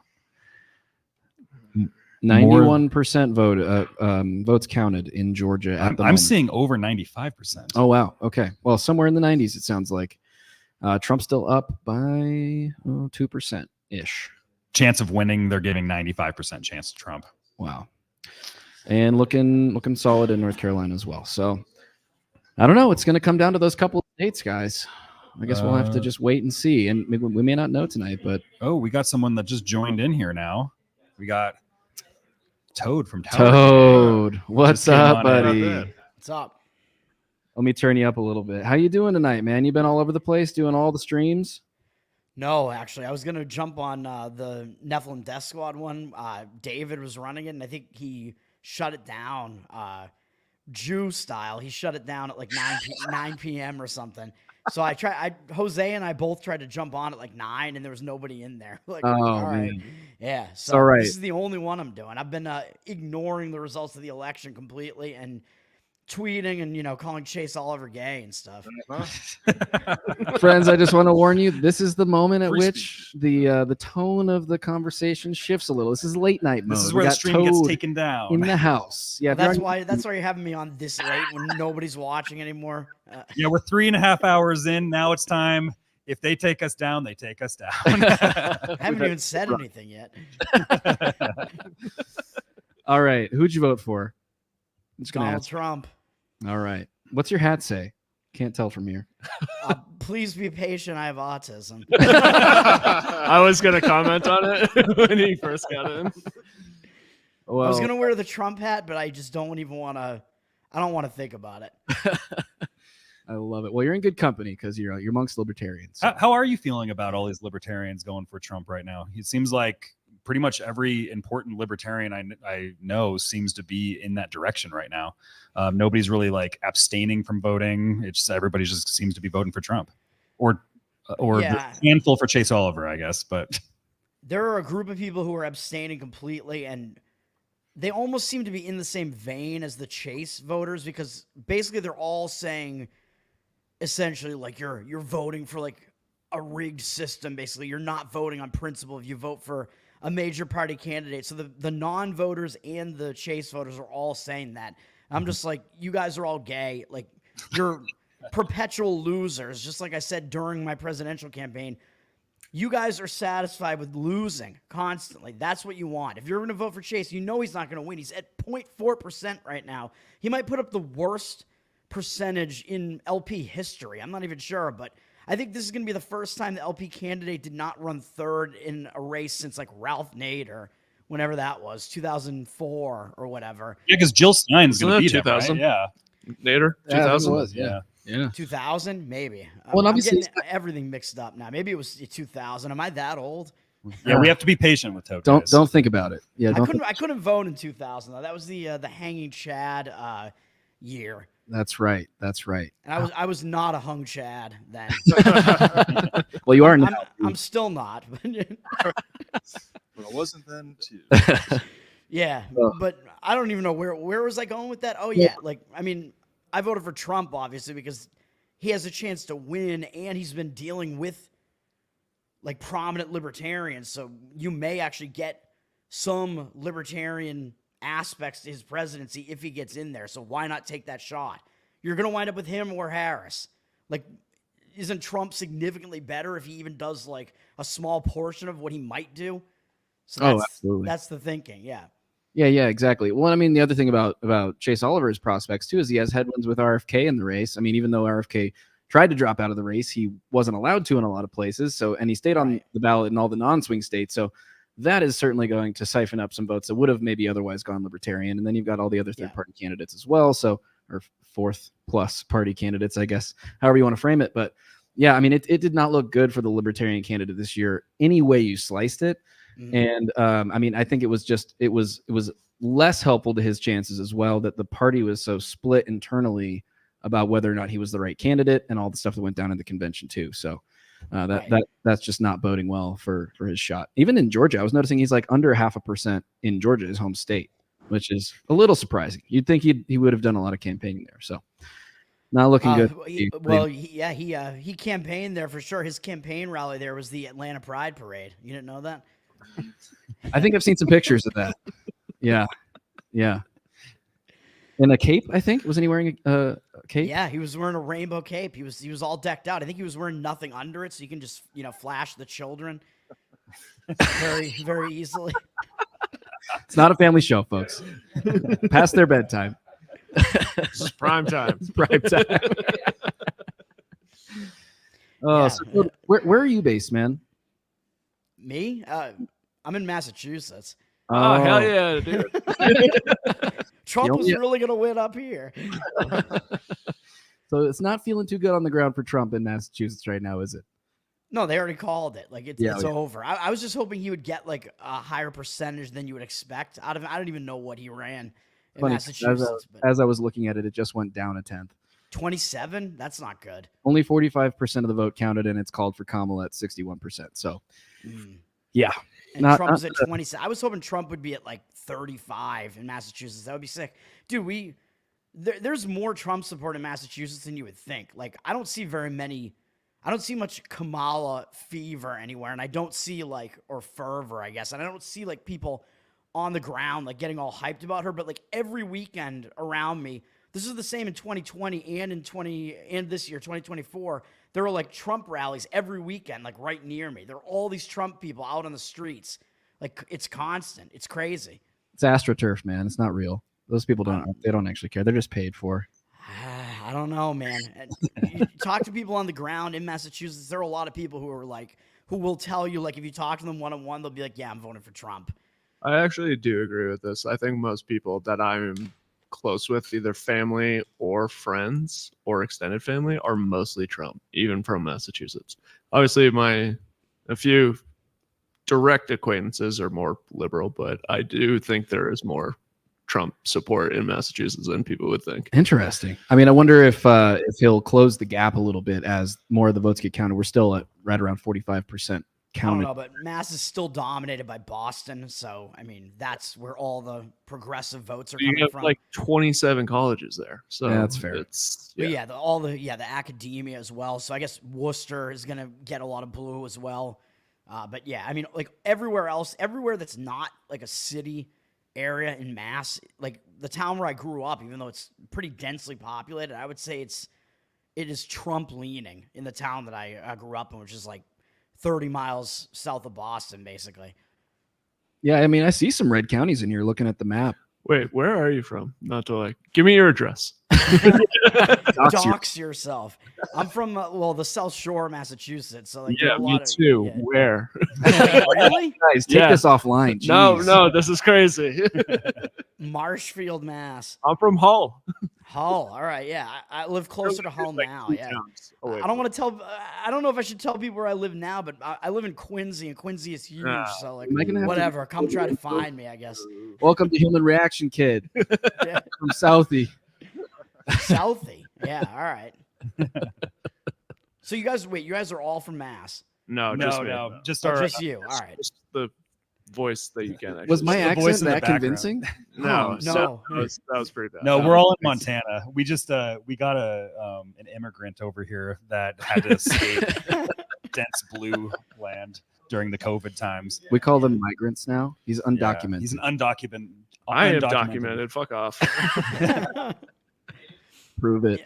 And Hull is kind of awesome because it's like this long. It's almost like a thin like penis of land that kind of goes out into the Actually, very true. That is into true. the Atlantic Ocean. There, you get good views of Boston from over there. It's a bunch of rich assholes that live in Hull, to be honest. See, that's always what I thought of him. To be quite honest with you, I was like, man, this kid, thin You penis. hear somebody's from Hull. They're gonna be rich and have beachfront property because there's nothing else in Hull. I'm neither of those things. He's from the projects of Hull. yeah. Do actually have those, but Really? Oh, wow. Learn something new every day about man. Yeah, I mean, my hometown is a split. Like my hometown is like rich people in like the hills and like the north side of it, and then on the south side of it, it's all like white trash Irish people. Yeah, that's me. That's my. I was in the hills part of it. I'm the rich asshole here. yeah. Anyways, my bad for Not really, but you know, Massachusetts. but not poor. Oh, that's all good. Happy tangent, no problem. Toad, do you are you glad that you didn't get the nomination? Because you did run for the LP nomination. Remember your speech? It was iconic. I've never heard anything like it. I would have voted for you had I been a delegate. But do you wish that you had gotten it? Do you think you would have done better than our friend Chase Oliver? Would I have gotten a higher percentage? Yeah, I mean, I think I probably would have. I mean, I feel like you got a pretty, broadly appealing message overall. Anybody could message better than Chase. I'm sure Toad could have done. Oh, better. yeah. Would have gotten the autism vote, which is an increasing Yeah. population. I mean, my messaging would not have changed. Like, it would just, I would have done what I already did. Like, I mean, I would have probably had to speak publicly more, but like whatever I'm doing on Twitter and whatever, I would keep doing that. I'd keep doing my sports betting show. Like, I don't care. I'm like, vote for me. I see you got some weights in the background, Toad. Did you vote for Trump to make America healthy again? Yeah, Maha. Let's go. Maha. I got to start lifting those weights again. I got to do it. I've been getting fatter recently. I gotta get back to it. Now's the time. I mean, we're gonna have riots in the streets. You got to be quick on your feet. You got to be nimble. Yeah, you really think Trump is gonna win? Well, I don't know. before we get to that, I was just gonna point out real quickly before we move off of Chase, I was just gonna say that the fact that like the people who are kind of considered to be like the actual like Ron Paul libertarians, including Ron Paul himself, the fact that those guys are all making points as far as like they're all voting for Trump basically, or saying that there are reasons to vote for Trump in this election. So if you're Chase Oliver in that scenario, that doesn't look very good for Chase Oliver when like the best libertarians, in my opinion, and I think a lot of guys' opinions are all that you should vote for Trump instead of this guy. Yeah, I mean, especially the most prominent libertarians, right? I mean, the voices like Dave Smith out there. I mean, like Tom Woods and Michael Malice and like all these guys. I mean, like, yeah, the narrative around it is pretty one-sided. Massey came out backing Trump as well. That's right. Yeah, absolutely. It's definitely a hard year to be a libertarian candidate, probably across a lot of races, because I think people are seeing the importance of, like, as Brett Weinstein has put it, of all people, who's like a very nuanced thinker. He's put it in this very low resolution language of like the blue team must lose. Like that's the narrative this year. Yes. And I think a lot of libertarians are buying into that narrative, better or worse. It's it's a thing that's happening, and it's just a tough year for partisan politics for the LP, unfortunately. Well, I think it's more than just that. It's also that I think there's been like an Overton window shift and a culture shift that may have kind of started like when Trump got elected in 2016, or I guess before that a little bit. There was kind of this shift that was happening on the right that was actually going in a more liberty direction. And now you have certain candidates, and they're all in the Republican Party that are doing this, that are like dealing some like pro-liberty messaging at least. I mean, most of them are all still Zionists and whatever, except Thomas Massey. But like a bunch of them are still giving you like a lot of pretty solid messaging, except for the Israel shit. Like you know what I mean? Like you got like Mike Lee in there and people like that, and even Trump. Like during this election cycle, I was like, holy shit, he sounds like a libertarian. Like a lot of the time. Yeah. Well, he's just floating ideas like abolishing the income tax, and you got to be like, okay, if that's part of the conversation now is like 100 years of the income tax, and now we're just like talking about where it's in the Overton window of being like, hey, maybe we don't need this thing anymore. It's kind of crazy. And to be fair, he is talking about replacing it with tariffs. So It's still an improvement, though. It's an improvement. yeah, it's a step. It's a step. I take tariffs over taxes or income tax. At least with the tariff, you don't have to incriminate yourself every year, to the IRS by reporting. And if you get it wrong, then guess what? You could go to jail. Yeah, that's fair. Yeah, the income tax is disgusting, man. If you work like an actual job, like I do, they literally call it withholding. Like we're gonna withhold your money from you to give it to the government. Like fuck you. It's like they're dangling a snack, just out of reach. Keep this. Some quick updates here. We got Virginia just went for Kamala Harris, which not surprising. Yeah, not surprising, but it was looking like Trump might have something there for a little bit. That was the case in 2020. Trump was like almost 60% in Virginia at like 6-7 p.m. and then all the fucking DC votes, all the Beltway. Dude, the Beltway dominates Virginia now. A Republican is never going to win Virginia again. And Ted Cruz also just won his re-election. Now Republicans are currently sitting at 50. According to New York Times, Reuters is still behind that, still calling it 49 at the moment. Yeah, well, I mean, Cruz, he's the incumbent. Like, I would expect him to win again. Yeah, but Republicans are at 50 right now, and there's still 9 seats up for grabs. Yeah. There's a lot. How many of those do we think are going to turn Republican tonight? Well, do we have any projections? I think we're suspecting she here in our home state of Montana is going to be going. It's seeming like that. Yeah. I think, let's see, his race. Wait, Montana is going to lose a Republican seat? No, they'll be flipping. One. Yeah, they'll be flipping into a Republican seat. So still, they have a Democrat seat right now. That's bizarre. John Tester. Yeah. Well, Montana's he was the guy who he beat the other guy in like a special election when the other guy like beat somebody up or something. Is that? No, that was our governor. All right. that was our governor when he ran in a special election for Congress, and now he's currently our sitting governor. He like body slammed. Hell yeah. It was a moment. Yeah. I want that guy in there. He's based, right? You were there? No, I wasn't there. It happened. We moved into that office a week after that happened. No way. Yeah. Oh, wow. They were holding it until we moved into it. Yeah. Oh, my God. Yeah, Montana's a funny state about that. Like, Tester, and I think this is a criticism a lot of people have of him, where, like, he votes very progressively. Like, he'll vote with the most progressive Democrats in the Senate. And then during election season, he comes back to Montana and he dusts off the shotgun and the old Ford pickup and he I'm just a farmer. Like he's a good old boy with his 2 fingers on his one hand, and because he got him caught in a meat grinder because he's, good old boy.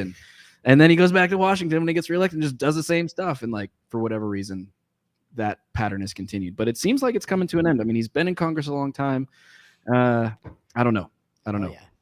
Yeah, I mean, it seems based on like I look at the betting markets because I am a gambler, so I look at the betting odds of this stuff, and that was really all I was looking at as far as I haven't been watching any of the election coverage. Otherwise, I just checked out like the betting odds, and it was like Trump was a very small favorite when I looked today, and then I saw the odds as far as which party was going to control the Senate were like very close, like 50-50, and then it seemed like Republicans were going to, I guess, they have control of the House right now, right? Because it looked like they were going to maintain control of the House, as far as I could tell. So right now, Kalshi is calling the odds in favor of Trump 93%. There's no way, absolutely no way. It just spiked. Like just spiked. I just pulled up Polymarket and it's 97.2%. Yeah, I see it there. I mean, if you watched 2020, so in 2020, I was watching the betting odds. I stayed up like most of the night through it. I was not sober yet, so I was drinking throughout that whole night. I was talking to other libertarians like on Discord and stuff. We were watching the shit. And Trump, dude, he had huge lead. He had a massive lead in like Michigan. He had a lead in Wisconsin. He had all these leads in all these states at like 2 a.m. And the betting markets had Trump as a -600 favorite, which correlates to like an 86% chance that he's going to win And then obviously you know what happened. Every one of those states had a huge surge of the mail-in ballots. I don't know what you can say about that, especially the swing that happened in Michigan was almost impossible. His lead in Michigan was like insurmountable at that point that year. It was ridiculous. And then all of a sudden, nope, it's all gone. So that's why I tweeted out what I tweeted out not that long ago. Like, did you fuckers even like live through 2020? Like, this could be the same thing again. Well, that's my question though. Is like that has to be baked into the calculus now, right? Is that like, okay, that could happen. If you thought it happened in 2020, it could happen again. So are the betting markets pricing that in, or are they feeling like maybe this year we've kind of patched some holes in some things, or there's better oversight? Like, do you think it's baked in, or do you think people are still kind of naive to it? Well, I don't know. The betting market last night, look, Trump was still only up to like minus 167, which is not 97%. So I don't know what's going on with the poly market here, but like the actual, I mean, poly market is people actually betting money. So I don't know, but like looking at like sports books that actually let you bet on the election, Trump was like minus 167 a couple hours ago, which is not a huge favorite. Like he had moved up a little bit from earlier today, but not much. Interesting. And I went through like the whole map last night trying to figure out, and I looked at all of the individual states' betting odds last night, and I was like saying, okay, like basically, you know that almost every state was already predetermined, right? It just comes down to these swing states that you don't know which party is going to take each state, okay? So I went through all of those, and it got down to the point where the entire election came down to Pennsylvania, and Pennsylvania had the closest odds, with Trump only at like minus 120, which is pretty much as small a favorite as you'll possibly be. So that's what it came down to. I'm like, fuck. Literally, it comes down to Pennsylvania, 19 electoral votes, because when I did it, I worked it out, and I had Trump taking Nevada, Arizona, Georgia, North Carolina, and Kamala getting Michigan, Wisconsin. And were there any other ones that were even in question? I don't know. And then other than that, everything that you would expect would happen. And if you do that, it comes down to Pennsylvania. Mm-hmm. And just looking, I just pulled up Pennsylvania right now, and just looking at it, it's Trump's got a 4% lead right now with 82% of the votes in. It's not good enough because you know that New York Times has it leaning Trump with a 75% chance of winning. What's Georgia at? I don't buy it, man, because these the cities seem to come in late. For some reason, Pittsburgh seems to come in late. Georgia looks like more of the city has been counted though. Here in Georgia, I don't know. Yeah, it does. 93. I'm showing north at 95% pretty much everywhere. That's the aggregate total in Georgia overall and in the Atlanta area. Showing Trump up 51 to 48 right now. New York Times is putting at 95% chance of winning on Trump right now. Yeah, and in what I did last night, just looking at the individual state betting odds, Trump was like minus 300 or something in Georgia, so he was a decent favorite to win Georgia. So I expect that he will win Georgia, but who knows? So do we trust gamblers more than pollsters now? Yes. Okay, just checking. I don't know. Did you see my loss on the Pittsburgh Penguins tonight? I'm not happy, even though I hate that team. They had a 3-1 lead in the third period, and they fucking lost in a shootout. You're gonna have to talk to Bennett about the hockey talk, because that's not me. Yeah, Kyle, are you a hockey guy? As a Canadian, you'd expect so, but not so much. I've been in Montana for enough time today. So what's that, Bennett? I'm gonna give Bruins my chair didn't back fare to, much. to David. Fare much better. Rejoin Mrs. Portal and the crowd over there. But before I do, my prediction is that Chase Oliver is going to get 0.42069% of the vote. Nice. You heard it here first, folks. Henri Pellerin of libertyportal.com. Why so high? all just intentional. Thanks for joining us, Henri. Fun to have you on, man. Well, guys, we are reaching the ninth inning here. Well, at least for the regular portion of the game before the extra innings start. Definitely the longest podcast, longest live stream I've ever done. Oh, by far. Wow, guys. By far. How long have you guys been doing it? We started at nearly 4 hours. Yep. All right. 3 hours, 57 minutes. Yep. All right. And I got to say, I appreciate everybody for hanging out with us. I'm trying to see what we have here. Looks like I don't know how many concurrent viewers we're seeing here on Twitter. You guys got a lot of women in the chat, man. It's wild. Oh, dude. Tons of Big chicks with love the human reaction. as with any libertarian function. Yeah. It's all Joe. He brings in the ladies. That's right. That's what it is. I was gonna say it's got to be him. He's sexy. Bring me in though. I'm gonna like repel them away. So I was gonna say I have noticed it's gone up. It has not gone down. So you're Hey, Yeah, you're bringing them in. Let's go, Toad. I mean, Tower Gang, we got a decent percentage of women listening to that for whatever reason. Like, you guys want to listen to men talk about like their bowel movements and their dicks for an hour and a half every Wednesday night? And all right, it doesn't make sense to me. But Are you guys still going? I know there was a moment there where it might like kind of come apart. Like, are you guys still doing Tower Gang? we're Still on it? continuing to do it, man. We're full force. We just had a live show at Bohemian Grove like a week and a half ago. We're gonna be on tomorrow night as well. A regular show at 9:11 p.m. But the live shows are like a different animal because we're there in person, so the chemistry is different. It's lit, as the kids would say, right? Yeah, and doing it when you have that live audience there, so you get that live feedback, and they're actually like laughing. Oh yeah, Either with you or at you, whatever the case may be. I It was fun, dude. Oh, We did a live Cocktober at that thing. During October, we run Cocktober, which we started last year, where we have our fans submit their dicks to me, and I rate them. I describe them in painful detail on the show, and usually the audience doesn't get to see the dick, so they just hear the description of the dick. But then this year, because we were doing it live and we were going to have the live stream up, but we were like, we can like bring the camera down so we don't actually show it. We're like, we're going to show the winning dick live at Bro Grove. So we did that in front of a live audience. We showed one of our fans' dicks on a huge screen. How was it received? Pretty well, I think. Slightly above average. The things you have to do to get on the be famous on the internet now. I'm not sure I'm ready for this life. I don't know. David, talk to the wife. We have a request of you. Jessica, we need David to do some things. Not necessary for fame. So we do have some interesting on the Senate. We have Michigan closing in with a Republican edging out the Democrat with Mike Rogers. Not called yet, but Speaking of course of that's edging. positive. Bernie Morendo is in a solid lead 2 at 4% in Ohio. And it looks like they might even be calling. It's called for Ohio. I had Moreno called a while ago. Yeah. And then Pennsylvania, we're sitting at a pretty close race, 50-48.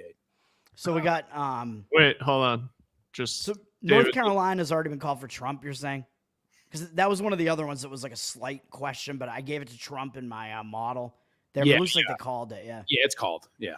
Oh, Jessica is in the chat. Your wife, David. Yeah, she's saying no. She's saying you cannot do it. Joe, I don't have myself in my ears. Hard nope. That's your wife. Hell yeah. I just being loud. How's that? There we go. Yeah, I can hear him. Great. Okay, cool. I had the mic turned up a little bit for Henri, Oh, and then I was just I'm loud and obnoxious. You are, Yep. yes. Jessica, can you confirm that for us in the Loud chat? and obnoxious. her next comment will just be Yep.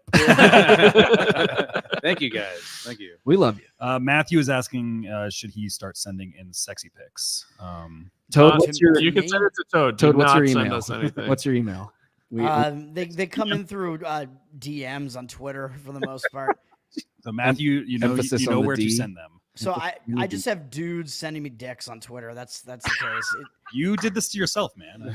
No, I mean my co-host did it, and then last year I sent my own to them, and I took like my face out of it. I cropped it. I'm like, they're not gonna know it's me. Like they knew it was me immediately. I'm like, oh god damn it.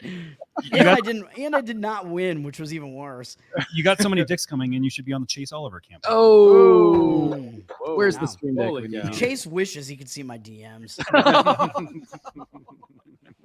I got Guys, a lot of send me titties in there too, though, man. It's like 50-50. We're doing so well today. We were Very bisexual DMs.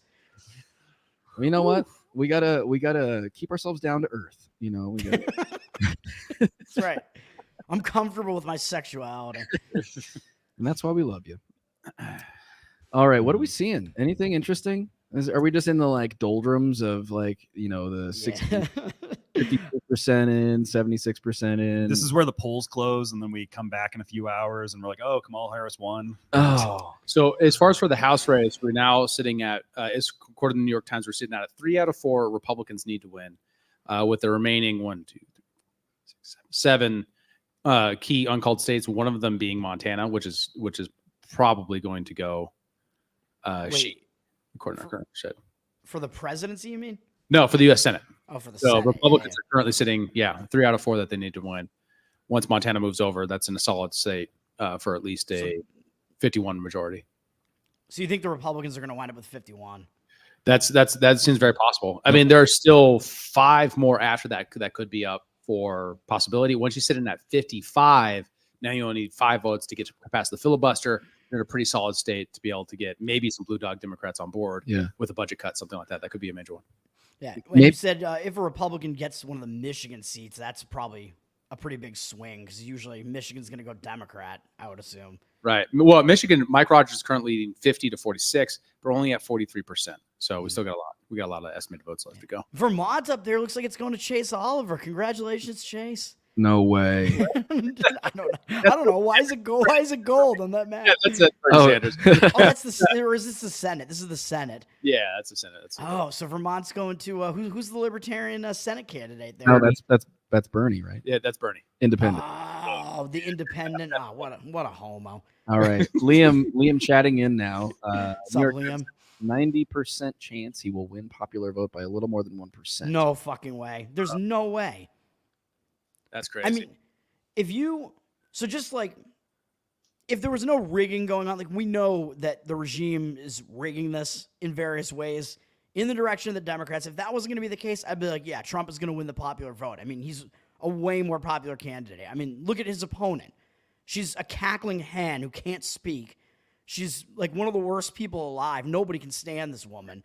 So, like, it seems like a no-brainer. But then, because this is the system that we're in, the Democrats always get the popular vote. So I would be shocked if Trump won the popular vote. What do you put those odds at, personally?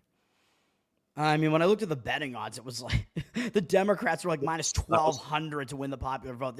It was like a gigantic favorite that the Democrats would win the popular vote. Now might be the time to put a bet on it. So the last 2 times Republicans won the popular vote was George Bush, right, in his reelection, which was a shellacking. It was bad. W. Bush against Kerry. Yeah. That was because it was, mid, like, post 9/11 war and whatever. And exactly. It's one of those situations where everybody just votes the same guy back in. Yeah, but Kerry was also a terrible candidate, but yeah. And then 1988 with George Shout out W. Bush against Massachusetts. Dukakis. Yeah. Right. This is after the Reagan Revolution and all that. So. Oh, yeah, Dukakis. That was the worst ass whooping probably in the history of the presidential races, I would assume. And immediately, all those gains gone away. I don't even think he carried his own state, right? Massachusetts? Yeah. And this is obviously in the wake of the Reagan Revolution and all that meant for realignment of politics there. Yeah. Which carried over to George, and then he bungled it. Liam is saying New York is really close. Really? He's saying that's why the New York Times is basing their prediction off. Yeah, we're at 55-44 in New York with 90% in. I don't know if that's an overperformance. That's crazy. I mean, I know like New York outside of the city, I know it's very rural. I know there's a lot of red outside of the city, but even so, New York still always goes like massively for the Democrat. I mean, the city is just so big and you have so many politically connected people in and around the city. It just wipes out all the rural areas. I don't know. It's kind of crazy. Joe. Yep. This comment seems directly at you. Okay. I'm scared. Oh, Hannah. Hannah.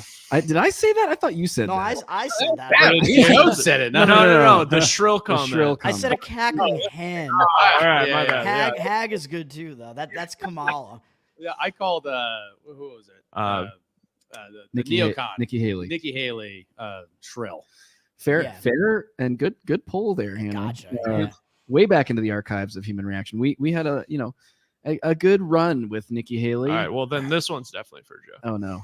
Oh my God. What this guy in your chat here, I think he just sent me a dick. Come on. It's November, dude. Cocktober is over. It literally does say DM sent. So It's going to be a very early submission to the next year's Cocktober. Wow. Okay. So to get a sense of New York, Wait. in 2016. Wait. What? I have not given my review of Kamala's power suits. Oh, sorry. I thought we were doing serious news stuff. I well, we apologize. literally just Go back. talked about a dick. Yeah, being in a I know. DM, I was so. trying to pivot away from the Look, I'll keep it penile brief. discussions. I'll keep it brief. Oh. That's fair. Let's keep going. I think Kamala's power suits are the best thing about her. Carry on. Wow. Hot take. Yeah.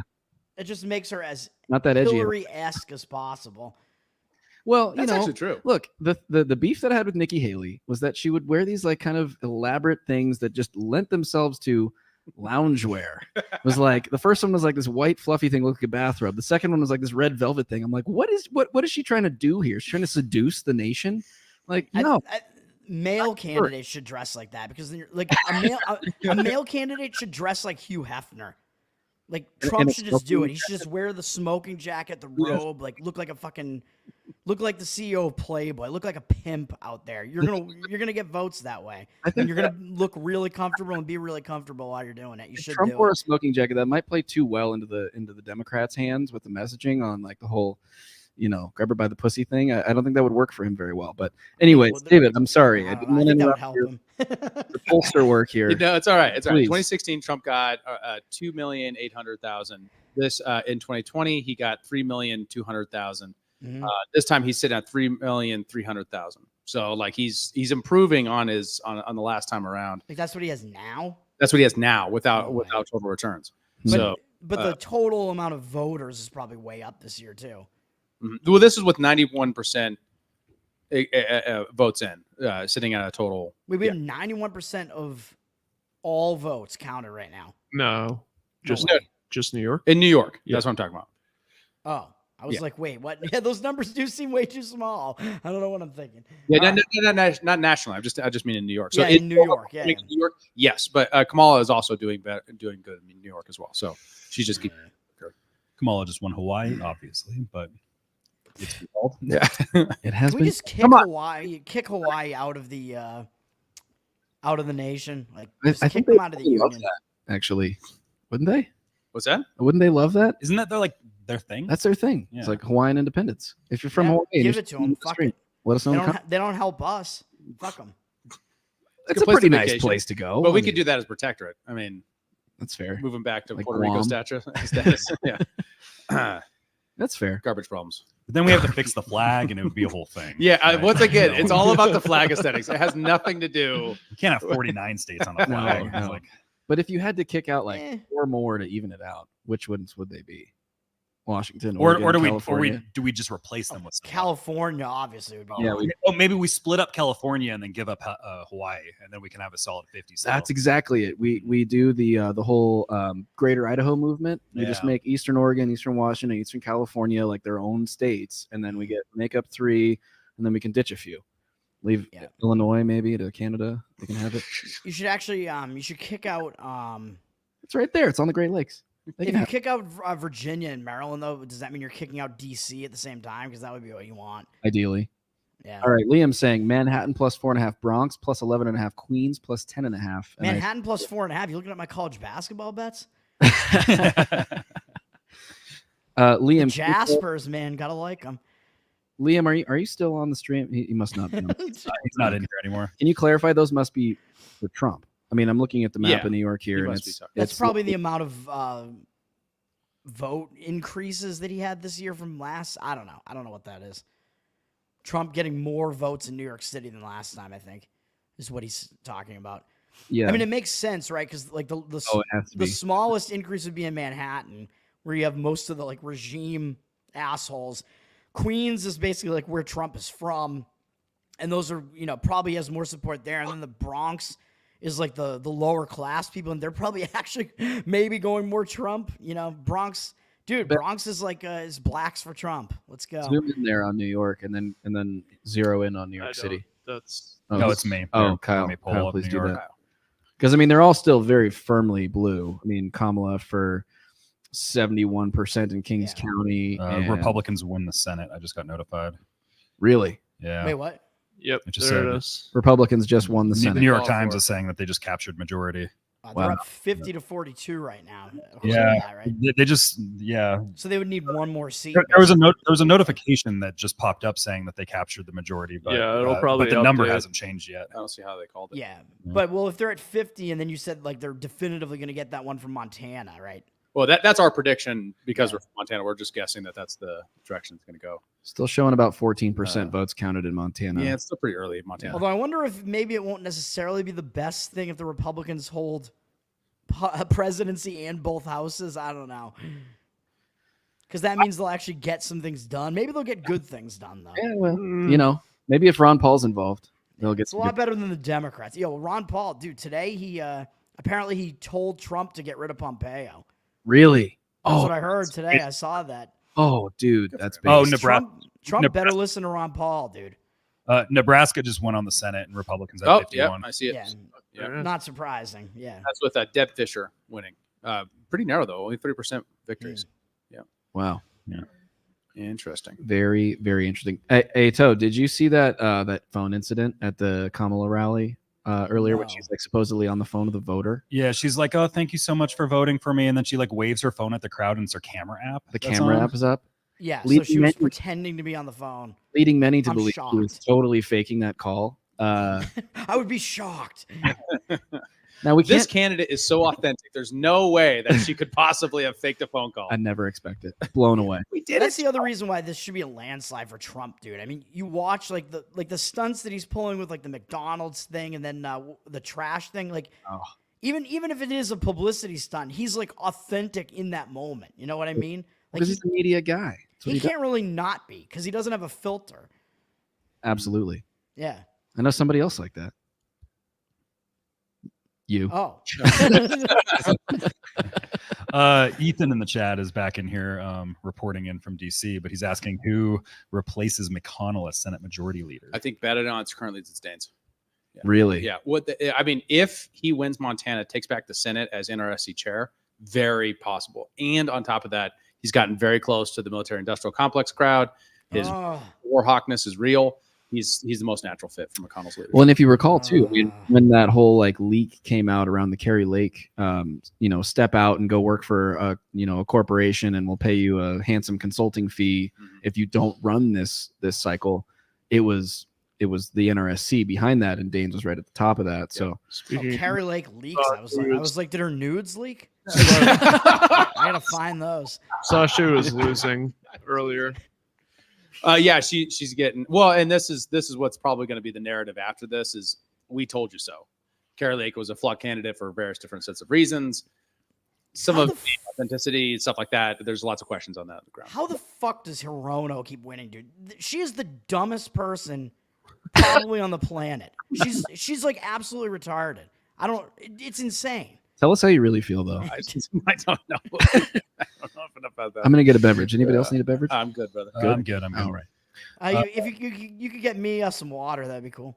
Yeah, we'll send them over here with our big budget production over here. As a sober man. Oh wait. Oh, thank you, sir. Oh, Joe got it for him. Hey, Nice. look at that! Wow, Joe. Wow. Train stuff. Yeah. Get us anywhere. Yeah, where Teleported it over to me. Hell yeah. here? Let me actually pull up that Kerry Lake. Yeah, there it is. 51, and that's without Montana being declared yet, I think. Yeah. Correct. So 52 majorities in a pretty good spot. Yeah. Okay. So I'm pulling up Arizona right now. Kerry Lake, 50% of the votes in. She's down 7%. How does she keep losing? Because she's like the known name there, right? And she's hot. There's so much money that pours into that election, and it's also like the John McCain super PACs that have so much power and sway over there, over the party. True. And so all things, that's where Trump has a lot of issues gaining support. And just like, I was just in Arizona a few weeks ago. It's just for Canadian Thanksgiving. For Canadian Thanksgiving. Yeah. I went to Arizona apparently. Maricopa County is like the most corrupt county, probably. Yeah. It's insane. Yeah, well, it's just on the TV. You're just every single commercial break on everything, every 10 minutes is 4 abortion ads. It's just nonstop abortion ads. Yeah, and it's just Carrie Lake says that she's going to ban abortion. No, and then she says something completely out of context. Yeah, it's like I'm like, I wish. and it'll be like I'm a Republican, and I think Carrie Lake is too hard on abortion. Like they're used and paid for by like the super PAC that was the John McCain affiliated super PAC, right? Fucking Arizona, man. I think her previous race, I thought there was some bullshit going on in that one. The Blake Masters race, like that, like late jump that happened in that race seemed pretty suspicious to me. I don't know, man. I don't know. It does look okay. So a part of the dynamic of the Senate is if Kerry loses, they're going to be like the NRC says, "See, this is what we told you." So we made sure he got in Montana. We made sure, and we failed in Arizona with Kerry Lake. Mm-hmm. You know, if with us at the helm, we could take a new direction. That's even more credit for Daines. Yeah. I did have Trump winning. When I did all the stuff with what I looked at with the betting odds last night, I did have Trump winning Arizona, by the way, but it's not a whole lot of electoral votes. Right now, I had Trump by Arizona as well. I mean, based upon what I was looking at, my prediction was he would edge out Arizona. New York Times is putting him at 81% chance to win right now. Nice. In Arizona. Yeah, that's with 50% of the voting in. Is it weird that we haven't seen anything out of Nevada yet? And Phoenix isn't in yet. They're always late. I remember that in 2020, Nevada being one of they the also later don't ones. close until 11 o'clock our time. So we still have an hour. It is reporting that Maricopa County said full tabulation could take 10 to 13 days. Oh, right. It's because Well, you got to have the ballot printed, and you got to have them run over in the truck. such fucking bullshit, dude. We don't want this. Like up through 2016, we knew who the winner was that night. That's the way it should be. Dude, 2016, man, I remember that. I was celebrating. We already knew basically that Trump was going to win. I remember I was like with one of my coworkers at my previous company. He was a Trump guy. I was rooting for Trump as well because fuck Hillary. I did not vote for Trump that year, but yeah, we were both like celebrating it on the train. This was at like 6 p.m. We already knew like Trump's gonna win, man. Like Trump just dominated Florida. Like this is all over. Trump won. I was like, fuck yeah, this is awesome. Like that was like one of the best election nights ever. I remember it. Dude, yeah, it's no joke. It is strange how our expectations have changed there. I mean, you talked about the hanging chads earlier. That was seen as weird that we didn't know, right? That was an anomaly. And now it's become, I mean, obviously not hanging chads, but this phenomena of the technology getting in the way, of the voting being slow, of the authentication of the voting being slow, all of these things being slower and slower. I mean, that's like we're becoming wealthier as a country, technically speaking, yet we get less efficient in our ability to do the most core function of government, which is like knowing who's going to be the leader next. Yeah. Isn't it? By the way, I voted for Gary Johnson in 2016, so forgive me. Hey, he's better than Chase. Me too. Harambe over here. The only rational one amongst us. Really? Hey, he died for our sins, and now look at it. We got Peanut here guiding the way this time. I did not understand political strategy back then. I was new to libertarianism, and I was like, this is the way to go. Well, I have to bring this up because it was just a conversation I was having over there, and apparently we missed this question in the chat. Why are many libertarians autistic? Oh yeah, I put it Matthew up. said that. It was something like, is it the autism that comes first and they all become libertarian, or is it the libertarians that make people autistic? When you get super rationally minded, it's like, oh, this just makes sense. You know, it's like, There, oh, the pure it's up. economics. See, that's what I said. Joe, That's what I said. there you go. Yeah, there we go. So, Thank you, Matthew. I've always wondered, does the TISM draw people to libertarianism, or does libertarianism make people autistic? That's a good question. I don't know. I think it's probably the TISM comes first. It's a chicken or type Yeah, of it's a bit of conversation, both. I think. Well, it's the vaccines that come first,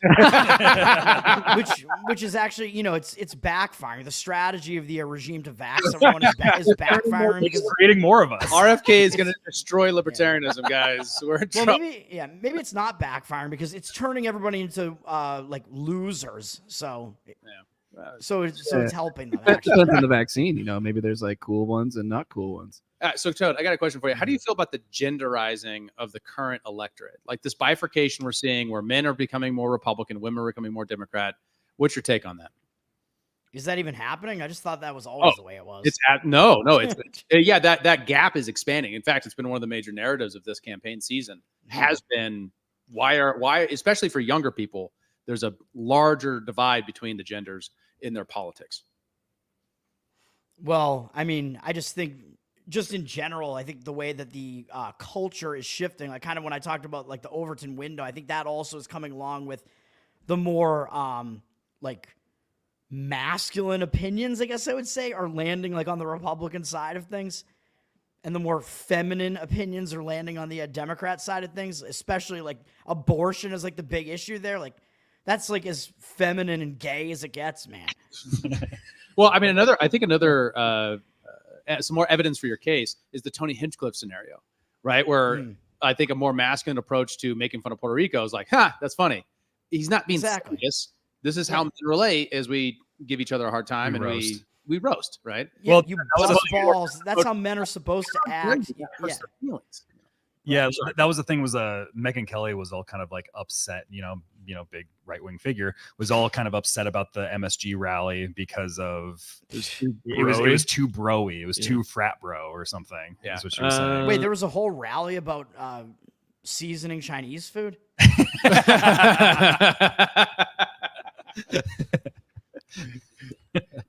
That's the imports we like. That's Chinese imports. We're not. And Trump's trying to tariff that. Trump's trying to tariff it. Yeah. Only keep the Chinese people who know how to cook well. The Madison Square Garden. Yeah, that's. Yes, no, I know what you mean. Yeah, for the listeners, I know you're following. It's a Nazi rally, man. Kamala Harris just got New Mexico. Yeah, I was just just got called. New Mexico is a massively gay state, and their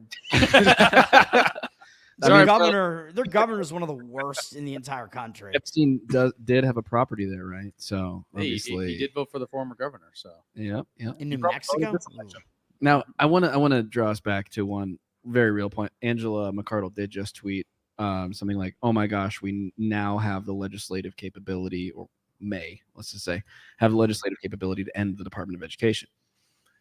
At 51, yeah, 52 you need all three houses. You need both houses and the presidency. Yes, which is interesting.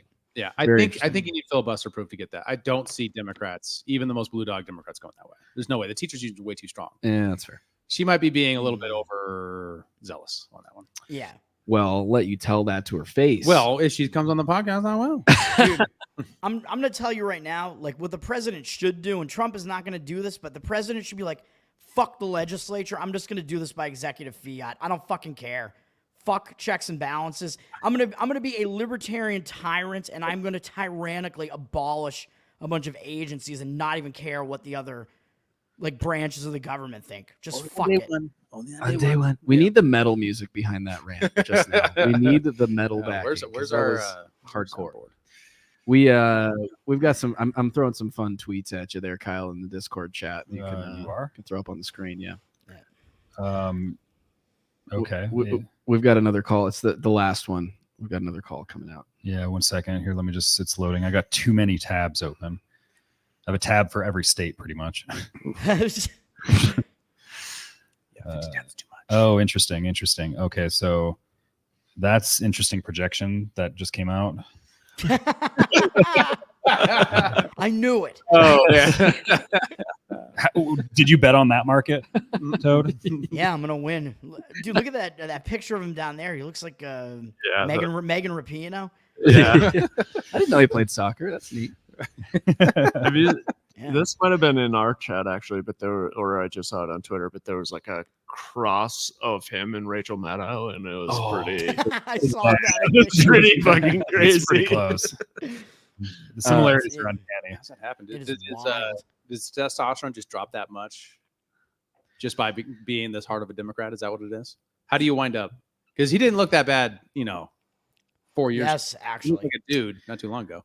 Yeah. Right? Yeah, I think so. Am I wrong? I think so. Yeah. Being a well, you were just talking about it. Being a Democrat alone and starting to have those opinions, you undergo this like very obvious process of like feminization and gaying.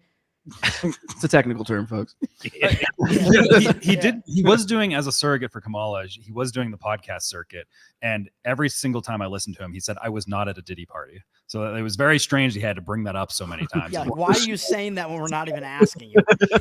He goes on All In, and you're just like, "I was not at a Diddy party." He was like, "This is a tech podcast." Sir, this is a Wendy's. Oh man. I got some more good ones for you in there, Kyle, if you want to bring them up. Yeah, it looks like Antifa is starting to pop up around the country in all places. Seattle PD is engaging some rioters going a little wild in the city, which color me shocked that Antifa in Seattle, no way. I know, Never right? would have expected that. They've got such a rich history of rioting in Seattle. Are they going to do Chaz 2.0 if Donald Trump becomes president again? Yeah, I don't know, but they probably got to name it something different. Don't they rebrand? A little rebrand. A little rebrand. Yeah. Well, it's always going to end in as. It's just a matter of of where it is. Yeah. Waz. How about Waz? Yeah. The Washington Autonomous Zone. For a safe working environment. Standing on top of the police is not a safe working environment. Please give them a little more space. We encourage you to film. We want you to film. Please give the officers space while they're doing their job. Our intent here is to get back to a normal First Amendment event without criminal activity. Seattle, man. Yeah, they're carbon neutral. The only way we're going to interfere is if criminal acts are committed, or if you interfere with the police taking action. I can't believe this is what's going on in these cities in the Pacific Northwest, and people I'm in and around Boston basically. And people think that Boston is exactly like this. It's not even close. We don't have Antifa clashing with police and riot gear. That's not happening in Boston. Dude, this is like New Year's Eve for Seattle. They're just ready for a riot at any point in time. They're like the French of America. Absolutely, they are. They never work. So the only time it happened in Boston was the George Floyd riots, I will say, because those were everywhere. But other than that, no. Hard to tell who's police and who's Antifa. Yeah, All so dressed the same. when they defunded the police, everybody just have to move to bicycles or something. What happened? Sorry, guys, we can't afford cars anymore. It's all- They don't even have their own bikes. They just use the blue bikes or whatever. Just there in the city. They're all rideshare bikes. Yeah. You just get a Metro card. Yep. Make it there on public transit. That's why the response is so fast. Yeah. Yep, things happening. I don't know. We'll see what happens tomorrow. I do not want to go to Seattle. No, I wouldn't recommend it. Don't. I'm a refugee as myself. Long time refugee. Adventure tourism, like you said. Yeah. That's going to be the big market in the next. If you could do stocks on adventure tourism right now. Oh, dude, that'd be great. That'd be a great buy. It's like a lot of people go to Amsterdam to smoke weed legally, or do mushrooms or whatever. But now, people dude, I want to see this. I want this to happen. Me too. Again. I want it so bad. I want that same woman to have the same reaction again, but she probably killed herself last time, so we won't get that. Hey, unalive. We're still trying to stay live on YouTube here. Oh shit. Sorry. Okay. I was just saying what happened. I'm just kidding. I think our ship sailed a long time ago. Oh. No, we've been at it for so long. If it just dropped out on us because of it, it'd be a good ending. It'd be a good. We're full Rumble now. Sorry, YouTube. See ya. Actually, our Rumble stream didn't actually hit. Freaked out. It freaked out on us, so we closed on Never mind. Sorry, So Rumble. We Rumble, could, fix your we shit. could have even more if it went to Rumble, but it did not. That's okay. Really, our home is on X. Our heart is with X. X is the place. Yeah. We appreciate you all, and YouTube. We appreciate you. You guys are keeping it alive over in the comment section. Man, it doesn't seem like anything's moving anymore. Have they stopped the polls? Is this where the steal happens? Yeah, you're not gonna know until at least a week from now. I bet you there are still people standing on the sidewalk downtown in Bozeman here. I mean, they were there for what? The front of the line. People said they were there for 4.5 hours. So absurd, dude. I could try to see what the betting odds are right now if you want. Do it. Check it out. Well, it's on some of these actual betting sites here. Yeah, I just pulled Polymarket and they're 96.6% for Trump. The betting odds are not even going to be close to that. Yeah. Let me see what we got here. I don't know if these are. I don't know if the ones that I'm looking at right now are current or not. Probably not. Let me see what's going on here. 96% for Trump. Gee. Yeah. Actually, these are probably current because I'm seeing Senate control. Republicans are up to minus 560. So that seems pretty current. That big favorite for. Well, it should be off the board though, right? Because you said they already won. And I see Donald Trump. I see at minus 177. Not a huge favorite. Minus 177 is not even close to 96%. Not even close. Yeah, that's actually very concerning. It's 50-something% implied odds. Something's going on. Fairly small-ish favorite there. That's pretty concerning. Kyle, I think Yeah, my computer's like not letting me mute It's your right. laptop. My computer's like not letting me mute right now for some reason. What's going on? Uh-oh. It just voted for Kamala, and it's like, screw you, Kyle. Yeah. And this is after us. So one thing we've Sorry. I might be underestimating as well why Donald Trump's doing so strong is Michigan is still holding pretty solidly red. He's currently up 200,000 votes in Michigan. What about the mail-in votes? Because Michigan had the largest, really suspicious swing late in the last election. Michigan was the one that really did that. Michigan and Wisconsin, but especially Michigan. Well, one of the variables for Michigan that's especially important is Israel-Palestine and whether or not Muslim votes, which makes up a substantial portion of the Democrat base in Michigan, is going to be going for Kamala this time. Wasn't there a big Muslims for Trump thing that just happened Yeah, in Michigan? Yes. Somalians? I can't remember. Yeah, I remember like there being some. some I think that was in imams Michigan. and Yeah. a Was it bunch Michigan of or Muslim community leaders all got together and had a press conference, An endorsement of for Trump. Yeah. Yeah, Was that Michigan? I think so. That's Yes. where the big population is. I thought it was Minnesota. We still got a ways to go. We're only at 52% of the total vote in, but I do think Dearborn that's also. another variable that, especially when looking at the total outcome. Yeah. For the electoral college map, and that's might be why they're weighing it the way they are. Well, 81% of the vote is in Wisconsin, and Trump is up by just under 100,000 votes, 51 to 47% right now. Dude, he doesn't. If he gets Minnesota and Wisconsin, he doesn't even need. I mean, that's good, but I don't know, man. Milwaukee looks like it's not totally counted yet. I see that Madison area is a whole bunch of college homos. I don't know. That's fair.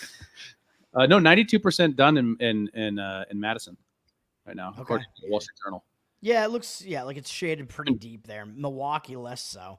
Yeah, we're sitting at Milwaukee 58%. Yeah, so we got still a lot to go in Milwaukee. I'm kind of surprised that it's red, in the area between Milwaukee and Chicago. You'd think that it would all be blue between those two because the cities almost extend into each other. But maybe I'm wrong. Maybe there's That's more suburbs, right? Maybe I'm wrong. Maybe it's more space there. Well, that red area there between Milwaukee and Kenosha's there and stuff. That's where the Kyle Rittenhouse thing happened. Area. Jefferson County. It's Kyle Rittenhouse area. That's Kyle Rittenhouse territory there. It's going red. He's bringing home the vote. 95% in Waukesha County. I think it's Waukesha. Waukesha? I don't know. Dude, I think it's Waukesha. 95% and Trump is up 58 to 39. Waukesha's your ex-girlfriend, dude. Don't get it mixed up, man. No, I don't date blacks. I set you up for that. I'm sorry. I shouldn't have said that. Oh, all of our the late credibility. night stream where it's at. I like it. It is fire. Michigan. Oh, holy shit, that is so red, dude. But again, the blue is all where the cities and the colleges are. The blue right there with the Wayne County there is one of the worst in the country, where Detroit is. And then the other blue splotches are the other cities and college towns and whatever.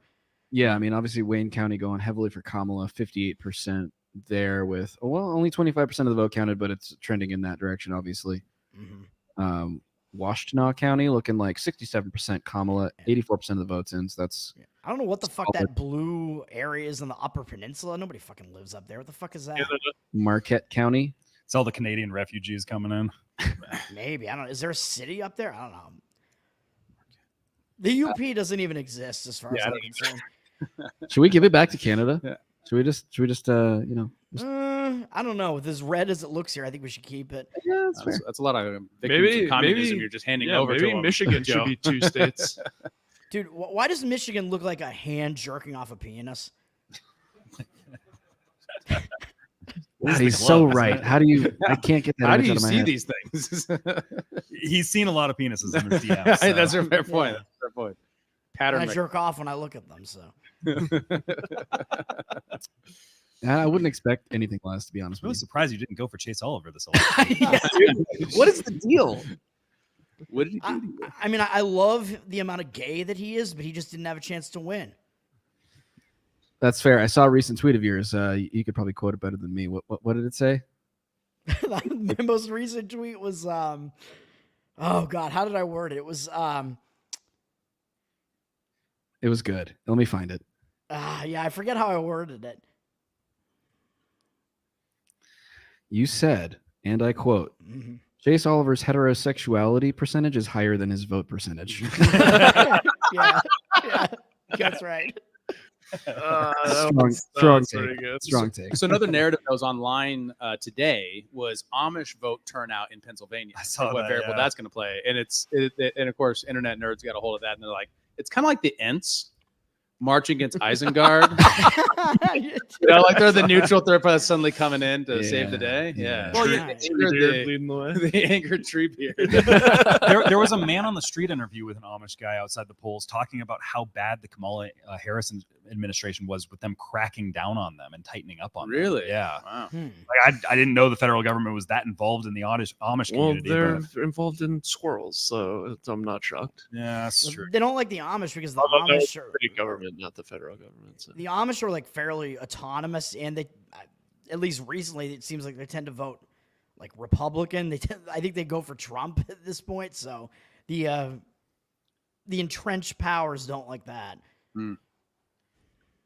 There's sensibility there. I don't know what federal policy specifically. I don't know about beyond the economy broadly. I don't they know have about to sell their Amish products politics. too. I have never really paid attention to that. I don't know that paradise. Yeah.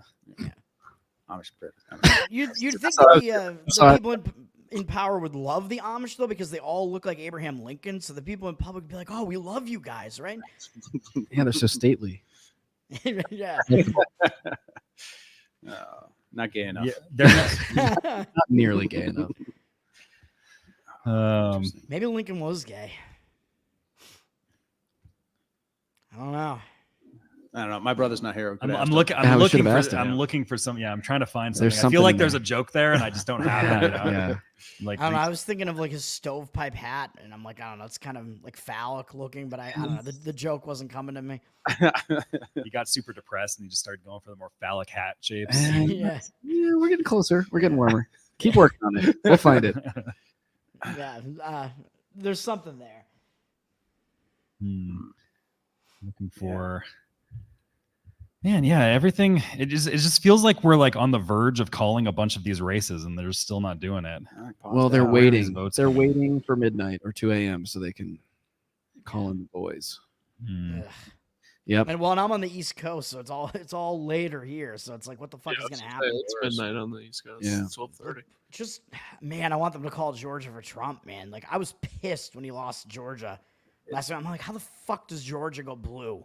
And I think it was because of some fuckery in Georgia last time. I got a good tweet here. Georgia's report. Sorry, real quick. 93% reported. In Atlanta itself is sitting at 91, 88, 93, 89, 90%. I mean, like that's like so Atlanta's mostly counted. Savannah isn't, but whatever. I guess. Cape County's the lowest at 88%, and he's currently sitting with a comfortable 400,000 or no. Sorry, 200. He's got those couple counties that are completely uncounted are probably rural down the bottom there on the Florida border. Yeah. On the Florida-Georgia line. Yeah. They got drunk on moonshine and forgot to report. Oh, no. Yeah, those counties probably each have like one person in them. So it's not really going to help. And that one guy, got drunk and forgot to show up. Well, yeah, he's the voter and the election administrator.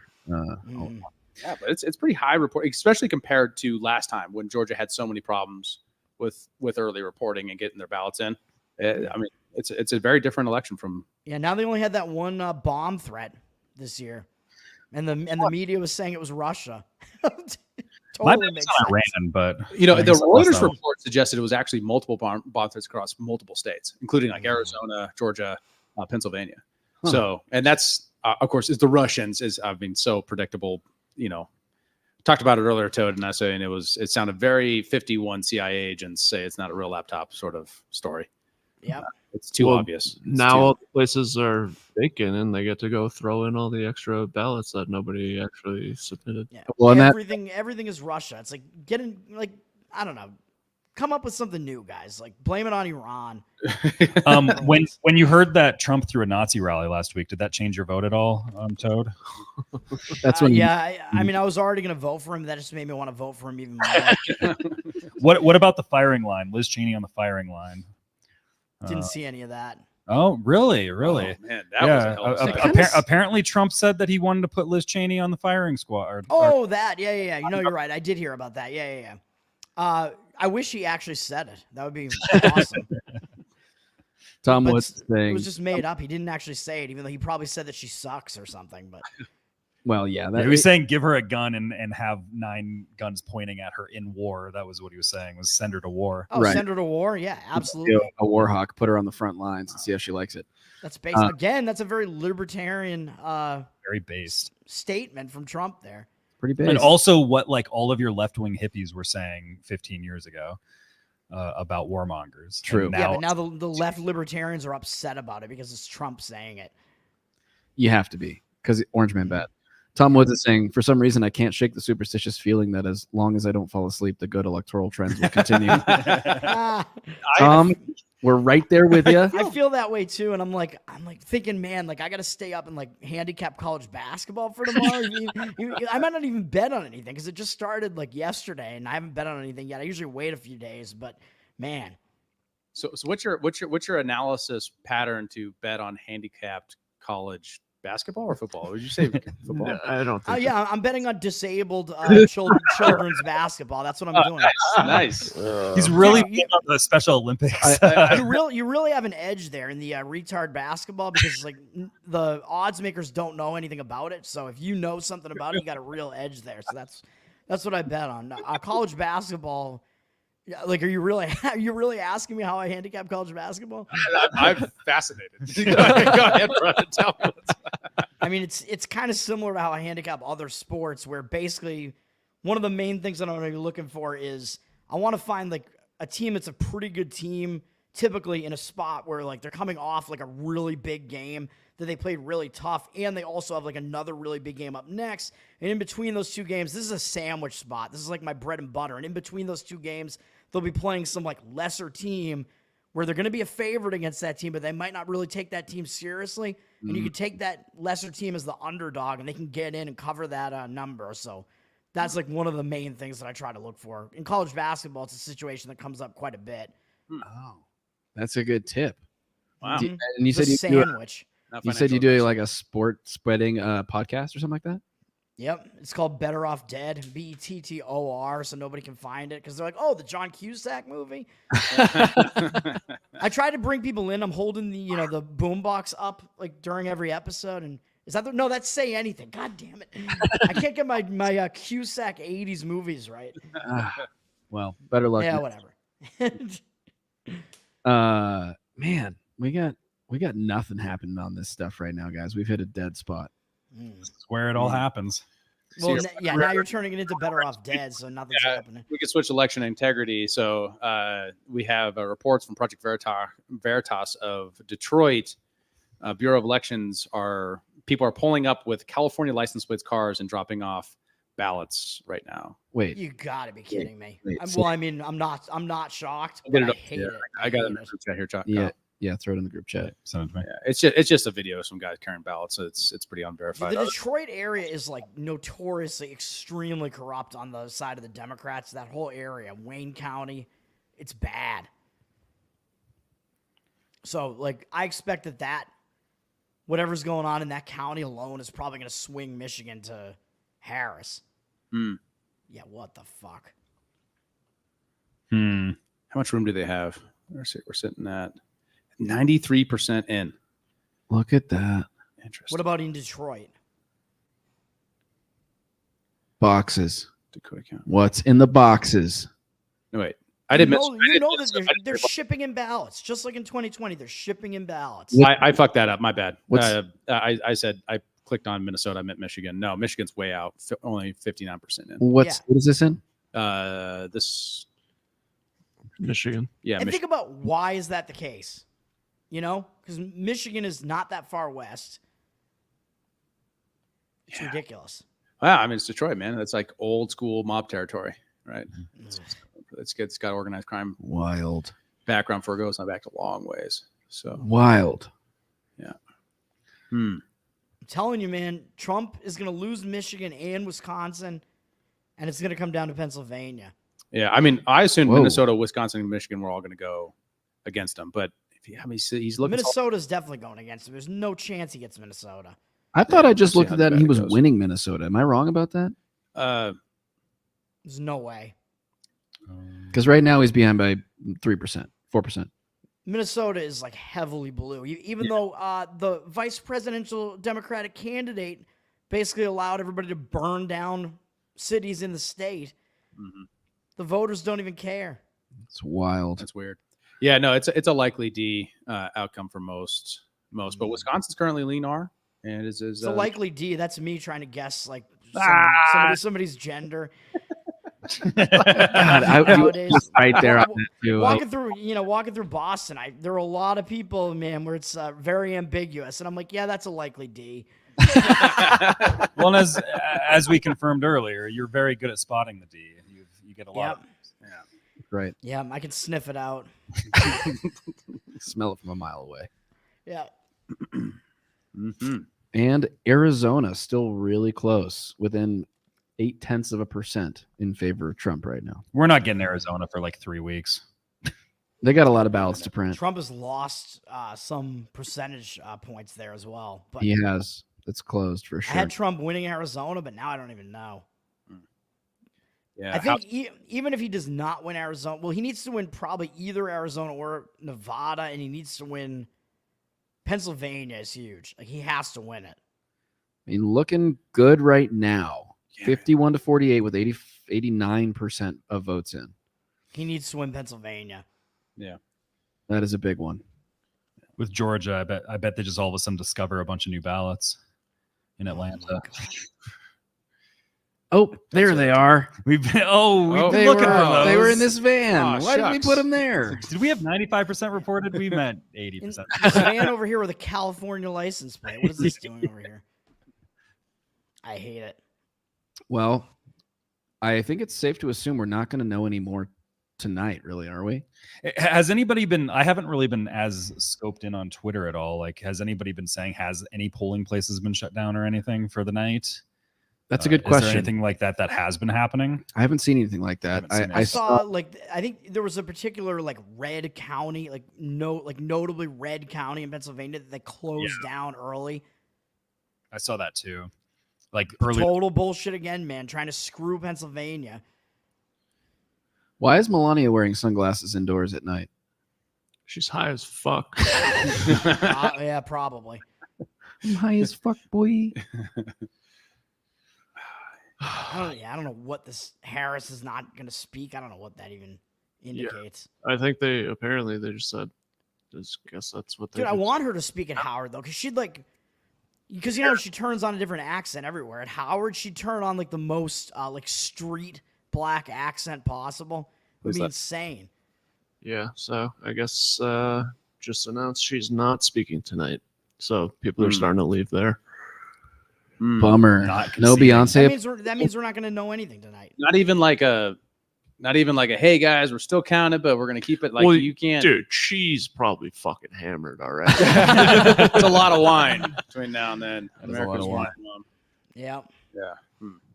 Betting odds at 96.8% for Trump. Yeah, currently. but There's just no way. Gonna There's go no way. Toad was saying. I think that's more of the wag than the dog. Yeah. Well, I am gonna disagree with you for no reason. You're going to agree with Polymarket? All right. I'm very much. in I agree- hope you're right. Anything could happen overnight. This is like reverse Christmas. Where- Only bad things can happen. It's like it's Krampus. That's what it is. Think about it. From Imagine- this point on, only bad things can happen. Trump can only lose ground. So Imagine betting on Kamala right now at 2.8% chance for some I shenanigans. should do it, actually. Okay, let's throw $100 on it. Do it. I think I will, actually. There's a strategic logic. I mean, those odds are ridiculous, dude. Betting on the deep Polymarket? state seems smart. Betting on the deep state. Never bet against the deep state. Yeah, man, I already am a Palantir investor. Might as well just go all in. You can bet on Polymarket. You can bet on what will Trump say first in his speech after the election is called. Kamala is at 92%. Rigged is at 45%. I don't know how these percentages even work out on Polymarket, but fraud 28%. Oh no, this is just overall. These are just, will he say it at all at some point during the speech, I guess. You guys want to react to some liberal meltdowns? Yeah, for sure I do. I was going to ask about So that. there's too much going on. I don't like it. Yeah, screw it. We got to shift the narrative here. But here's the thing: if this doesn't happen, it's going to be so bad. And I'm looking at on Polymarket right now. They have Trump 88% in Nevada, 91% in Michigan, 96% in Pennsylvania. There's no way. 86% in Arizona. Oh, Nevada. Oh no. So this is a meltdown that you sent me, Dave? Yeah, that's what it reported as. I obviously just where's the main election here? I'm gonna bet on Harris. Right. Hang on. And then there's a shift to Trump. I'm gonna bet on Chase Oliver. To Trumpism. And I'm looking at a lot of things, especially after David talked about looking at counties and how Trump is gaining on what he did in 2020. And to me, I'm mystified in some ways, simply because we're talking about a twice impeached, 4 times indicted, convicted on 34 felony counts, former president. That's one bucket. Then in another bucket, you have all of the things he's been saying on the campaign trail that gets to the decency that the woman was talking about in that last report, and how she wanted to vote for Vice President Harris because she didn't like that Madison Square Garden rally. I am mystified that despite all of that, he's gaining support compared to 2020. And it gets back to something I said earlier at some point, one of the hours ago, that who are we as a country? And we're starting to find out. And from what I'm seeing right now, I'm not sure I like it. Leave. I'm not sure I like it. I'm not sure I like it. Yeah, okay. Well, Alex Jones is calling it for Trump right now. So wait, is Polymarket is it not available like in mass or in the US? I haven't actually bet on it before. I have no idea. Yeah, Polymarket is only outside the US as I understand. Yeah, you're gonna have to VPN that. Fuck, all right, let me do that. Kalshi is the US based one. Actually, let's tune into Kalshi, see what they're at right now. Kalshi? Video. Kashi, like the like horrible bland Trump grain cereal. Yes, yeah, I just saw that. Georgia's in. Georgia's in? Yeah, Georgia just 98% of electoral votes in. He's up by 100,000 votes. They called it for Trump? Yep. Fuck, man. 50%. All right. I mean, I got that right. Did you bet on that one? I didn't bet on it.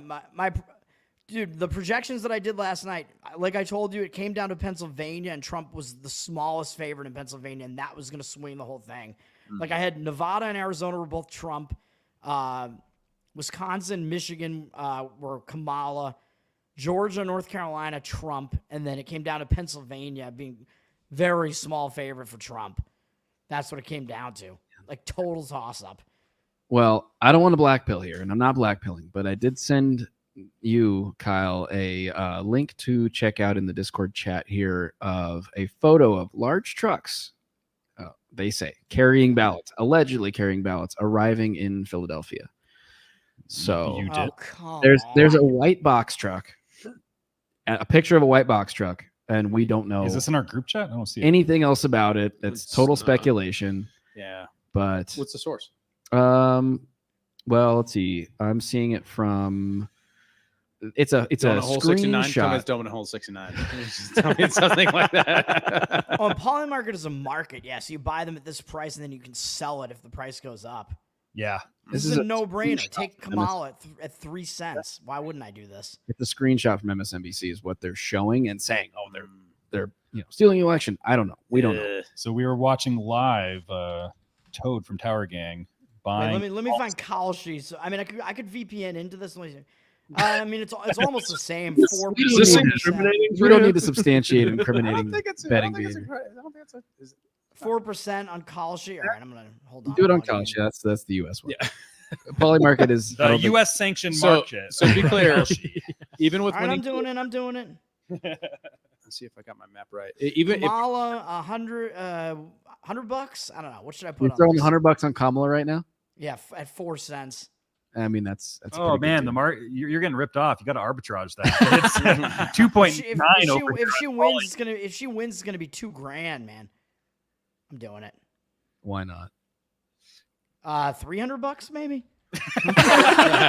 Just tripled his bet. Then I'll win 6,000.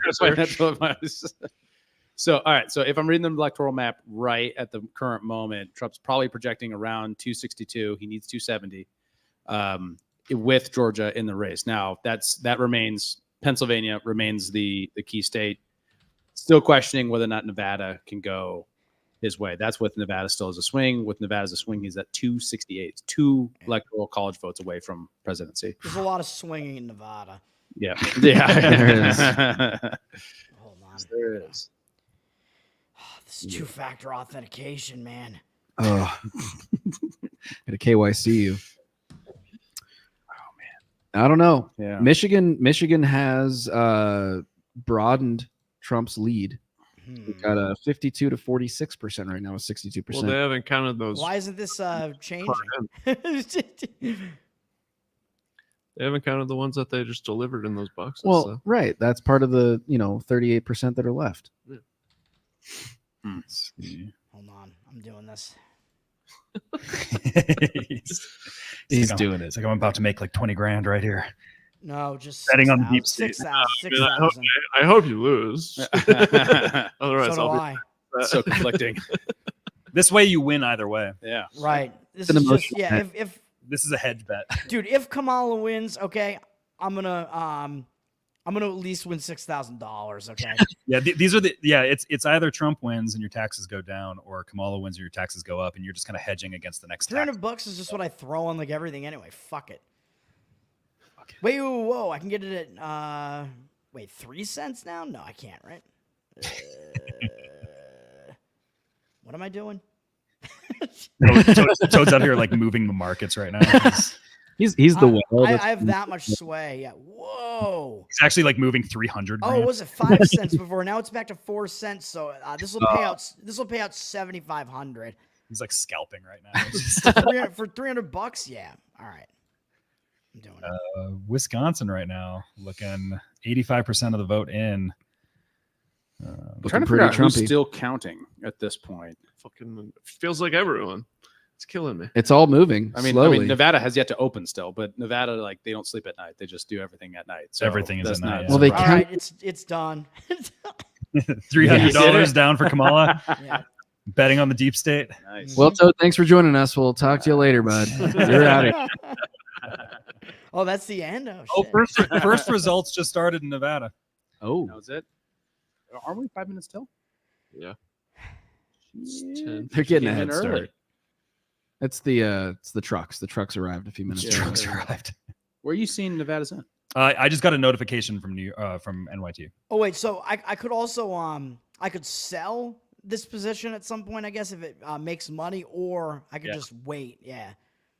Yeah, you can. Man, that means I can't sleep. I hate this. See, You're all in now, dude. I'm so used to betting on sports where you just place the bet and that's it. It's in. Don't worry about it. The game's gonna happen, and you don't have to watch it. You're done. With this, you have to watch the fucking market. I don't want that shit. I was just like, I'm gonna throw it down and just whatever. The election will happen. Yeah, can you set like a stop loss on it? I don't know. I don't know. You might need some sort of like third party API connection. I think New York Times smoking crack. It says a 5%. What? No, I've got it here showing. But the details don't show anything. When you click, it shows the aggregate, but not the county results. I think it's like they're just tired of waiting. Literally updating in real time. So it's like they do it. Quit apologizing for the New York Times. I have 5% of the vote in on Nevada right now. That's what I see as well. We're here literally hanging on every percent. I think I'm just gonna let this roll. Let it roll. Just go. Yeah. I'm not gonna try to sell it, like, unless maybe. Well, dude, if it starts going towards her, there's no point in like selling, right? Just wait until she wins. I imagine if all of a sudden all the polls shut down, it's probably a pretty safe position for you to take and just to keep and hold on to. Yeah. But if you start to see a bit of a drip or something where Kamala goes up to like 6%, but then she starts to go down, maybe like sell on that. Oh, I thought that was just because I took a leak and I'm too old. You see a little bit of a drip. That's both things. If you see a little bit of a drip, maybe sell your Kamala position. Work on your Kegels. Shit. Man, Michael Malice's X feed has been absolute fire tonight. I sent you one, Kyle, if you want to pull it up. It's Why bad. haven't I seen him? Oh man, it's been fire. Where are you sending me things? I feel like Yeah, Joe. I think you're sending, you're sending things into the wrong chat or something. Sorry, I can't follow the rules. I put it in topics. My bad. I was gonna say if Malice blocked me, I would be pretty upset. Although you can see public profiles now. But no, he did not block me. I mean, why would he? I don't really interact with him very much. The only times I interact with him are when I replicate his sheath underwear modeling photos. I've done it. I replicated when he had the flag draped over him. I did it with like a ukulele. You didn't see this? I had the ANCAP sheath underwear on that I got from Josh Smith's table at Reno. Nice. And then he did the one with the anarchist handbook like in front of his face. I did that one too. Yeah. Did he respond to it when you sent it to him? With camo sheath? I think he did respond to one of them. Michael Malice tweeted, Kamala Harris had a concession speech ready, unlike Hillary in 2016. She's not giving a speech because she's fucking drunk or nursing a black eye from Doug or both. Oof. You know, that was a story that we didn't really report on. Yeah, we was didn't. The Doug smacking his girlfriend, right? Or some woman. Yeah. Can't remember it now. It's been too long. Too long a day. Who cares? Hopefully we don't have to talk about him ever again. Yeah, that'd be nice. Yeah. Oh man, I'm getting like I'm getting hit up with a lot of DMs here, man. I don't even want to look at some of them.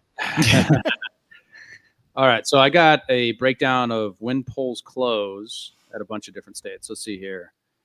Michigan should close. Oh God, Joe, I'm going to send this to you. If Trump somehow gets Michigan, yeah, he will win. But I don't think it's going to happen. I'm here. Yeah, I checked the Discord. I got that over for you. Oh my gosh, what is this? This is when polls close at various different states by state. Yeah. I'm pulling up right now. But this is your kryptonite, isn't it? Yeah, I'm screwed. Yeah. I can't. If I lose 300, I mean, it is what it is. All right, so we've got Nevada closing at 10 p.m. Eastern, and then open at 11 their time, and then close at 1 o'clock. Or they close. They stop voting at 11. Yes. Okay. Alaska is the last one, obviously, and Hawaii. Those polls. Alaska's like guaranteed to go to Trump, but it's what, like one vote? Well, I wouldn't be so sure. They've got that cool like ranked choice voting thing going on there, so anything can happen. Is that for the? I don't think that's for the presidential election. Is it not? I'm pretty sure it is. I saw a ballot and it was like a grid. Is it all elections? Yeah. Oh, It looks pretty scary. I'm not sure most people would know what to do with that. Which I think if you ask members of my family who live up there, they would probably agree. So what's going on with Michigan here? When is it going to close? Michigan closed at 8 p.m. Eastern. So it closed at 10? No. Our time? 6. An hour ago? It's 2 hour difference. Oh, wait. You did it backwards. Yeah. I'm getting tired. 2 hours in the other direction. Whoa. It is 11 p.m. our time, so it's like 1 for Toad over there. Toad, what are you? He's just doing? He's just sitting here betting on Kamala. Yeah, pretty much. Yes. That's interesting. Huh. I'm yeah. I don't know about these Michigan percent. This looks eerily similar to 2020 to me. It's way too low. 59% after this long is pretty crazy. Yeah. That feels. So that's what I'm. All the swing states. 3% in Detroit. 23% currently reporting. Yeah. All the swing states, they stall them out and then they wait for all these ballots to come in. It's better television that way. Results timing. Most votes are generally in by noon Eastern time on the day after the election, and the state has passed reforms that could contribute to faster counting. It could contribute to it. Faster counting, which, by the way, we didn't have. That was not even a thing that was necessary until 2020. Yeah, I wonder why. Alex Jones, You motherfucker, dude. Trump. In 2020, the swing states became Daisuke Matsuzaka, and now we need to implement the pitch clock in the elections. That's what we need. That's some inside baseball if I ever heard it. Trump just got another electoral vote in Nebraska. I think it should be 4-1. It should be 4-1. That's that was the expected. The expected, yeah. Yeah. The only other question, the real other remaining variable, if even granted Pennsylvania doesn't, is if Nevada goes with us. If Nevada, we have to have Nevada to get there. No, we don't need Nevada. I take that back. Our guy Super Shoe hanging with us in the YouTube chat says, Toad, you should get your $300 back from voting against Trump in Michigan. What do you mean? I bet against him in the presidential election. Oh, okay. Well, maybe you misunderstood. I just pulled up Polymarket, and it's not looking good for Kamala. It's no longer 3%; it's 1.3% for her. Well, but see, are they another pricing $300? I was on call. Man, you should have waited, Toad. Let's look. What do we got? Now's the time to buy. It's only up from here. It's only up from here. Looks like the value has not changed in on call sheet. I don't know. It looks the same. So my question is what is the New York Times basing their 95% support for Trump winning it? Is it on Pennsylvania going? Because if that's true, then we're done. I mean, the presidency's done. Trump just won another Nebraska district. Yeah. Let's see. Well, let me pull that up right here. So yeah, 93% of the votes in Pennsylvania, and they're giving him 90% chance of winning it. Wait, this market resolves when the inauguration happens? What the fuck? Well, who knows? Yeah, you got the 15th Amendment variable still sitting in there. Oh, you did not price that in, did you, buddy? Oh, man. Could be another assassination attempt on the Dude. President-elect. Yeah. If he gets it, what happens then? Well, because it's not going to be Kamala, then it's going to be J.D. Vance. But it's not going to be Trump. And So you what still happens? don't win. Oh, really? Isn't there some provision where they like if it resolves in a way where neither of the people you're betting on wins, they like give all the money to charity or something like that? I thought I saw like something in the terms about that. Well, they have read the rules. The presidential market resolves when the Associated Press, Fox, and NBC all call the election for the same candidate. In the unlikely event that doesn't happen, the market will remain open until inauguration and resolve to whoever gets inaugurated. If you would prefer to trade the market that is resolved solely by who gets inaugurated, set to happen January 20th. That's on Polymarket. I'm not on Kalshi right now. Interesting. Yeah, so NBC still has Pennsylvania too close to call. Trump is up 200,000 votes. We have the main areas, like the main Democrat stronghold, sitting at 80%, 95%, 77%, 87%. And that 77%, of course, is Philadelphia. It's like clockwork. Right. Damn. Yeah. Crazy, man. Yeah, we're not going to know. You're not wrong, Toad. It's going to come down to Pennsylvania. It has to. There's no other mathematical way to get it. I know. Yeah. Unless Trump somehow wins Michigan. Which I'm pulling it right now. The New York Times has it leaning Trump. Yeah, but it was Michigan still has such a slow return rate. Yeah, right now, right? they're just saying like the likelihood of a Trump victory is 71% right now is what they're putting it at. It's not going to happen. Yeah, I don't see that happening. They're shipping in ballots. The Democrats know they need Michigan and Pennsylvania, and that's it. And then it's over. The other states don't really matter. Another district in Nebraska for Trump. Hmm? It looked like another district. Oh, I think that was just a different notification on a different tab. It was I was going to say, how many districts are there? Is Well, there five? Nebraska and Maine have split electoral votes. So those states, not all the electoral votes necessarily go to the same candidate. Yeah, the expectation is 4 votes in Nebraska for Trump and 1 vote for Kamala. So the other alternative is if and the reverse in Maine. Right. Well, if Pennsylvania and Michigan go for Kamala, but Wisconsin and Nevada go for Trump, he's still at 278. And what does she have?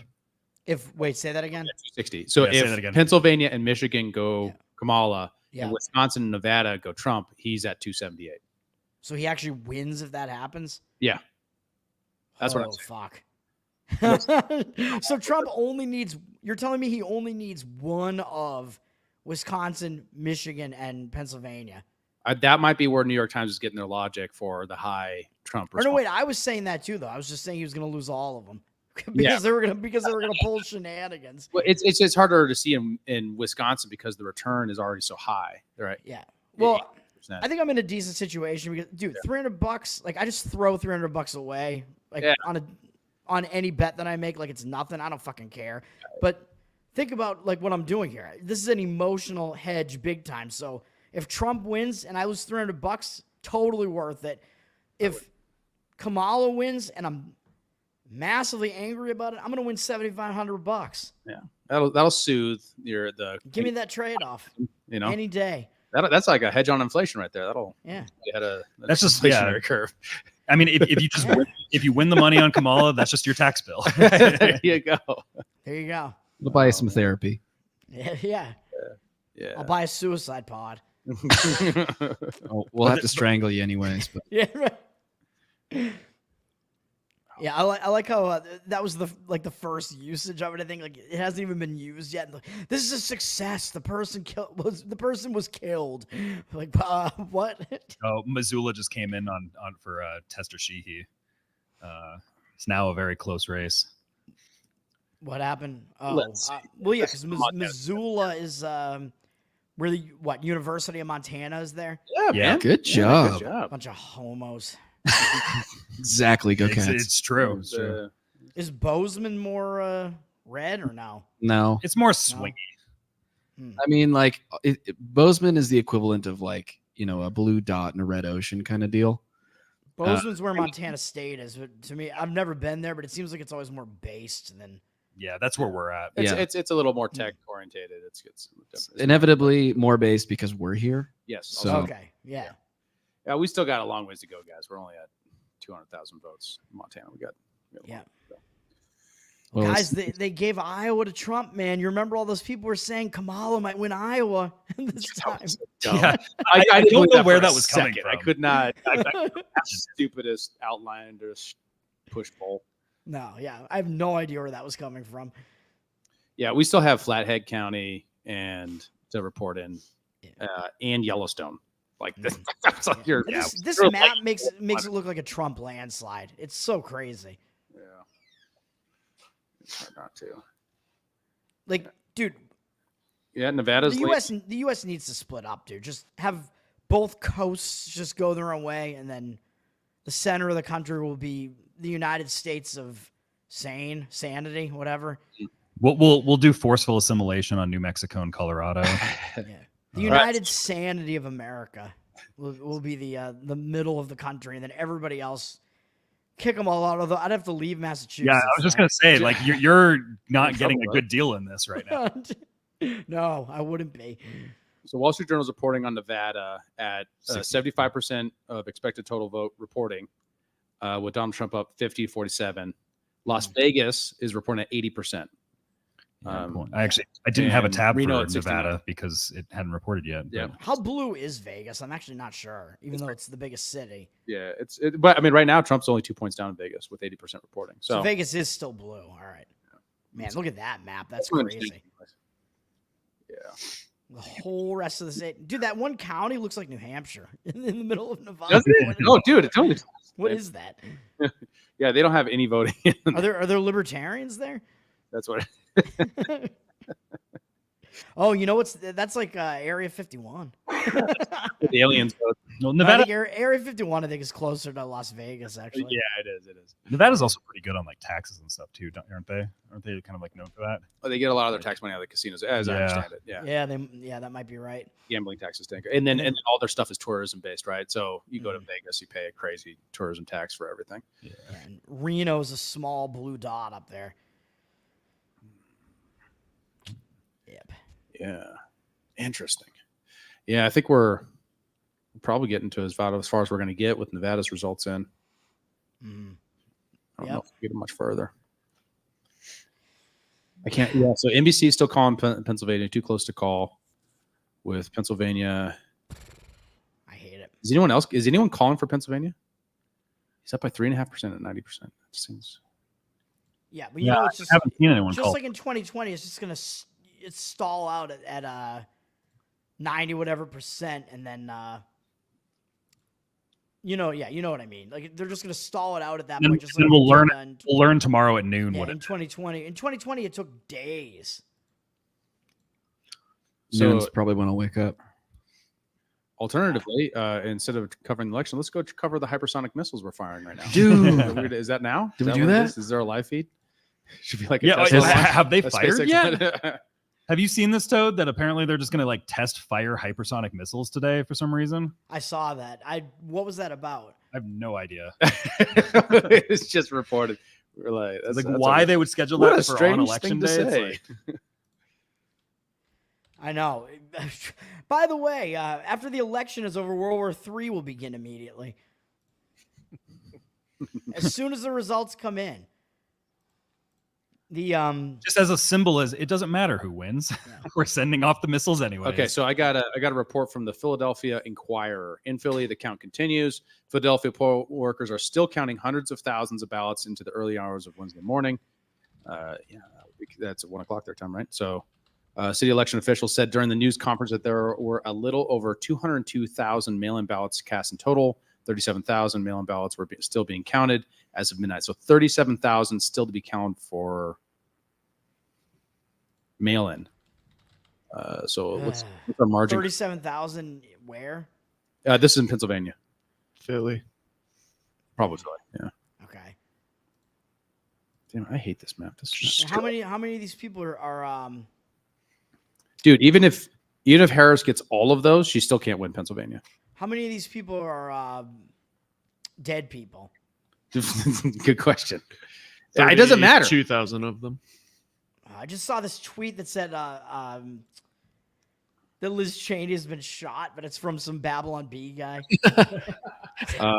Okay, yeah. So I'm sorry. There's Stop getting my hopes up, man. There's 37,000 mail-ins that still be counted. They don't know how many in-person ballots there are still to count. Okay. At least this guy doesn't know. This Philadelphia Inquirer reporter. Well, I'm apparently, like Tom Woods right now, dude. I don't want to go to sleep. I don't want to either. I don't want to stop, but it's like I don't even think we're gonna know. It's gonna be like 2020. We're not even gonna know for multiple days. It's so frustrating. What's happening in Maine and New Hampshire? that's a good question. What's the deal? Like I expected New Hampshire to go Harris and Maine to go all Harris except one electoral vote to Trump. That's what I had. Like I don't understand why those states aren't counted yet. There's no like controversy in those states. I don't know why they're not called. yeah, currently it looks like 58% of votes in about a 10-point spread in favor of Kamala in Maine right now. What about New Hampshire? New Hampshire, I am seeing what looks to be a 51-48 lead for Kamala with 88% of votes counted. Yeah, I don't understand Maine going that heavily Democrat, really. I mean, Maine is so rural, dude. It's Tucker Carlson country. I mean, Portland is gay, but like so much of Maine is rural, and Portland's not that big. We're close. I don't remember. Let's double check here. What was the 2020 results in Maine? Yeah, 2020 in Maine went hard blue. But Maine, they have one of the worst Democrat governors in Maine, Janet Mills. She will not leave. She keeps getting reelected, I think. I don't know how many times she's been reelected. I'm like, how can we not get rid of this woman? I don't know. Yeah, She's so awful. NBC has Maine is too early to call, but they've only reported in at like 37%. I hope Trump wins Maine just because it'd be hilarious. Yeah, they have That would be fun. 500,000 votes still to go. So it's functionally just none. And a tremendous amount of these counties have zero data in. I don't know what's going on there. That's weird. It's just so bizarre. And then you have all these other states that are just totally called already. There's weirdness afoot, man. There is. Well, yeah, and a post here from the Vigilant Fox on X saying, wow, the Kamala Harris campaign just indirectly acknowledged that it has no viable path to victory. Quote, and this is from CNN. This is why when you heard Cedric Richmond at the Harris event, he said we would not hear from the vice president tonight and that she wants every vote counted. You did not hear him say, we see a viable path to victory. He did not speak those words. So if Kamala loses Pennsylvania, she's officially done. Quote, she cannot lose Pennsylvania. She just cannot. The math does not work if she does. So yeah, I agree with that. I just don't think she's going to lose it. Well, and They're that's gonna pull something. exactly why I think we can expect for any amount of funny business to go on in Pennsylvania. I think that's a bit of a non sequitur, right? The absence of her saying something isn't a proof of anything. And then second, like, it's true that she does need Pennsylvania, but that doesn't mean there wasn't another reason that she didn't give a speech tonight. No. It wasn't about that. It was about whoever campaign surrogate was that said, we see there's a way for us to win this. Right. Well, they didn't say that. He didn't say that. Yeah, but that's an absence of evidence. Yeah. Yeah. It's indirect. He didn't say something. Indirect. It means something, though. Give me this one, David. Okay, sorry. I'll turn off the logic. Turn the tism down no, just a sorry, click or buddy. two. Yeah. Okay. No, that's hard. Yeah, man. Yeah, Nevada newspapers have like nothing on what's going on at the polls right now. How is that even possible? I don't know. Maybe I should I bet no on Trump instead of yes on Kamala? I don't know. Doesn't seem like there's a whole lot of difference there, but maybe. I don't know, man. I have to talk to my friends in Nevada. What's going on over here? Yeah, let's get somebody from Nevada on the line. What do you say? Yeah, we know some people there, right? Probably asleep. The LP Nevada guys. I forget every single one of their names though. I can picture their faces. I'm like, oh yeah, that guy. I don't remember their names. Jersey. No, this is we haven't talked about Jersey. God, Is there anything to talk about? Terrible state, terrible politics. Well, it's funny because Reuters is not calling it. 51 to 46.5 in favor of Kamala, but the Times, New York Times. New Jersey's got the Dave Smith bump, man. Dave Smith in New Jersey voting for Trump there, swinging the whole state. Nevada now showing 68% counted on the Times, 51% for Trump.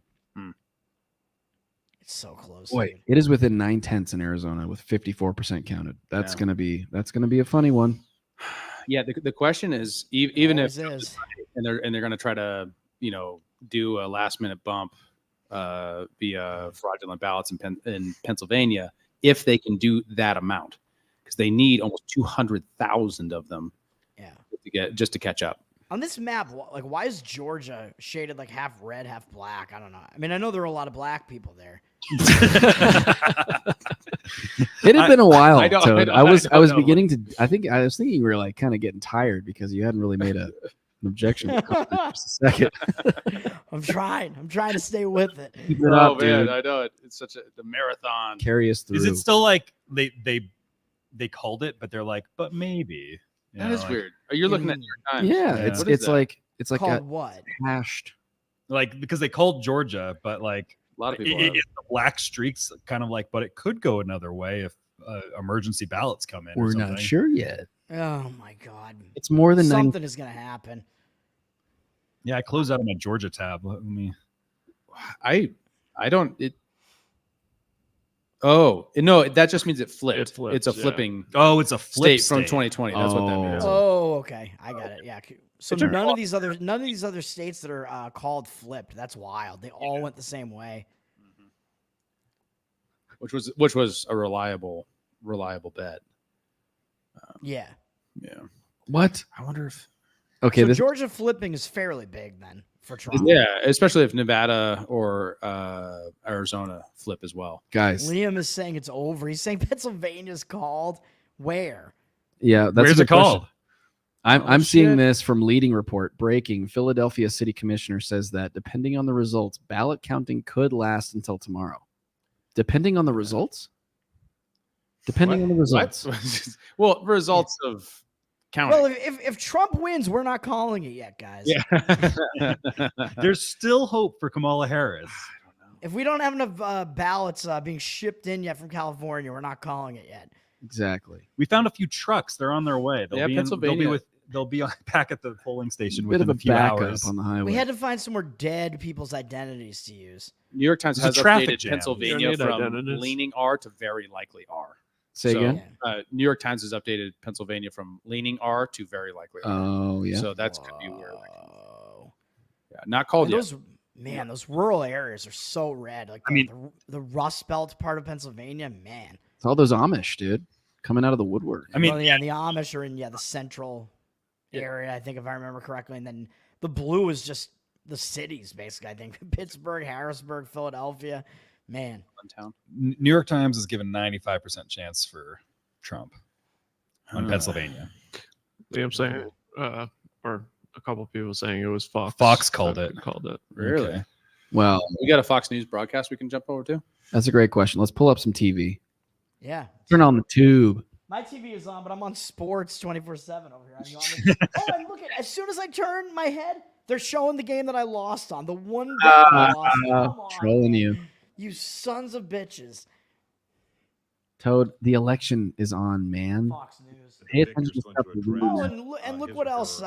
My team, the Boston Bruins, got shut out by the Toronto Maple Leafs, who the Bruins dominate typically.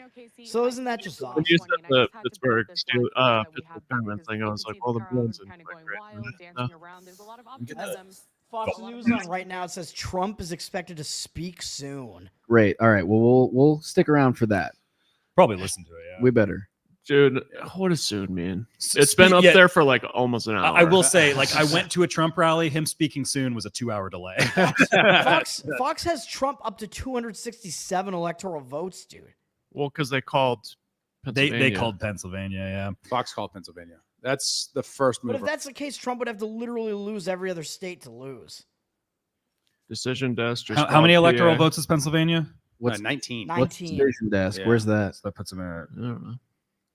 They called it for Trump. I see it right there at 51.2%. I mean, Times hasn't done it yet. Yeah. Wow. 91% of the votes in. That's wild, dude, if that's true. Yeah, if that's the case, yeah, Trump would have to lose every single race or every single other state. Yeah. Yeah, I think we got a Trump victory here. Yeah, and that's not going to happen. Yeah. Man. I mean, let's start celebrating. Dude, yeah, that's it. Even if you lose, yeah, he's got 270, regardless what happens from there. Wait, but that's assuming it's really been called with Georgia and Pennsylvania. Right. This could be wrong. Like that's correct. It is a leap, but it's a leap depending upon how many remaining ballots are in existence, and that's probably where, if Fox got an inside scoop, maybe that's where it's coming from. If he does actually have Pennsylvania, then it's over. Yeah. I don't see how you get there. Yeah, because he's going to have Alaska, and that's 270. So no, he would have to lose every other state. Yeah, including Alaska.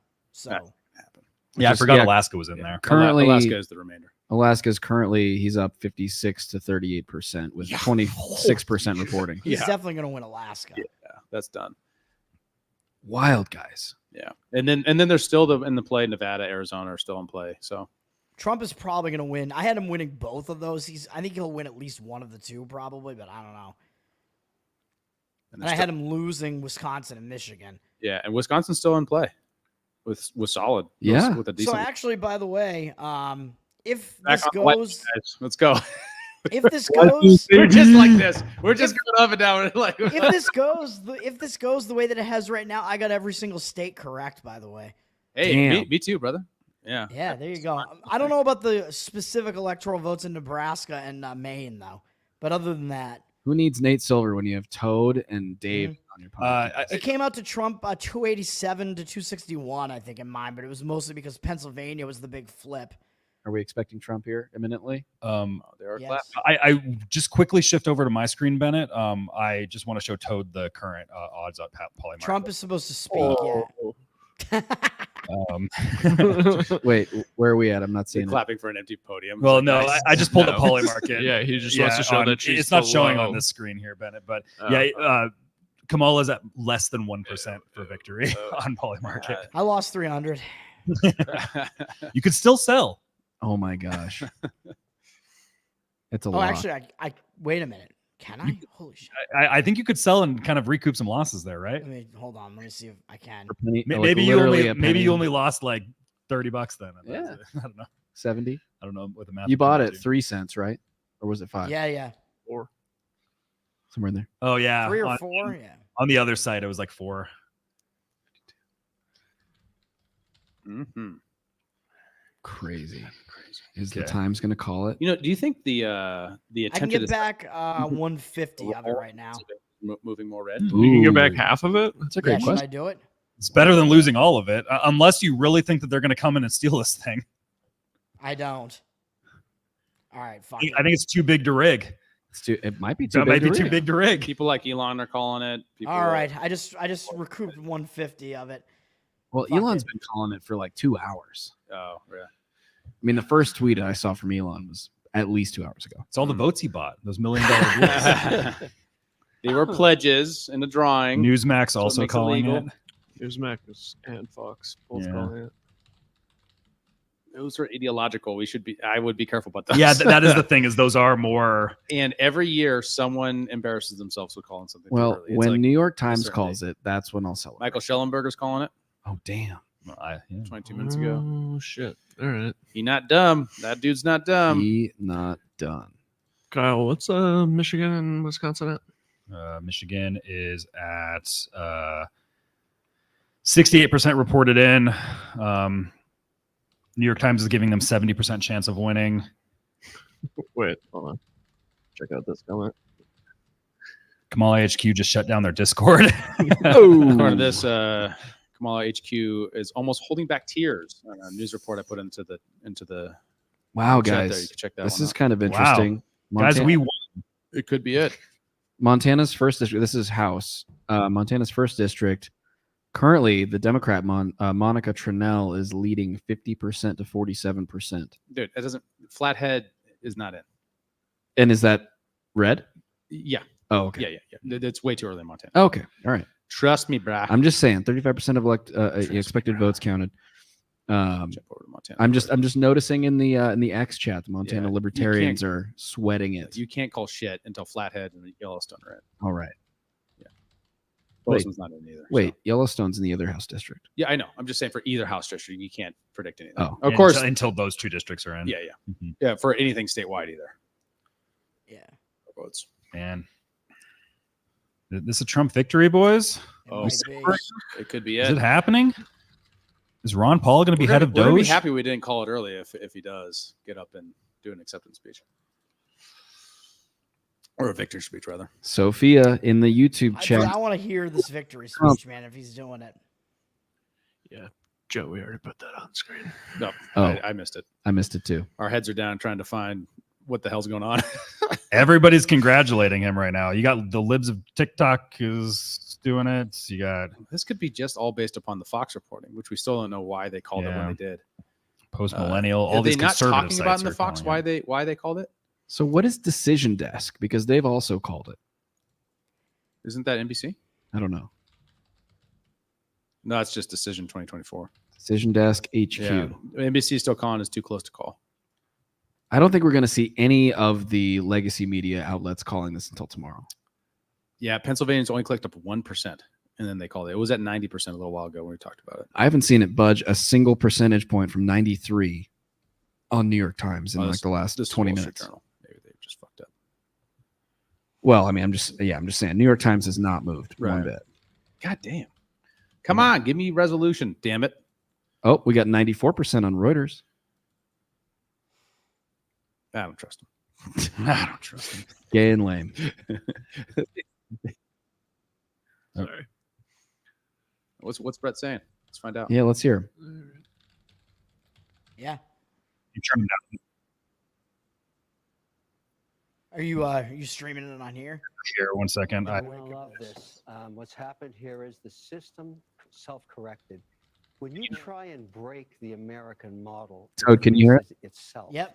Okay. And I think people should give credit within the Democratic Mr. Party. Wonderful. Donald Trump saved them tonight too, because they're going to have to take a spatula to these policies and bring it back to the center over the next 4 years. And in a Strange way, choice of you touched spatula. That's so Canadian. Earlier, but he saved entrepreneurship. This is an He egg. saved the entire model of the S&P 500 because Is he Canadian? He lives in Boston right now. I don't was know. a really bad idea, and it's self-corrected. I forget. Capital, and this is why I'm getting on a plane tomorrow night. I intentionally Kevin O'Leary lives in Boston. Yeah, I've never run into him though. Canadian Go to Abu Dhabi, guys go to Riyadh, and say it's 21% corporate taxes, 100% not going to change. Never guest appeared That on is Shark very Tank. important for people like me that Liam's bring sitting capital with back to this MSNBC is country. shambles right now. Let's check it. Oh, I want to watch that. Itself. And I want to see Trump's victory speech too, though. I want to see it all. I might have to just watch it all. You know, just start pulling up the clips. Dude, I'm gonna saying start. that Van Jones was like almost in tears. I saw that. Dude, I'm gonna create watch. political and financial stability. I want to watch that and masturbate furiously. Keep the screen away from Toad. I'm voting on this one thing. It's not something you have to think about. Van Jones is literally shaking. You're thinking about the things you want or who you vibe with as a Holy candidate. shit. The implications of who is the American president go far beyond, right, who you like and who you prefer performatively in that White House. It matters for the stability of our currency. It matters for the stability of our economy. And if our economy Oh my God, is that Colonel Sanders? Check the fig, Joe. What's the fuck is going on with her thigh or whatever that is? I think it's a deep state allusion to pedophilia. Obviously, Colonel Sanders tie, meaning she obviously loves. Heard it here first. Look it up, bro. Okay. Go down the rabbit hole. These are the things. It's not that it's any voter's job to Oh, think like about those it. hot dogs. But somebody's going to think about it. It's all food, but it's pizza and chicken. Look it up. Pretty sure it's pizza and hot dogs. I haven't heard about chicken. Is this live right now? There's a reason Yeah, why this is MSNBC. Joe Biden bit a baby dressed. Dream for the second Trump presidency is to get rid of the dollar. Correct me if I'm wrong. They're saying Trump got 38% in California, 42% in Oregon, and 44% in New York. Where are we seeing these numbers? 39% in Washington and 36% in Mass. Is that right? 39% in Washington State. Which I guess are all like really high. Is that high? 39% in Washington State. Yeah. I mean, I'm seeing it on the New York Times. Trump won because I voted for him in Massachusetts. Let's all remember that. Never forget it. Yep. The Toad vote is strong. They're talking about the crypto multimillionaires coming for Trump. Ooh. Funding the candidates they want. They're just going to be the candidates they want. And so you're now seeing the U.S. go in a position so much more like the oligarchy that it started out as, that it does make you wonder sort of what does that look like if the U.S. goes very far in the direction of a Hungary? What does it look like? Because Hungary is a small economy. Russia is a tiny economy. I think it's like smaller than Texas' economy. Is that what we're the United States? Our structure, our political structure, our social structure. If you're MSNBC, you're just like, we're gonna make so much fucking money right now.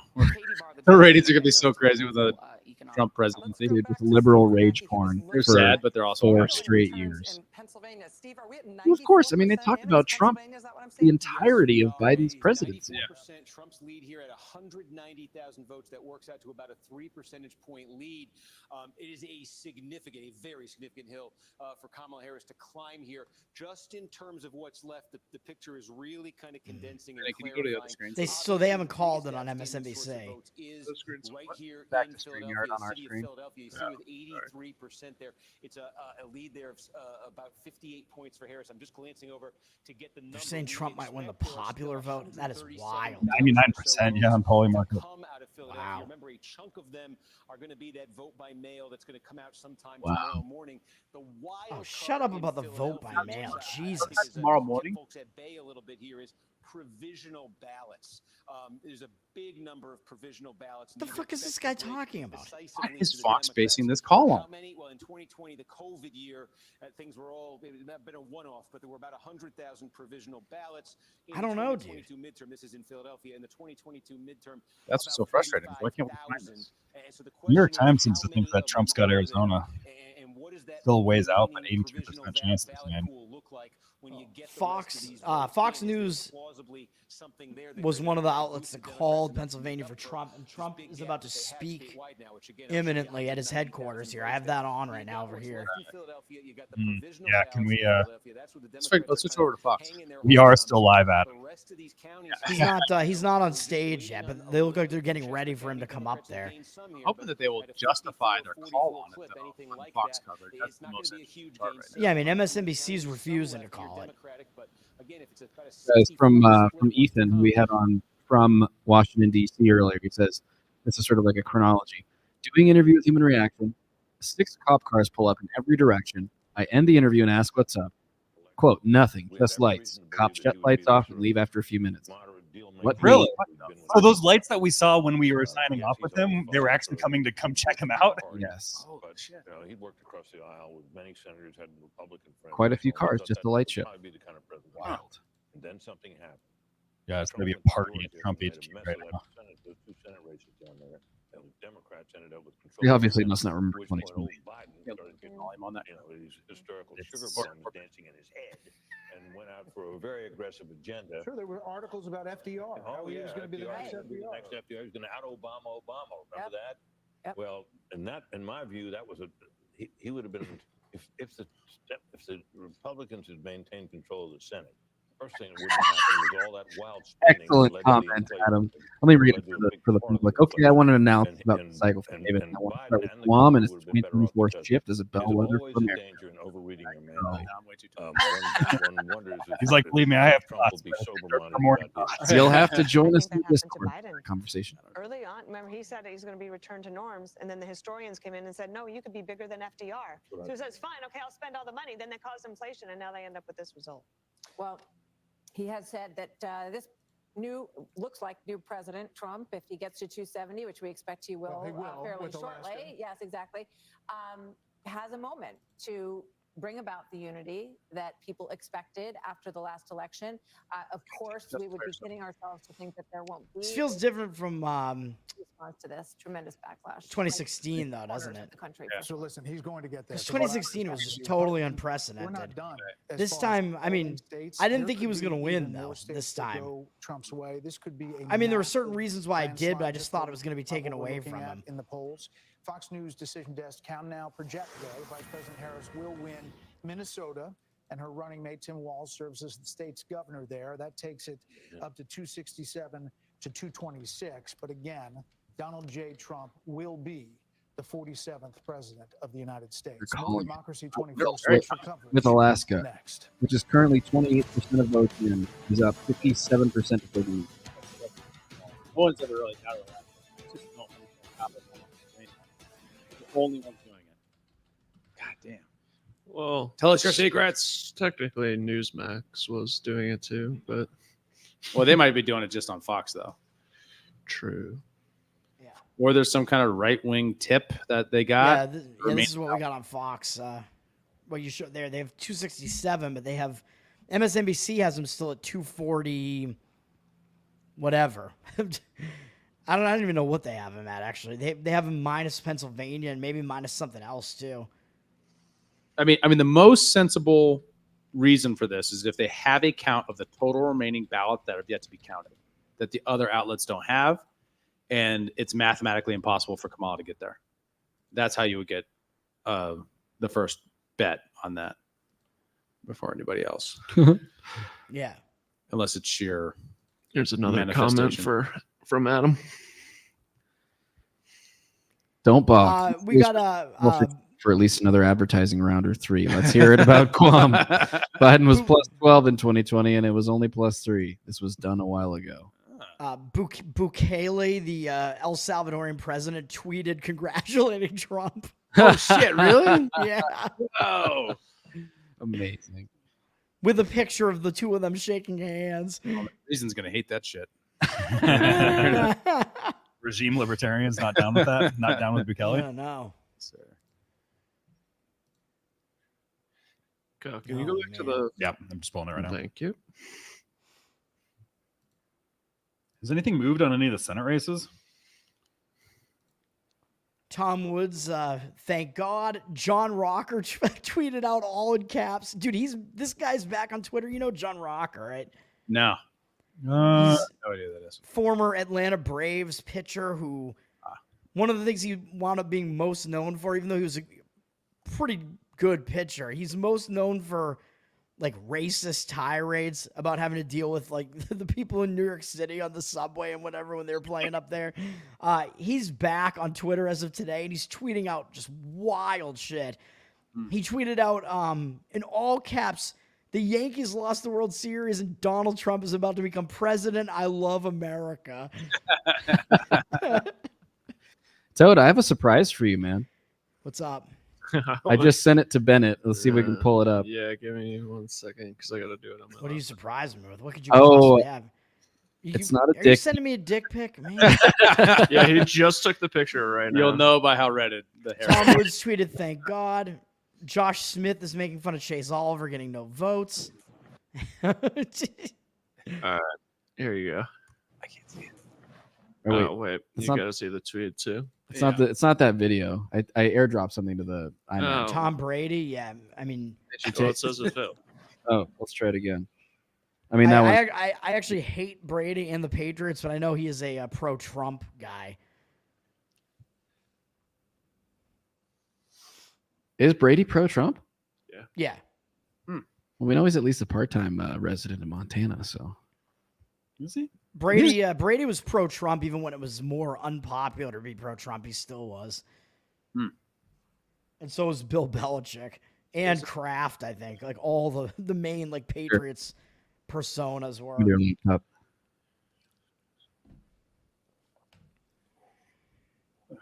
Says waiting. Yeah.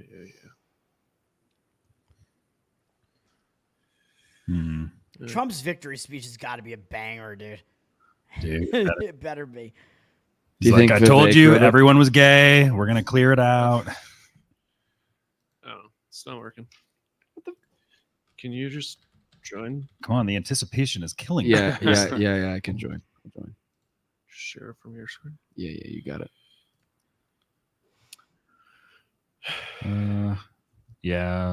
Montana Senate still up in the air. Fox News just showing pictures of a crowd waiting for Trump. Like this is the entire advertising. Yeah. God damn it. I wish this guy would be on time for something. That's me. That's you coming in. Oh, hey, there I am. Oh, I'm just on the HR. Okay. Let me see here. How do I do this? Here's what I'm going to do.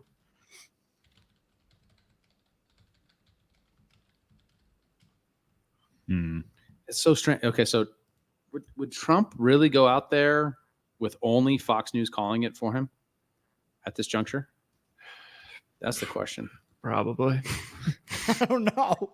No, I think he would. We got a bunch of stuff. Yeah. What are you doing here, buddy? There we go. There it is.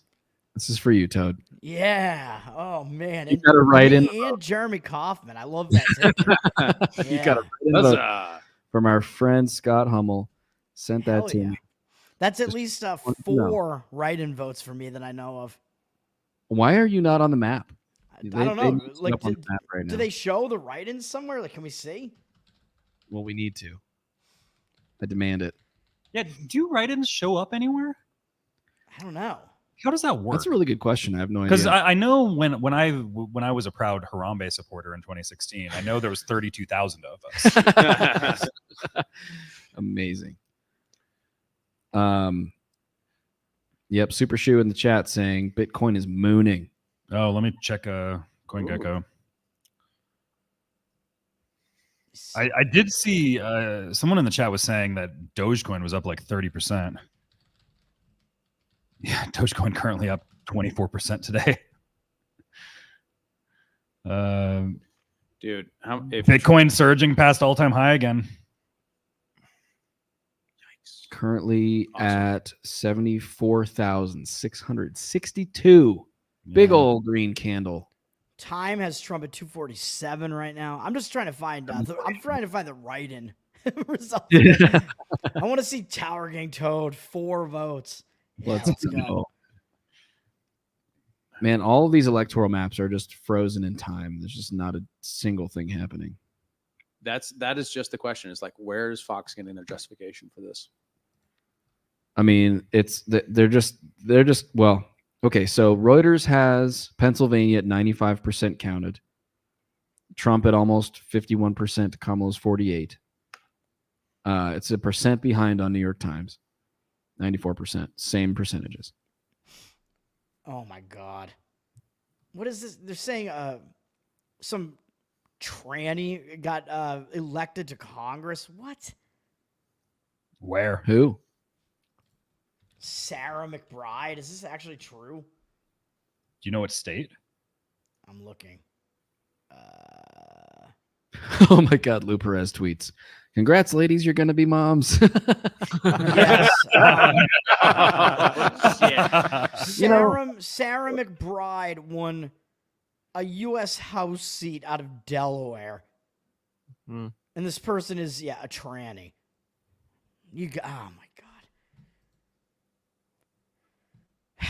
That just makes the whole day a loss, man. First, you lost $150 on Kamala Harris. Yeah.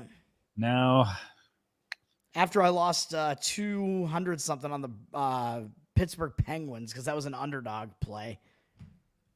I was trying to win 300 on an underdog money line. There it is, Trump 277. So they've given him. What else have they given him? He's up over 270. What? So Fox must have called another. Yeah. Who did What they did call? Yeah. Was it Wisconsin? That would have been it? that would have been that Couldn't extra have been. 10. Isn't Wisconsin Is 10? it Wisconsin? Maybe. Yeah, Wisconsin's 10. Maybe they did. Wisconsin did have a high return rate. I could see that. Win in Wisconsin, a state that he Yeah, there it is. lost 4 years ago. Ooh, Now the Anna Paulina Luna won again. Florida District 13. Hell yeah. I love her. The first She's hot. I love her. Senator J.D. Vance There's will he- become the 50th There- vice It's getting late. president of the United It's States. getting late, but it's just like I love her. I love her. With the Biden administration. That counters the tranny person. And the future President Trump Wait for them to get at it. in urban areas, particularly with men, proving that the strategy that they doubled and tripled down on over the course of the last few I almost months want to call my mom right now. Absolutely. She voted for did Trump brought as him well. back to the White House. In 47th Massachusetts. President of the United States, former President Letters. Trump now defeats She Vice might President be, Kamala she's Harris, probably who not entered this asleep, to be race honest. Just over 100 days ago. And for Democrats, they were projecting the possibility of running the table with battleground What'd he say? states.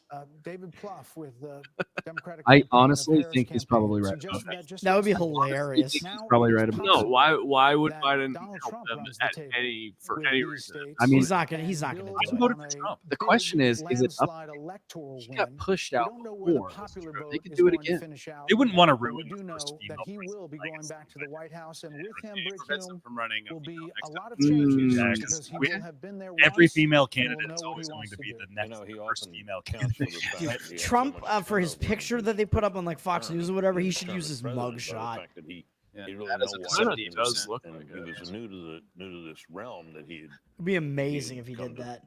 to win the presidency, and he promises us that now he knows whom he wants to hire. Now he knows the kind of people he wants to have around him. A lot of people are saying that means a lot of very experienced people around Washington will be ruled out, and maybe they will. But it's going to be very interesting to see the kind of people he reaches out to and reaches out for in the days and weeks ahead as he builds his administration. We're joined by Kayleigh McEnany, Trey Gowdy, and Katie Pavlich. Kayleigh, you've been a part of the last administration. You've seen you can see the joy on all these people's faces. We brought the joy. Oh my God, the joy's back. You know, all that this campaign has been through. And now there is the prospect of creating what you want to create. Wild in the guys. second administration. What? Your thoughts, I- it's 30,000 very difficult feet when I can't see of this win. Oh. StreamYard. Indictments, two assassinations. He's got the same thing going on as and John unlikely Fetterman. come from behind victory, and history is made I wanna know tonight. what This cameras is a had. I huge like to see moment, what Toad's saying, too. particularly because Sorry, this is a I'm being tectonic shift of the Is it past your Republican bedtime, Party. David? I've been The up sense of for, polling is you know, true. You now have What's black one more? voters, Latino voters, young voters coming. Probably in how long it's that going we to take haven't for seen Trump the to party fucking bring come in over in a here. very long time, and that's 19 more due to hours. former president, now soon to be current President Trump. And I just want to say this as we wait for him to come out. You got to I admire remember that having a conversation. we called it. It's done. Attitude box.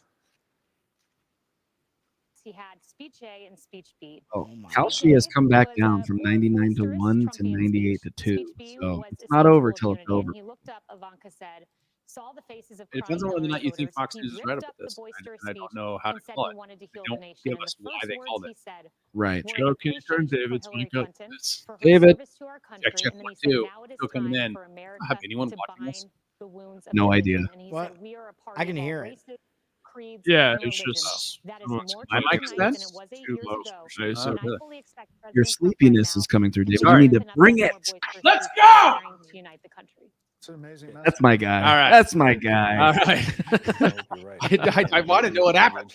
I'll just bring the snacks over here. On your show the other day. No, we're not. How Joe one of the Rogan. things that you hope also is they're a little more prepared this time. Anchovy They've got pizza a live. great transition team, and they're going to need it. And I hope that there are a lot of people who want to go in. And We help are. This is 3 times longer than our longest podcast His right now. transition team has done a wonderful job vetting potential Yes. candidates. And to Yeah, I Kaylee's think point, I think they once liberated Trump Donald Trump. sucks, He's never going to be on then we'll the call ballot it, again. yeah. This is his last I just term.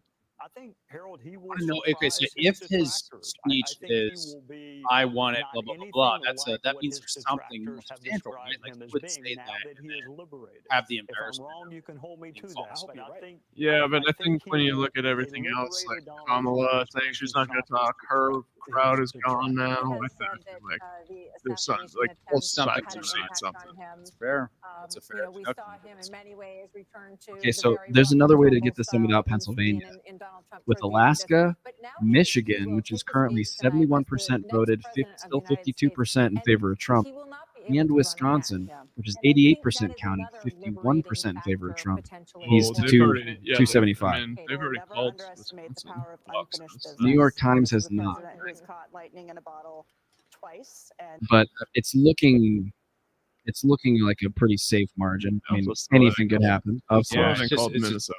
Those are more highly fraudulent states than others. is on the Supreme Court. Could build a wall. We've got build a Nevada now wall. at 70% votes counted, still 51 to 47% in favor of Trump. You know, I've long speculated Nevada Nevada would be very hard on his transition. this year. Get the right people around him. He Stu, talks is about the Dave's lessons mic he's still cutting learned out? about the first time Cutting out. in You the said White it's House. cutting out So really bad. this Right, is it a sounds mandate good. Yeah, for but him, I and I think you should get a lot I'm of credit taking no for unnecessary doing the work on the ground, going to these states to It was pull like a these independent momentary lag or candidates across something. the line with them. Rick, what do you think the Yeah. analysis is Hello. going to be? There's going to be a lot of time to digest all of this. We're focused now on what the president, incoming president. Let us is going know to if say. David's cutting out. What do you think the analysis is going to be on the Democratic Party and what went wrong there? Well, I think it's going to be. I'm too busy RFK responding. and that one actor. Basking in the celebration. Oh my God. Is that Christopher Walken? No, that was what's that other? Oh, That other old white guy. Oh, yeah, that guy. This time. Clint Eastwood? No. It'll be grudging at first. Trump just won Maine congressional district. Imagine that. The party was Maine finally reported something. and Holy cow! mood political One of the voices districts. were Dude, Trump is appeasing. such a baller. He's going to come out here at 2 a.m. and give a victory speech at 78 years old. Kamala. After being on the campaign trail for that failed. 100 straight days. It is crazy the level of energy that the guy has. He did a huge rally in Pennsylvania last night. Yeah. McDonald's cheeseburgers helps. Dude, yeah, the McDonald's in Pennsylvania. He had a rally in Pennsylvania last night. Meanwhile, Kamala was like knocking on doors in Pennsylvania last night. Like, what the hell is this? I mean, allegedly. Yeah, with her. Well, they filmed it. It was A lot of staged. anonymous sources amongst Democrats with the recriminations, and it's going to be fast and furious. And you will Wasn't have even a people real saying that door. Joe She Biden just, like, should have went up dropped to out the day. Front after- door. not dropped out, Sound but stage. said he was not running for So they called re-election on the day Wisconsin after that for midterm in 2022. No one else that I'm looking at has yet called. I would love going into work tomorrow and seeing these fucking meltdowns. Yes. How many people do you think are not going to come into the office tomorrow? Can you imagine Google freaking out tomorrow again? Fox is also called Minnesota, but New York Times doesn't. For Kamala, so. She's going to win Minnesota, yeah. Yeah, I know. I'm just saying New York Times has Yeah. called it, But yeah, there were a few people at my company who this was not the case in like the previous elections, but this time you like talk to people one-on-one. There were a few people in there who were like, "Yeah, I'm voting for Trump." So it's like I would say probably about a third of the people I talk to probably are. But man, the meltdowns on the other side are going to be so tasty. Yeah. And some of that excitement was. I'm gonna get myself some sort of like melt sandwich for lunch. It's, Just liberal tears. to celebrate the meltdowns. Yeah. Oh, dude, I need a mug at Liberal Tears and just bring it in. Bring it in. Oh my God! I already have one of Get those. get it like the image of Cartman. The excuse of unfathomable sadness. Dude, if Fox News is right, Trump could walk out of this almost 300 like said is you shared. I it. hope That's that pretty happens. cool. Remember I that want story, a not blowout. I hope and pray. I mean, for the country currently, that I want President Trump to has win every every right remaining to be state. joyful, Yeah, but every right to celebrate. the only one he won't get is Minnesota. It's very possible Arizona goes. you think he's gonna get Michigan? New York Times has him at 73% chance. He's not gonna get New Mexico. Well, New Mexico is already called though. Dude, his lead in Michigan Mexico's out. is. I mean, I said Arizona. His lead in Michigan is substantial, which is 52% to 46% with 68%. New York Times has him with an even bigger chance in Arizona. Pennsylvania just updated 94% of votes in. So they're still counting, or they're still updating. At 51%. I don't want to be remiss here. She got a little bit, she closed the gap a little bit in the most recent. An economy where everybody is working. Still no new 200,000. foreign wars. Getting out of the entanglements we currently have. Respecting and resourcing law enforcement, border patrol, military. And by the way, friends, we She's got don't work get done. those She's different. policies without that personality. She looks better. What did we hear during the Republican Fox News primary? personality getting work done? No, that's Impossible. That's the alternative fact. You don't get this Yeah, strength Kelly and McEnany. this toughness. Oh, No, Kelly. You don't get those okay, policies whatever. Then. without that. I met her once. But I want to say this. It's I do on too. this phone that Huma Abedin placed a call 2:30 a.m. on November 9th, 2016. And on the other line was Jimmy Secretary Coe in Clinton the to concede the YouTube race to chat Donald saying Trump on my phone. I Washington handed it Post to has him, Trump ahead in and I Arizona said by to just Vice over President-elect 19,000 Mike Pence, votes. make sure That's Hillary what I hear actually from New York concedes. Times. Everybody should start tweeting out that Democrat woman melting down in 2016. I just did it. I just tweeted it out. This collective coming together of all of Twitter right now, just posting. And then something just changed. The Washington Oh Post said shit! that My new impeachment friend means Roseanne also President tweeted that out. inaugurated. Melania wrote about this in her book. So Roseanne Barr? I hope everybody can Wait, Yeah, who's she that? she she tweeted out the same thing, but she's my new friend because she quote tweeted me earlier today. Oh, really? He's not Nice. a New York cat. I get it. They have him. They had him in a courtroom. They have him impeached. They have him, and whether people think that was justified or not, now is a good time to respect the will of the people. Forget about us. The will of the people. Be a gracious winner. Let's move the I love when Democrats are having to be told to respect the will of the people. This is what you want, bitch. I wrote a piece on FoxNews.com October 11th saying he's going to have a narrow landslide. I think he's felt that for a while, but he wanted to go and earn it. And I even think the And she people didn't around earn him have to be gracious too. I think he will, but I Well, don't know him as well as you, but I Yeah, hope that's the a people different around him question. Yeah, will we be got some gracious stuff coming as well. next. We can always hope. This is not More- they're not Sure, charged. one. I just want to say how much money was spent. They on can this talk about election. anything else other than how they came to the conclusion. billion All these elections, which is so goddamn If frustrating. you spend $1,000 a day for 2,740 years, that would be $1 billion. This is so wild, Fascinating man. numbers to me. Thank you, Brett Baer, for numbers.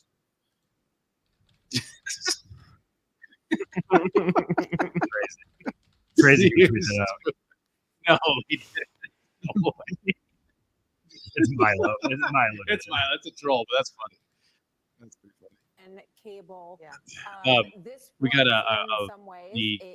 the Van Jones meltdown going on MSNBC also. Oh yeah, to go on Yeah. podcasts.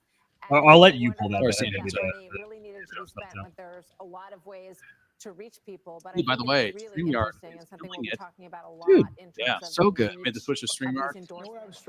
Major props. Major props to The streaming. final ads where he Hell yeah. They were excellent. They talked about making America great again, but then ending with the assassination. Bear with 3 me, hours audience. later. Shut up. What? Is Trump actually going to speak? Slow it or, down. It's like- getting tired back there. I don't blame him at all. I think we're all getting a little bit tired It's here. several hours past my bedtime. If Trump's not on stage by 12:15, I'm gonna take a nap. You guys wake me up when he is. You Okay. can cuddle up with Griff over there. On the couch. Yeah. All of our live audience is left, but Griff is just here sleeping. He's in it for the long haul. He's Here's just the resting his Van eyes. Jones clip. I hear what you're saying. And I do see it differently because I'm thinking about the people who are not a part of anybody's elite, who are hurting tonight. There are African-American women who know a little bit about being talked down to, and know a little bit about having their economic dreams crushed, who tried to dream a big dream over the past couple of months. And tonight they're trading in a lot of hope for a lot of hurt. And they were hoping that maybe this time, one of their own could be seen as worthy. And once again, they're facing rejection. And that hurts. They thought tomorrow morning they're going to walk out with their shoulders back a little bit, maybe able to breathe for the first time and feel like they belong someplace. They did everything that they knew how to do. And it's going to be harder than it should be tomorrow for them to hold their heads up. And they're not the only people who are hurting tonight. If you're a parent of a trans kid, your child's face was used as a springboard to power for somebody. That doesn't feel good. There are going to be people tomorrow, we're going to be handing clothes at the dry cleaners to people who don't have papers. There are going to be people who are going to be cleaning your teeth tomorrow who don't have papers. And they're terrified tonight. And so it's easy to blow this off. Oh, look at the elites. They're going to get their comeuppance. It's not the elite that's going to pay the price. It's people who woke up this morning with a dream and are going to bed with a nightmare. And those people didn't deserve to be respected and held and talked to. Those are the people who are going to pay the price for whatever Donald Trump decides to do. Yeah, but Van, how do we know that those people? Did we establish that Kamala was black? Is that a She's Jamaican and Indian, man. It's really unclear. Really. I don't know if she satisfies the 1/8, and she hasn't proven it yet. Well, guys, we might be able to put a bow on this thing because 38 minutes ago, Mark Cuban tweeted, "Congrats, Donald Trump. You won fair and square." One of my favorite Trump moments is calling him a pussy about his golf swing. Yeah, totally. And his swing speed is terrible. Yeah. More like Trump won despite them trying to rig it against him. Yeah, he won despite it not being fair and square. Yeah. I mean, a lot of this is like a lot of this is Donald Trump buying Twitter was probably a major factor in a lot of this. Elon. Yeah. Did I say Elon, Yeah, you did. It's late. It's that, and I think I don't. It's so frustrating to see Democrats take no accountability for the fact that they forced a candidate on the Democratic electorate that they were not excited about. That should be the end story Choose here. the candidate of joy. We're bringing the joy. They tried to generate a campaign narrative, and they couldn't. And they have all the corporate media apparatus at their disposal. And they still couldn't generate a narrative. It shows the whole machine is breaking down in front of us right now. And the important thing is just to see how does it progress from here. Like, where do we go in after the Trump era? Right. Like, does that machine continue to break down, or does it kind of reformulate again? They're going to get great ratings for a little while as they, then they'll have some money in the repertoire in the arsenal. This has been a point Dave Smith's been making his last couple episodes. This is the biggest loss for the media. Yeah, the legacy media, and a huge win for podcasts and all that. Yep. Everything. Every You guys see election from this? here on Do you out, see this? candidates are going to have to Do go you see on this? Rogan. Look at Washington, D.C. voted 92% for Kamala. That's not surprising. Get wrecked. Fuck them. But by the way, just really quick, Wisconsin on New York Times now showing 89% of votes counted. Trump still up 4%. And Michigan now showing 74% of votes counted. Trump up 52-46. I think it's safe to say both of those states probably go to Trump tonight. Yeah, like she might sneak in one of these, but the New York Times is having literally all of them as likely Trump victory. If he takes Michigan, Wisconsin, and Alaska, it's done. There's no way I can't fathom a way that he loses after that Van Jones segment. Like, they have to know. They're Nevada, just not going to. Nevada as well, now showing 71% of votes counted. He's up 52-47. I mean, that's a 5-point spread. That's a lot of votes counted. Alaska, obviously, we're only under 30% counted, but he's up 57-39. So, I mean, like, it looks like he probably takes Alaska, Nevada, Wisconsin, and Michigan. PA still up in the air, but Minnesota, obviously, for Kamala. Arizona, within 1 percentage point. I just don't think. I think they're looking at the math here and going, it's not going to happen. Yeah. Even if they change Michigan and Wisconsin, or Michigan and Minnesota, they got those are huge margins. Trump hasn't. Yeah. I mean, Pennsylvania hasn't changed in a while, but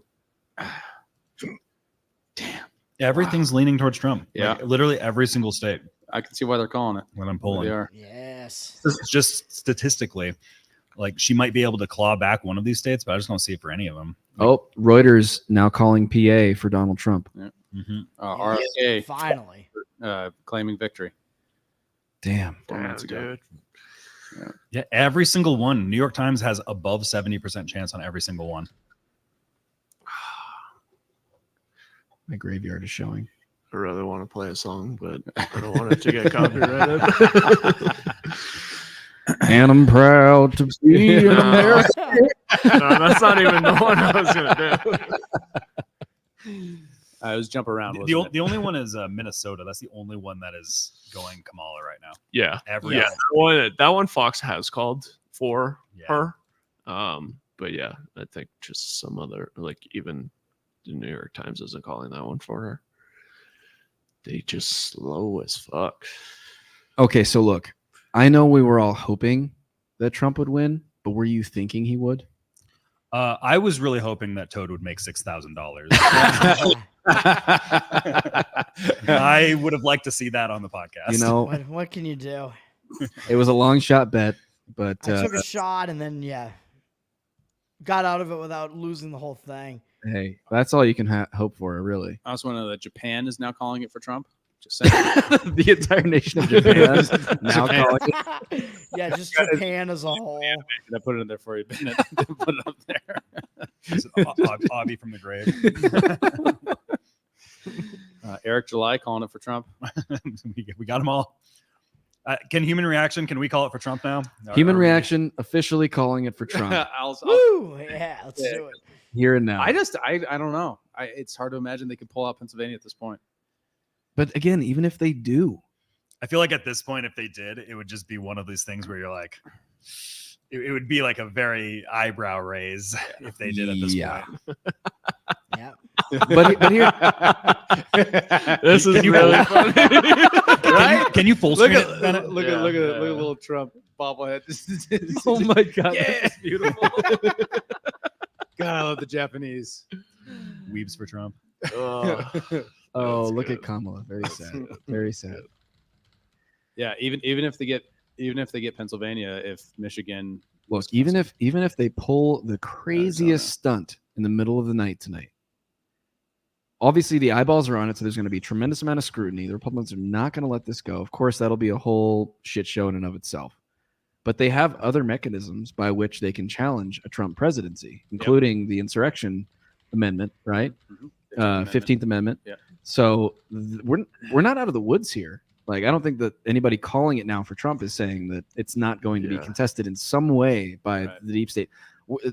You know, they're not going to let their power go to a vote, right? Like, they're going to claw and scratch and do everything they can possibly do to maintain their power, including, who knows, maybe another assassination attempt. Not trying to blackpill here, but I just want to keep everybody like realistic that like the fight is still on, folks. So tune in next week. Why does the man have so much mimetic power? Eric Trump just tweeted this out 3 minutes ago. I guess he's looking over his speech right now. Yeah, he is. Dude's got so much mimetic power in him. Super sure with this comment. I'm excited to see Kamala count the electoral ballots. Oh, Kamala. We didn't do it, Joe. We did do it. Well, she stabbed him in the back. Man. Yeah. I saw some pretty fiery memes about Joe Biden's response tonight. Is Trump coming out? Is he doing it? Maybe. Gonna do it? We got 5 minutes before I turn into a pumpkin. Yeah, I think that's gonna happen to all of us right now. Yeah, it'd be stellar if he could just like come out right now. Yeah. Well, he's looking over his notes. Trump comes out, gives a 2-hour speech. Oh God. I don't think we'll stick for the whole one.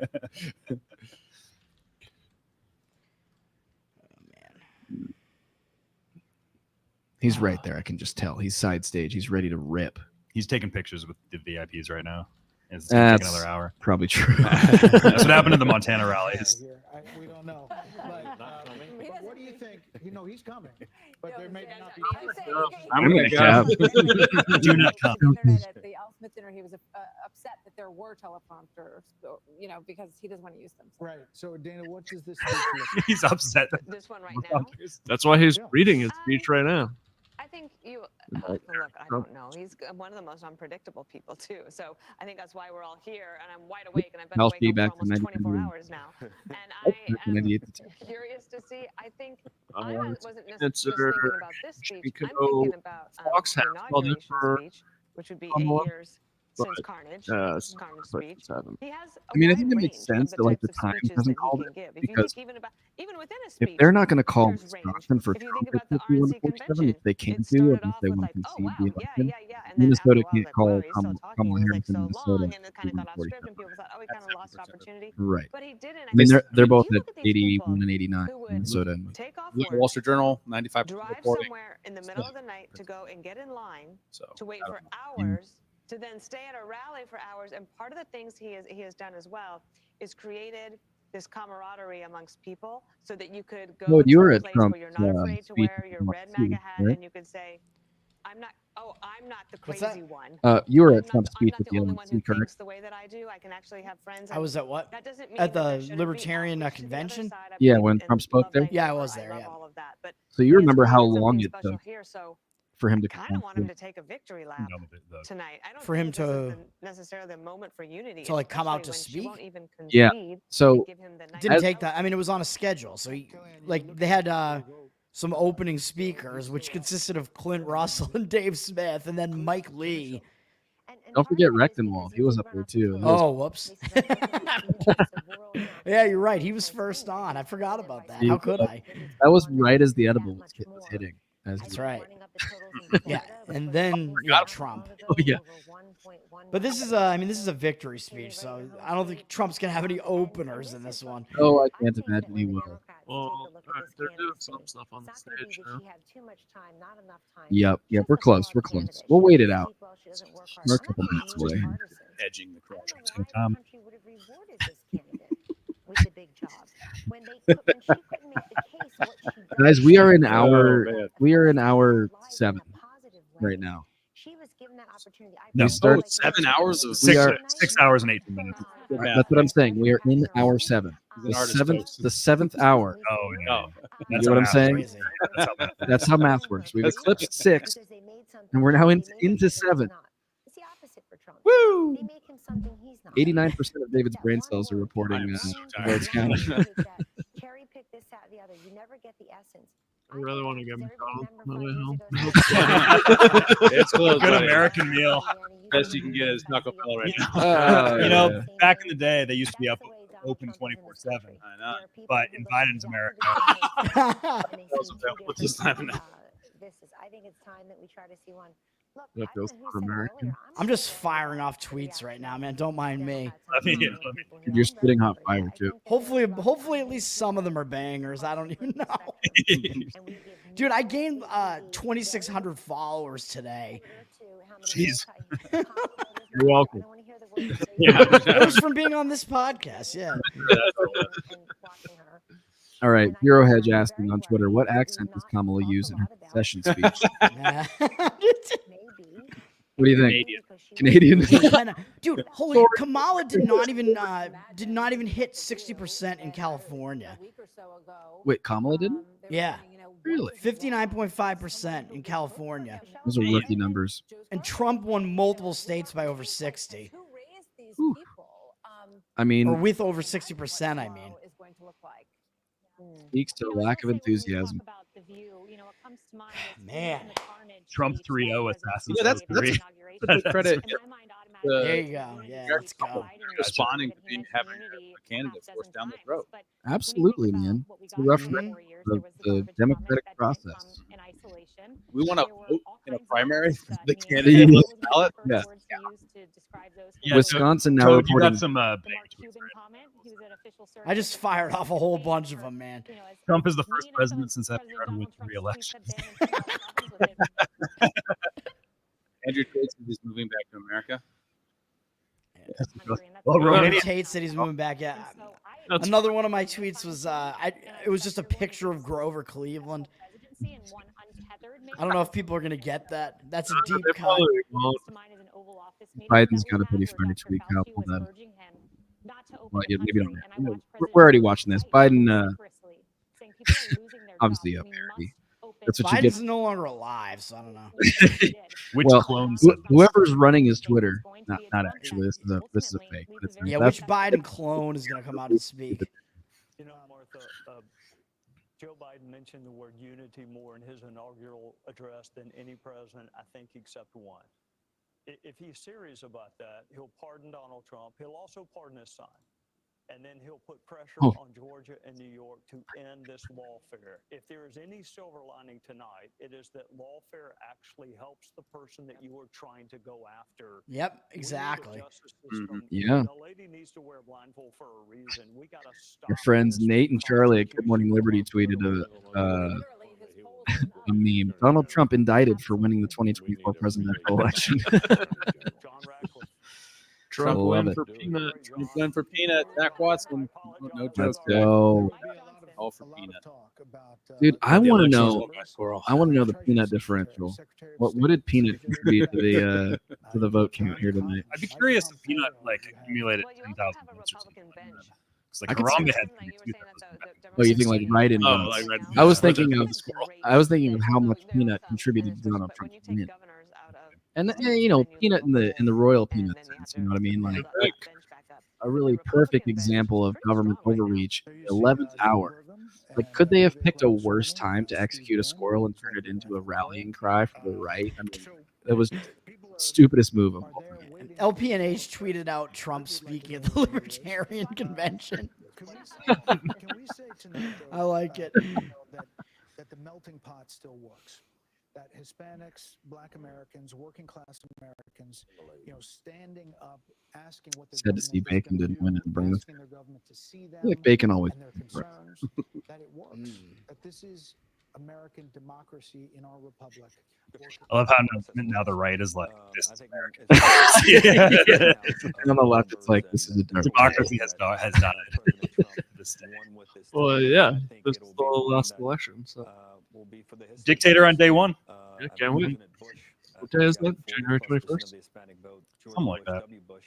And it looks like President, at least the preliminary numbers. It's probably the day after Antifa burns down.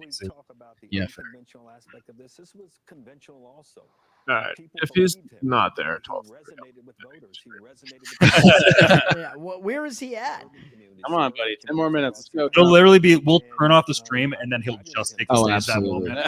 And then I'm going to be watching it on the way. That's right. I'll probably just stay here and watch it. The best for my Spoon with Griff. Just, there is no couch my dear friend Kellyanne, that they're not realized. I hope that my party and my friends and Cats. out of Republican Cats. elections. Cats. Is that Cats. right? Cats.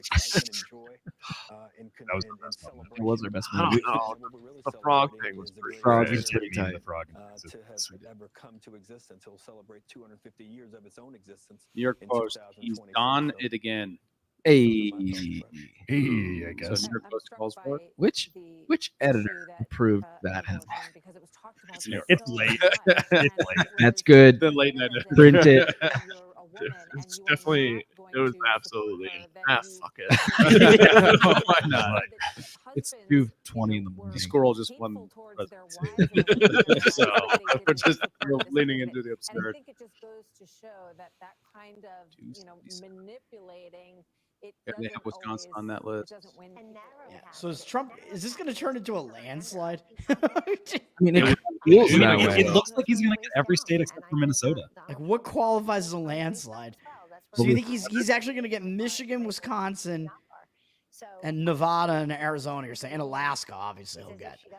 Yeah, judging by the probabilities right now, seems like it's everything but. I hope he wins. My map was wrong. I had him only winning by Pennsylvania. I don't have Maine up. Actually, I wasn't looking at Maine. Just as But we are not monolithic in life, we're not monolithic. Maine is currently And Maine Kamala's split favor votes, by too. about 16 points. Although really, the only states that I had wrong were actually Michigan and Wisconsin. Though, if Trump wins both of those, I had every other state right because I had him winning, but it was very, very close and just by Pennsylvania. You can vote your conscience on abortion, and you can. I just want to say, for those of you that are still watching this, A, the hell are you doing up so late? I got 22 people in. You got to work.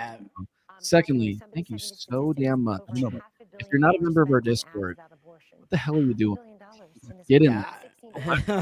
I apologize for being less talkative here as well. We are all delirious right now. So. Yeah. I may not wake up our Twitter feed's down. Twitter feed's down. Watson wants you to answer a question, Dave. Serious question. What role do you think abortion played in this election? Well, it's obviously a major factor in the splitting of the electorate, right? Gender-wise. Yeah. Yeah, I mean, enough women didn't want to vote for Kamala, right? It wasn't strong enough, despite everything. Yeah, but I also think that the Democrats' messaging on it is way too extreme, even for like pro-choice people. Well, and it's an issue, I think, of like how many people are willing to vote for president based on a single policy position, especially when the left, like vehement language around how Donald Trump wants to institute a national abortion ban is so easily debunked if you just go listen to him speak about abortion. Yeah, it's not even true. Not even true. He put in the judges who rolled back Roe v. Wade, which I think is good. I mean, I would be fine with a national ban, but he's not doing it.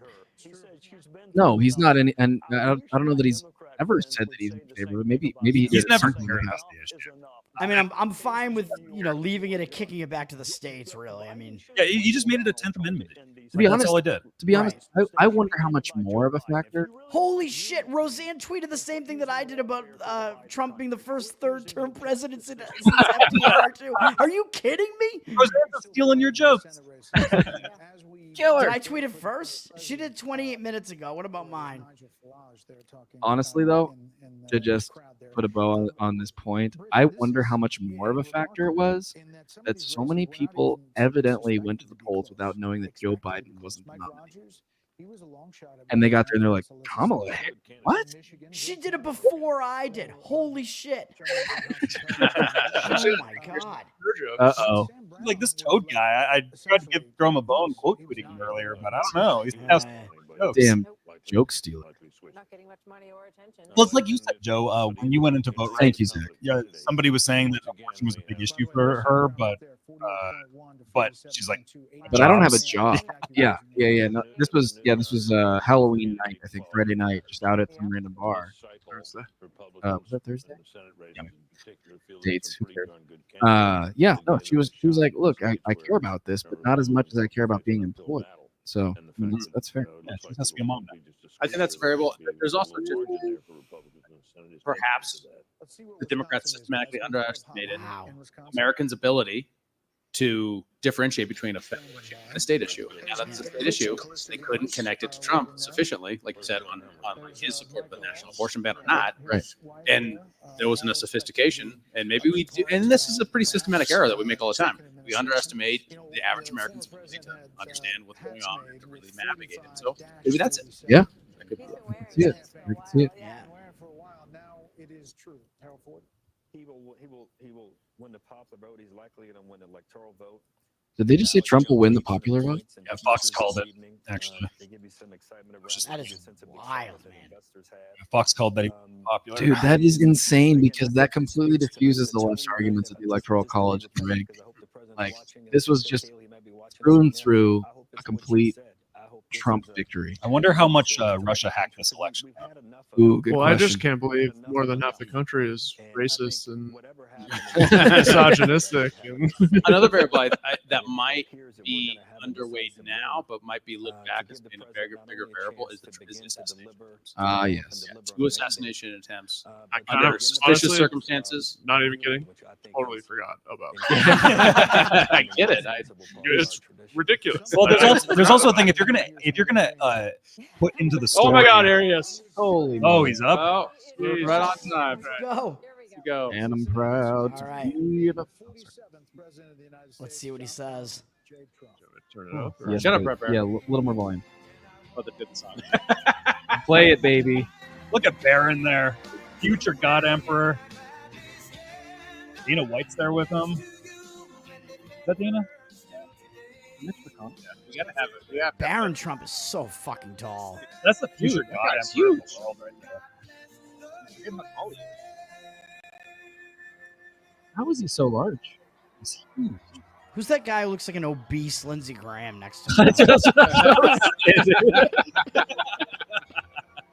Lindsey Graham crackers.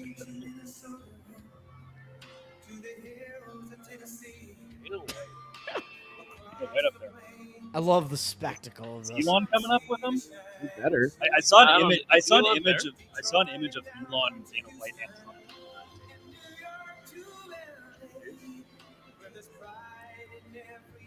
Barron Trump's going to be a president at some Wow, point. West Virginia. Look at West Virginia.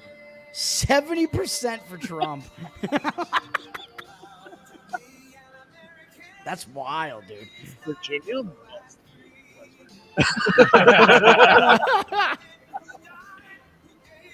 West Virginia is just Virginia's drunk Republican uncle. Yeah.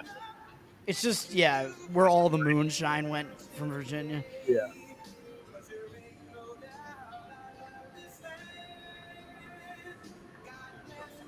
Barron Trump needs like a girlfriend with him right there. He needs some hot chick next to him. Just got Chill. Trump said that he's not dating anyone.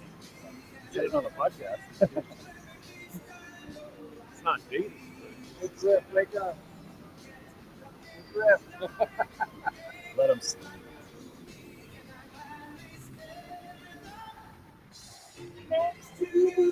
Oh my God, JD Vance is gonna cry. Vance is there, yeah.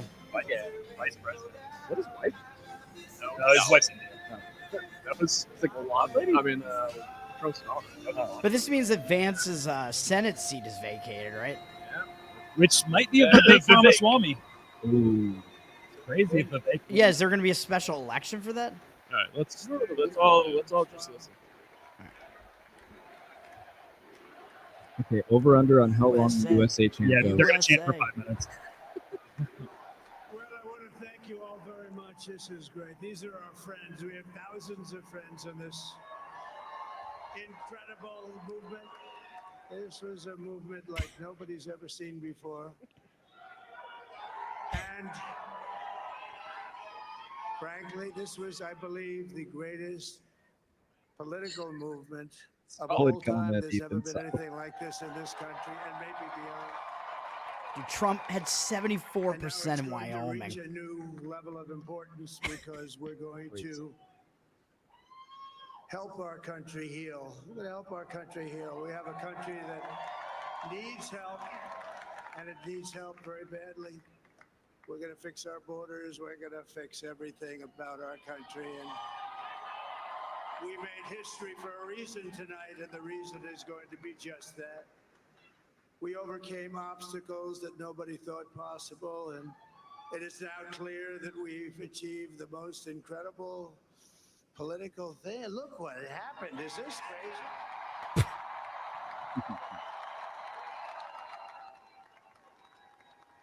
But What's it's the a point of that? political victory that our country has never seen before, nothing like this. I want to thank the American people for the extraordinary honor of being elected your 47th president and your 45th president.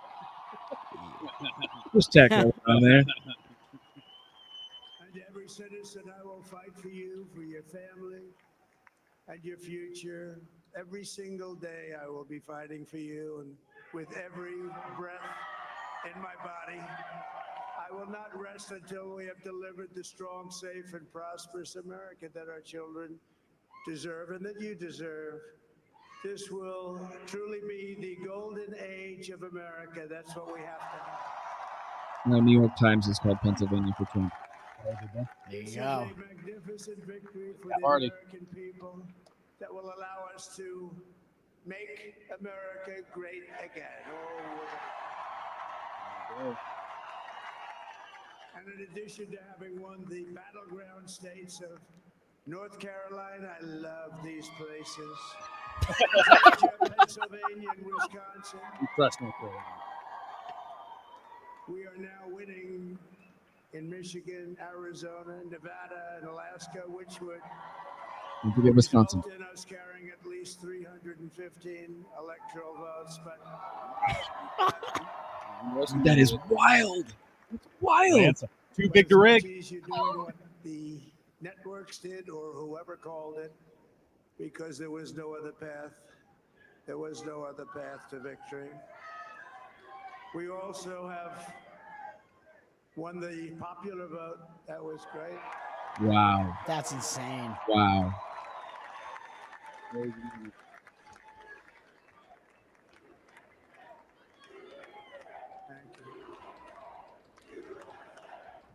USA. CNN still hasn't called it.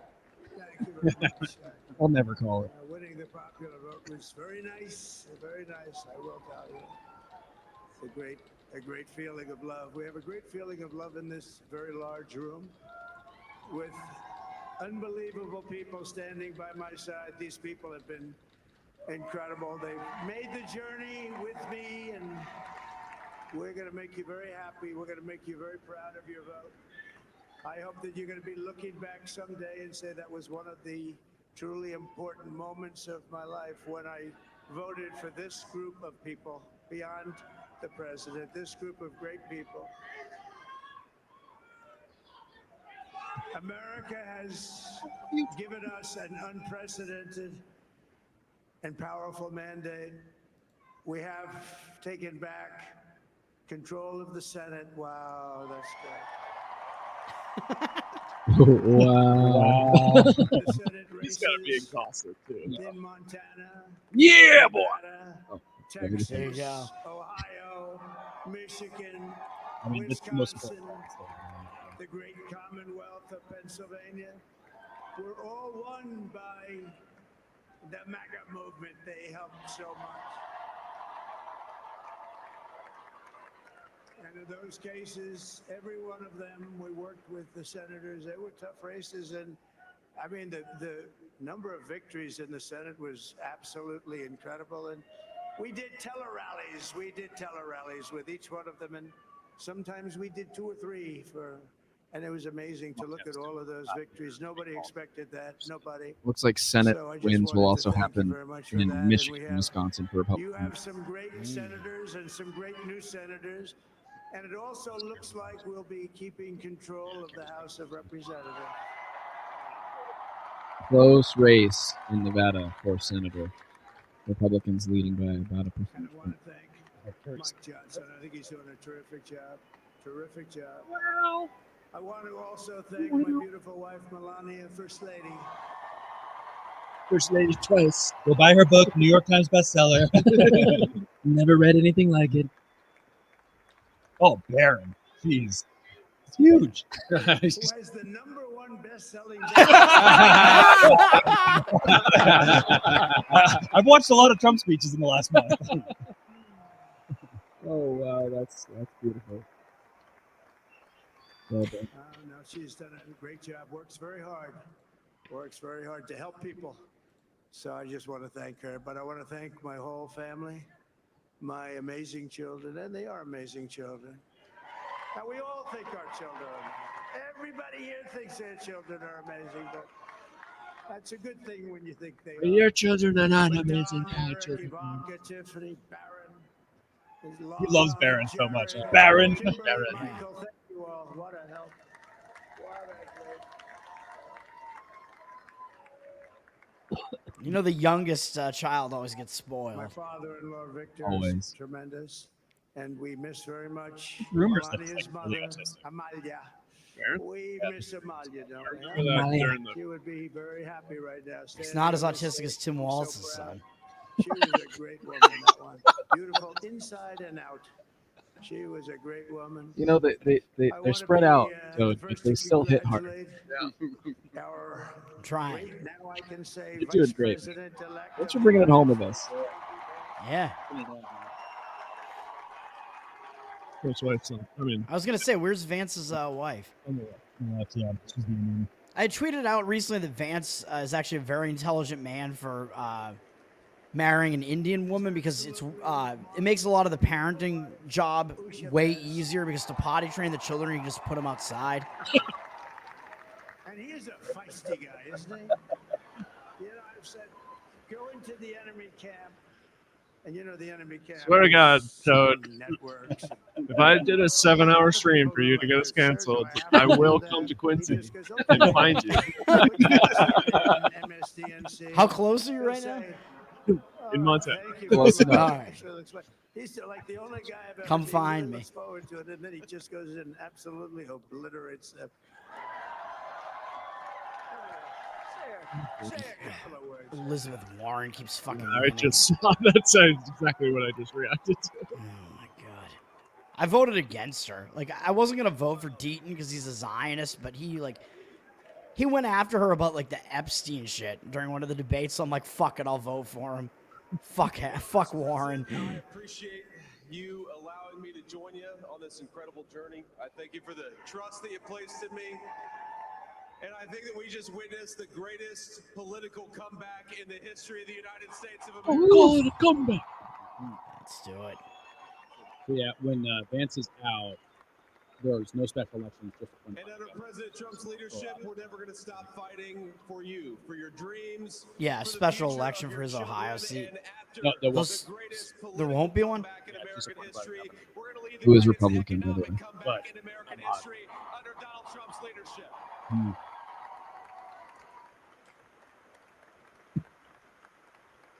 That'll be interesting to see who gets appointed. Thank you very much. Klobuchar won again. Jesus It Christ. turned Dude. out to be a good choice. These women are just I took a little heat at the beginning, unbearable. but he was. I knew the brain was a good one, about as good as it gets. And we love the family. And I we're love his gonna have brain.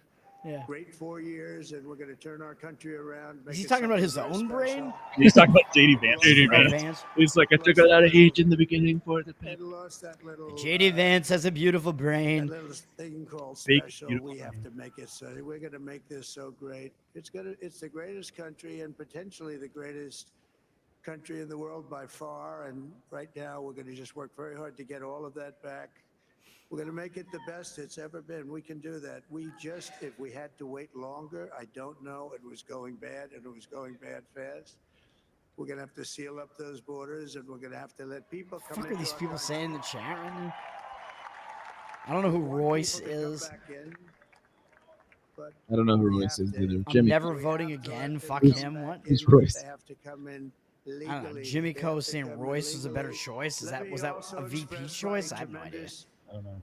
Appreciation for Susie and Chris, the job you did. That guy's name is Bussy.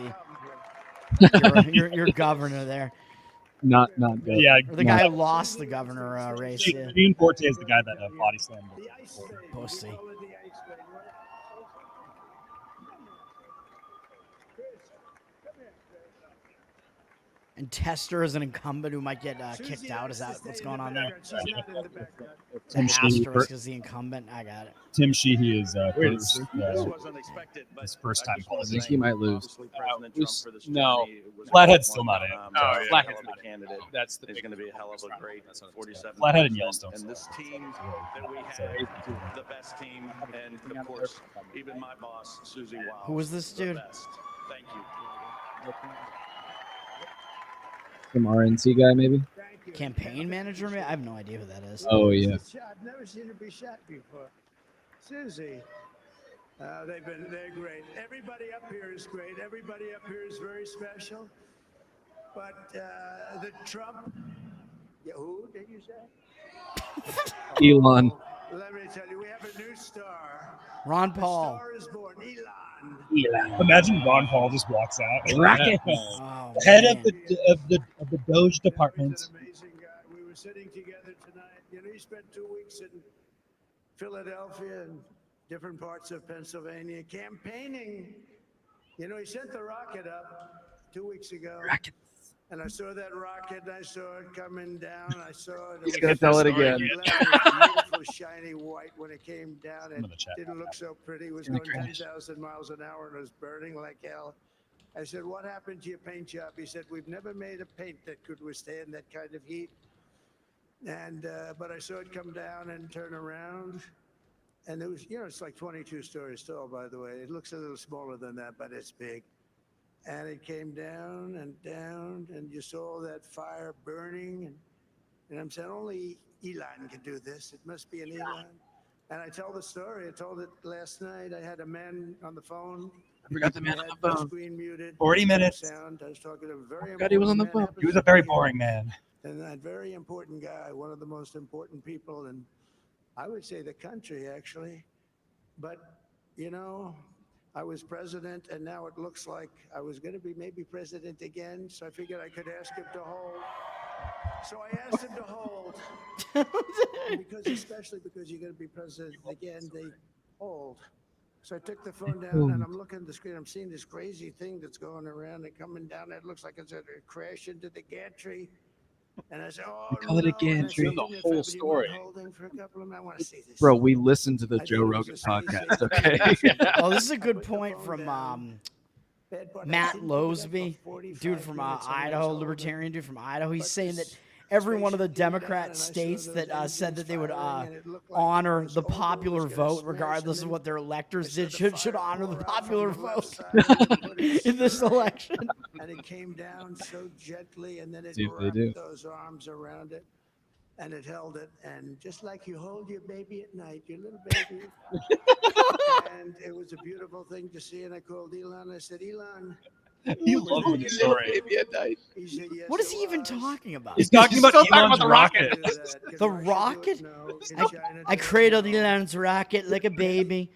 I rocked it to sleep. No, nobody can do that. I said, that's The why rocket I love into you, my Elon. That's gantry. great. And you know, when we had the tragic hurricane. I put it in a crib underneath a little mobile with all the stars and planets. North Carolina, they were really devastated. The water. This was a big water, as big as we've ever seen. Water hurricane. It built lakes out of nothing. Fields became lakes, and the danger was unbelievable. And the people from North Carolina came to me and they said, would it be possible, at all possible, for you to speak to Elon Musk? We need Starlink. I said, what's Starlink? It's a Facebook communication. So I called Just Elon. let him up there and say, yay. And I'll tell you what, he had, and it was very dangerous. People would die. They had no communication. Dude, I think FEMA is trying to stop Elon's people from bringing Starlink to the hurricane-affected areas. It's insane. What the hell is it? He Stop said, the weave. It's a The super shit. communication. The weave. I said, Elon, they need it really. Too late for weaving, bro. He's a straightforward. No. Look, Please, Trump, I want to go to sleep. Look, Van Jones was right. Black women in this country are afraid, and Trump has to give them a glorious weave right now in order to put them at ease. We have to protect our geniuses. We don't have that many of them. We have to protect Trump's talking about natural elites. Thank some of the guys. You know, we have up here today the U.S. Open champion. He's fantastic golfer. It's elite shit right here. Elite theory shit. Just a little bit. Bryson DeChambeau is up here someplace. I did his podcast. Like, Elon's a legitimate elite. Put him in a position where he can use that. Bryson. He's gonna bring Bryson up. Oh, Who? he was shot. Bryson DeChambeau. I don't even know who that is. Big- Do I? big golf- He's the guy that Trump did the golf episode with. He's hitting balls. Oh, yeah. Good guy. Oh, look at him. He's got Bryson DeChambeau on stage right now. This is wild, dude. He had a great. He's tall, too. If ever there was a question that golf is based, That's a fantastic job. And we also have. I still question it. White, who has done some job.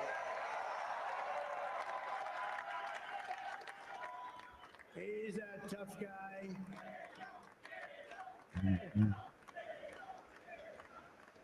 So Dana started UFC. Oh, really? Came to me I did not know. if I use your- Never heard of it. because they said it's a rough Yeah. sport, a little rough. And I helped UFC him out a is little bit, easily the and most I went, base sport. and This they is said, "This the ridiculous. roughest Dana sport White I've is ever there seen." right now.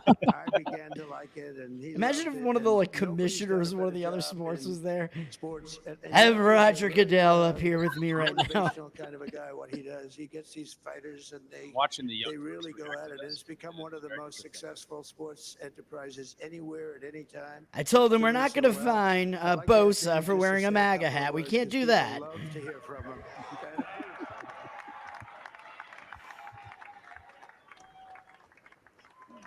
oh my God, Candace tweets, I've never wanted to watch The View more in my life. It's the only time I want to watch it. This is what happens when the machine comes after you. What you've seen over the last several years, Based. this is what it looks like. Darren shaking his Couldn't head. stop him. He keeps going forward. He doesn't quit. He's the most resilient, hardworking man I've ever met in my life. His family are incredible people. people. This is karma, ladies and gentlemen. He deserves this. They deserve it as a family. I forgot Rhode Island existed. Real quick, I want to thank the Nell boys, Aiden Ross. And I'm gonna sleep in tomorrow, but gonna be lit. I'm not. I get up at like 6:30 and I handicap sports. I do a Better Off Dead episode. Dude, he's just like thinking of the podcast. I gotta go to work, man. I gotta bask in this. I want to like feel the air of sadness in the city of Boston. No, he's really an amazing guy. But most of all, I want to thank the millions of hardworking Americans across the nation who have always been the heart and soul of this really great movement. We've been through so much together, and today you showed up in record numbers to deliver a victory like really, probably like no other. This was something. Was this the most total votes any president has ever received in this election?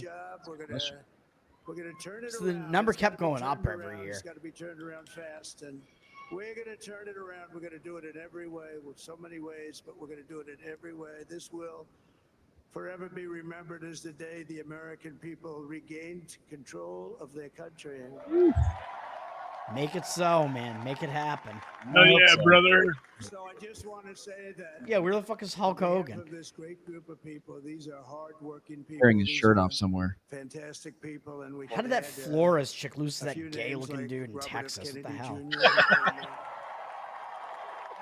And he's going to help make America healthy again.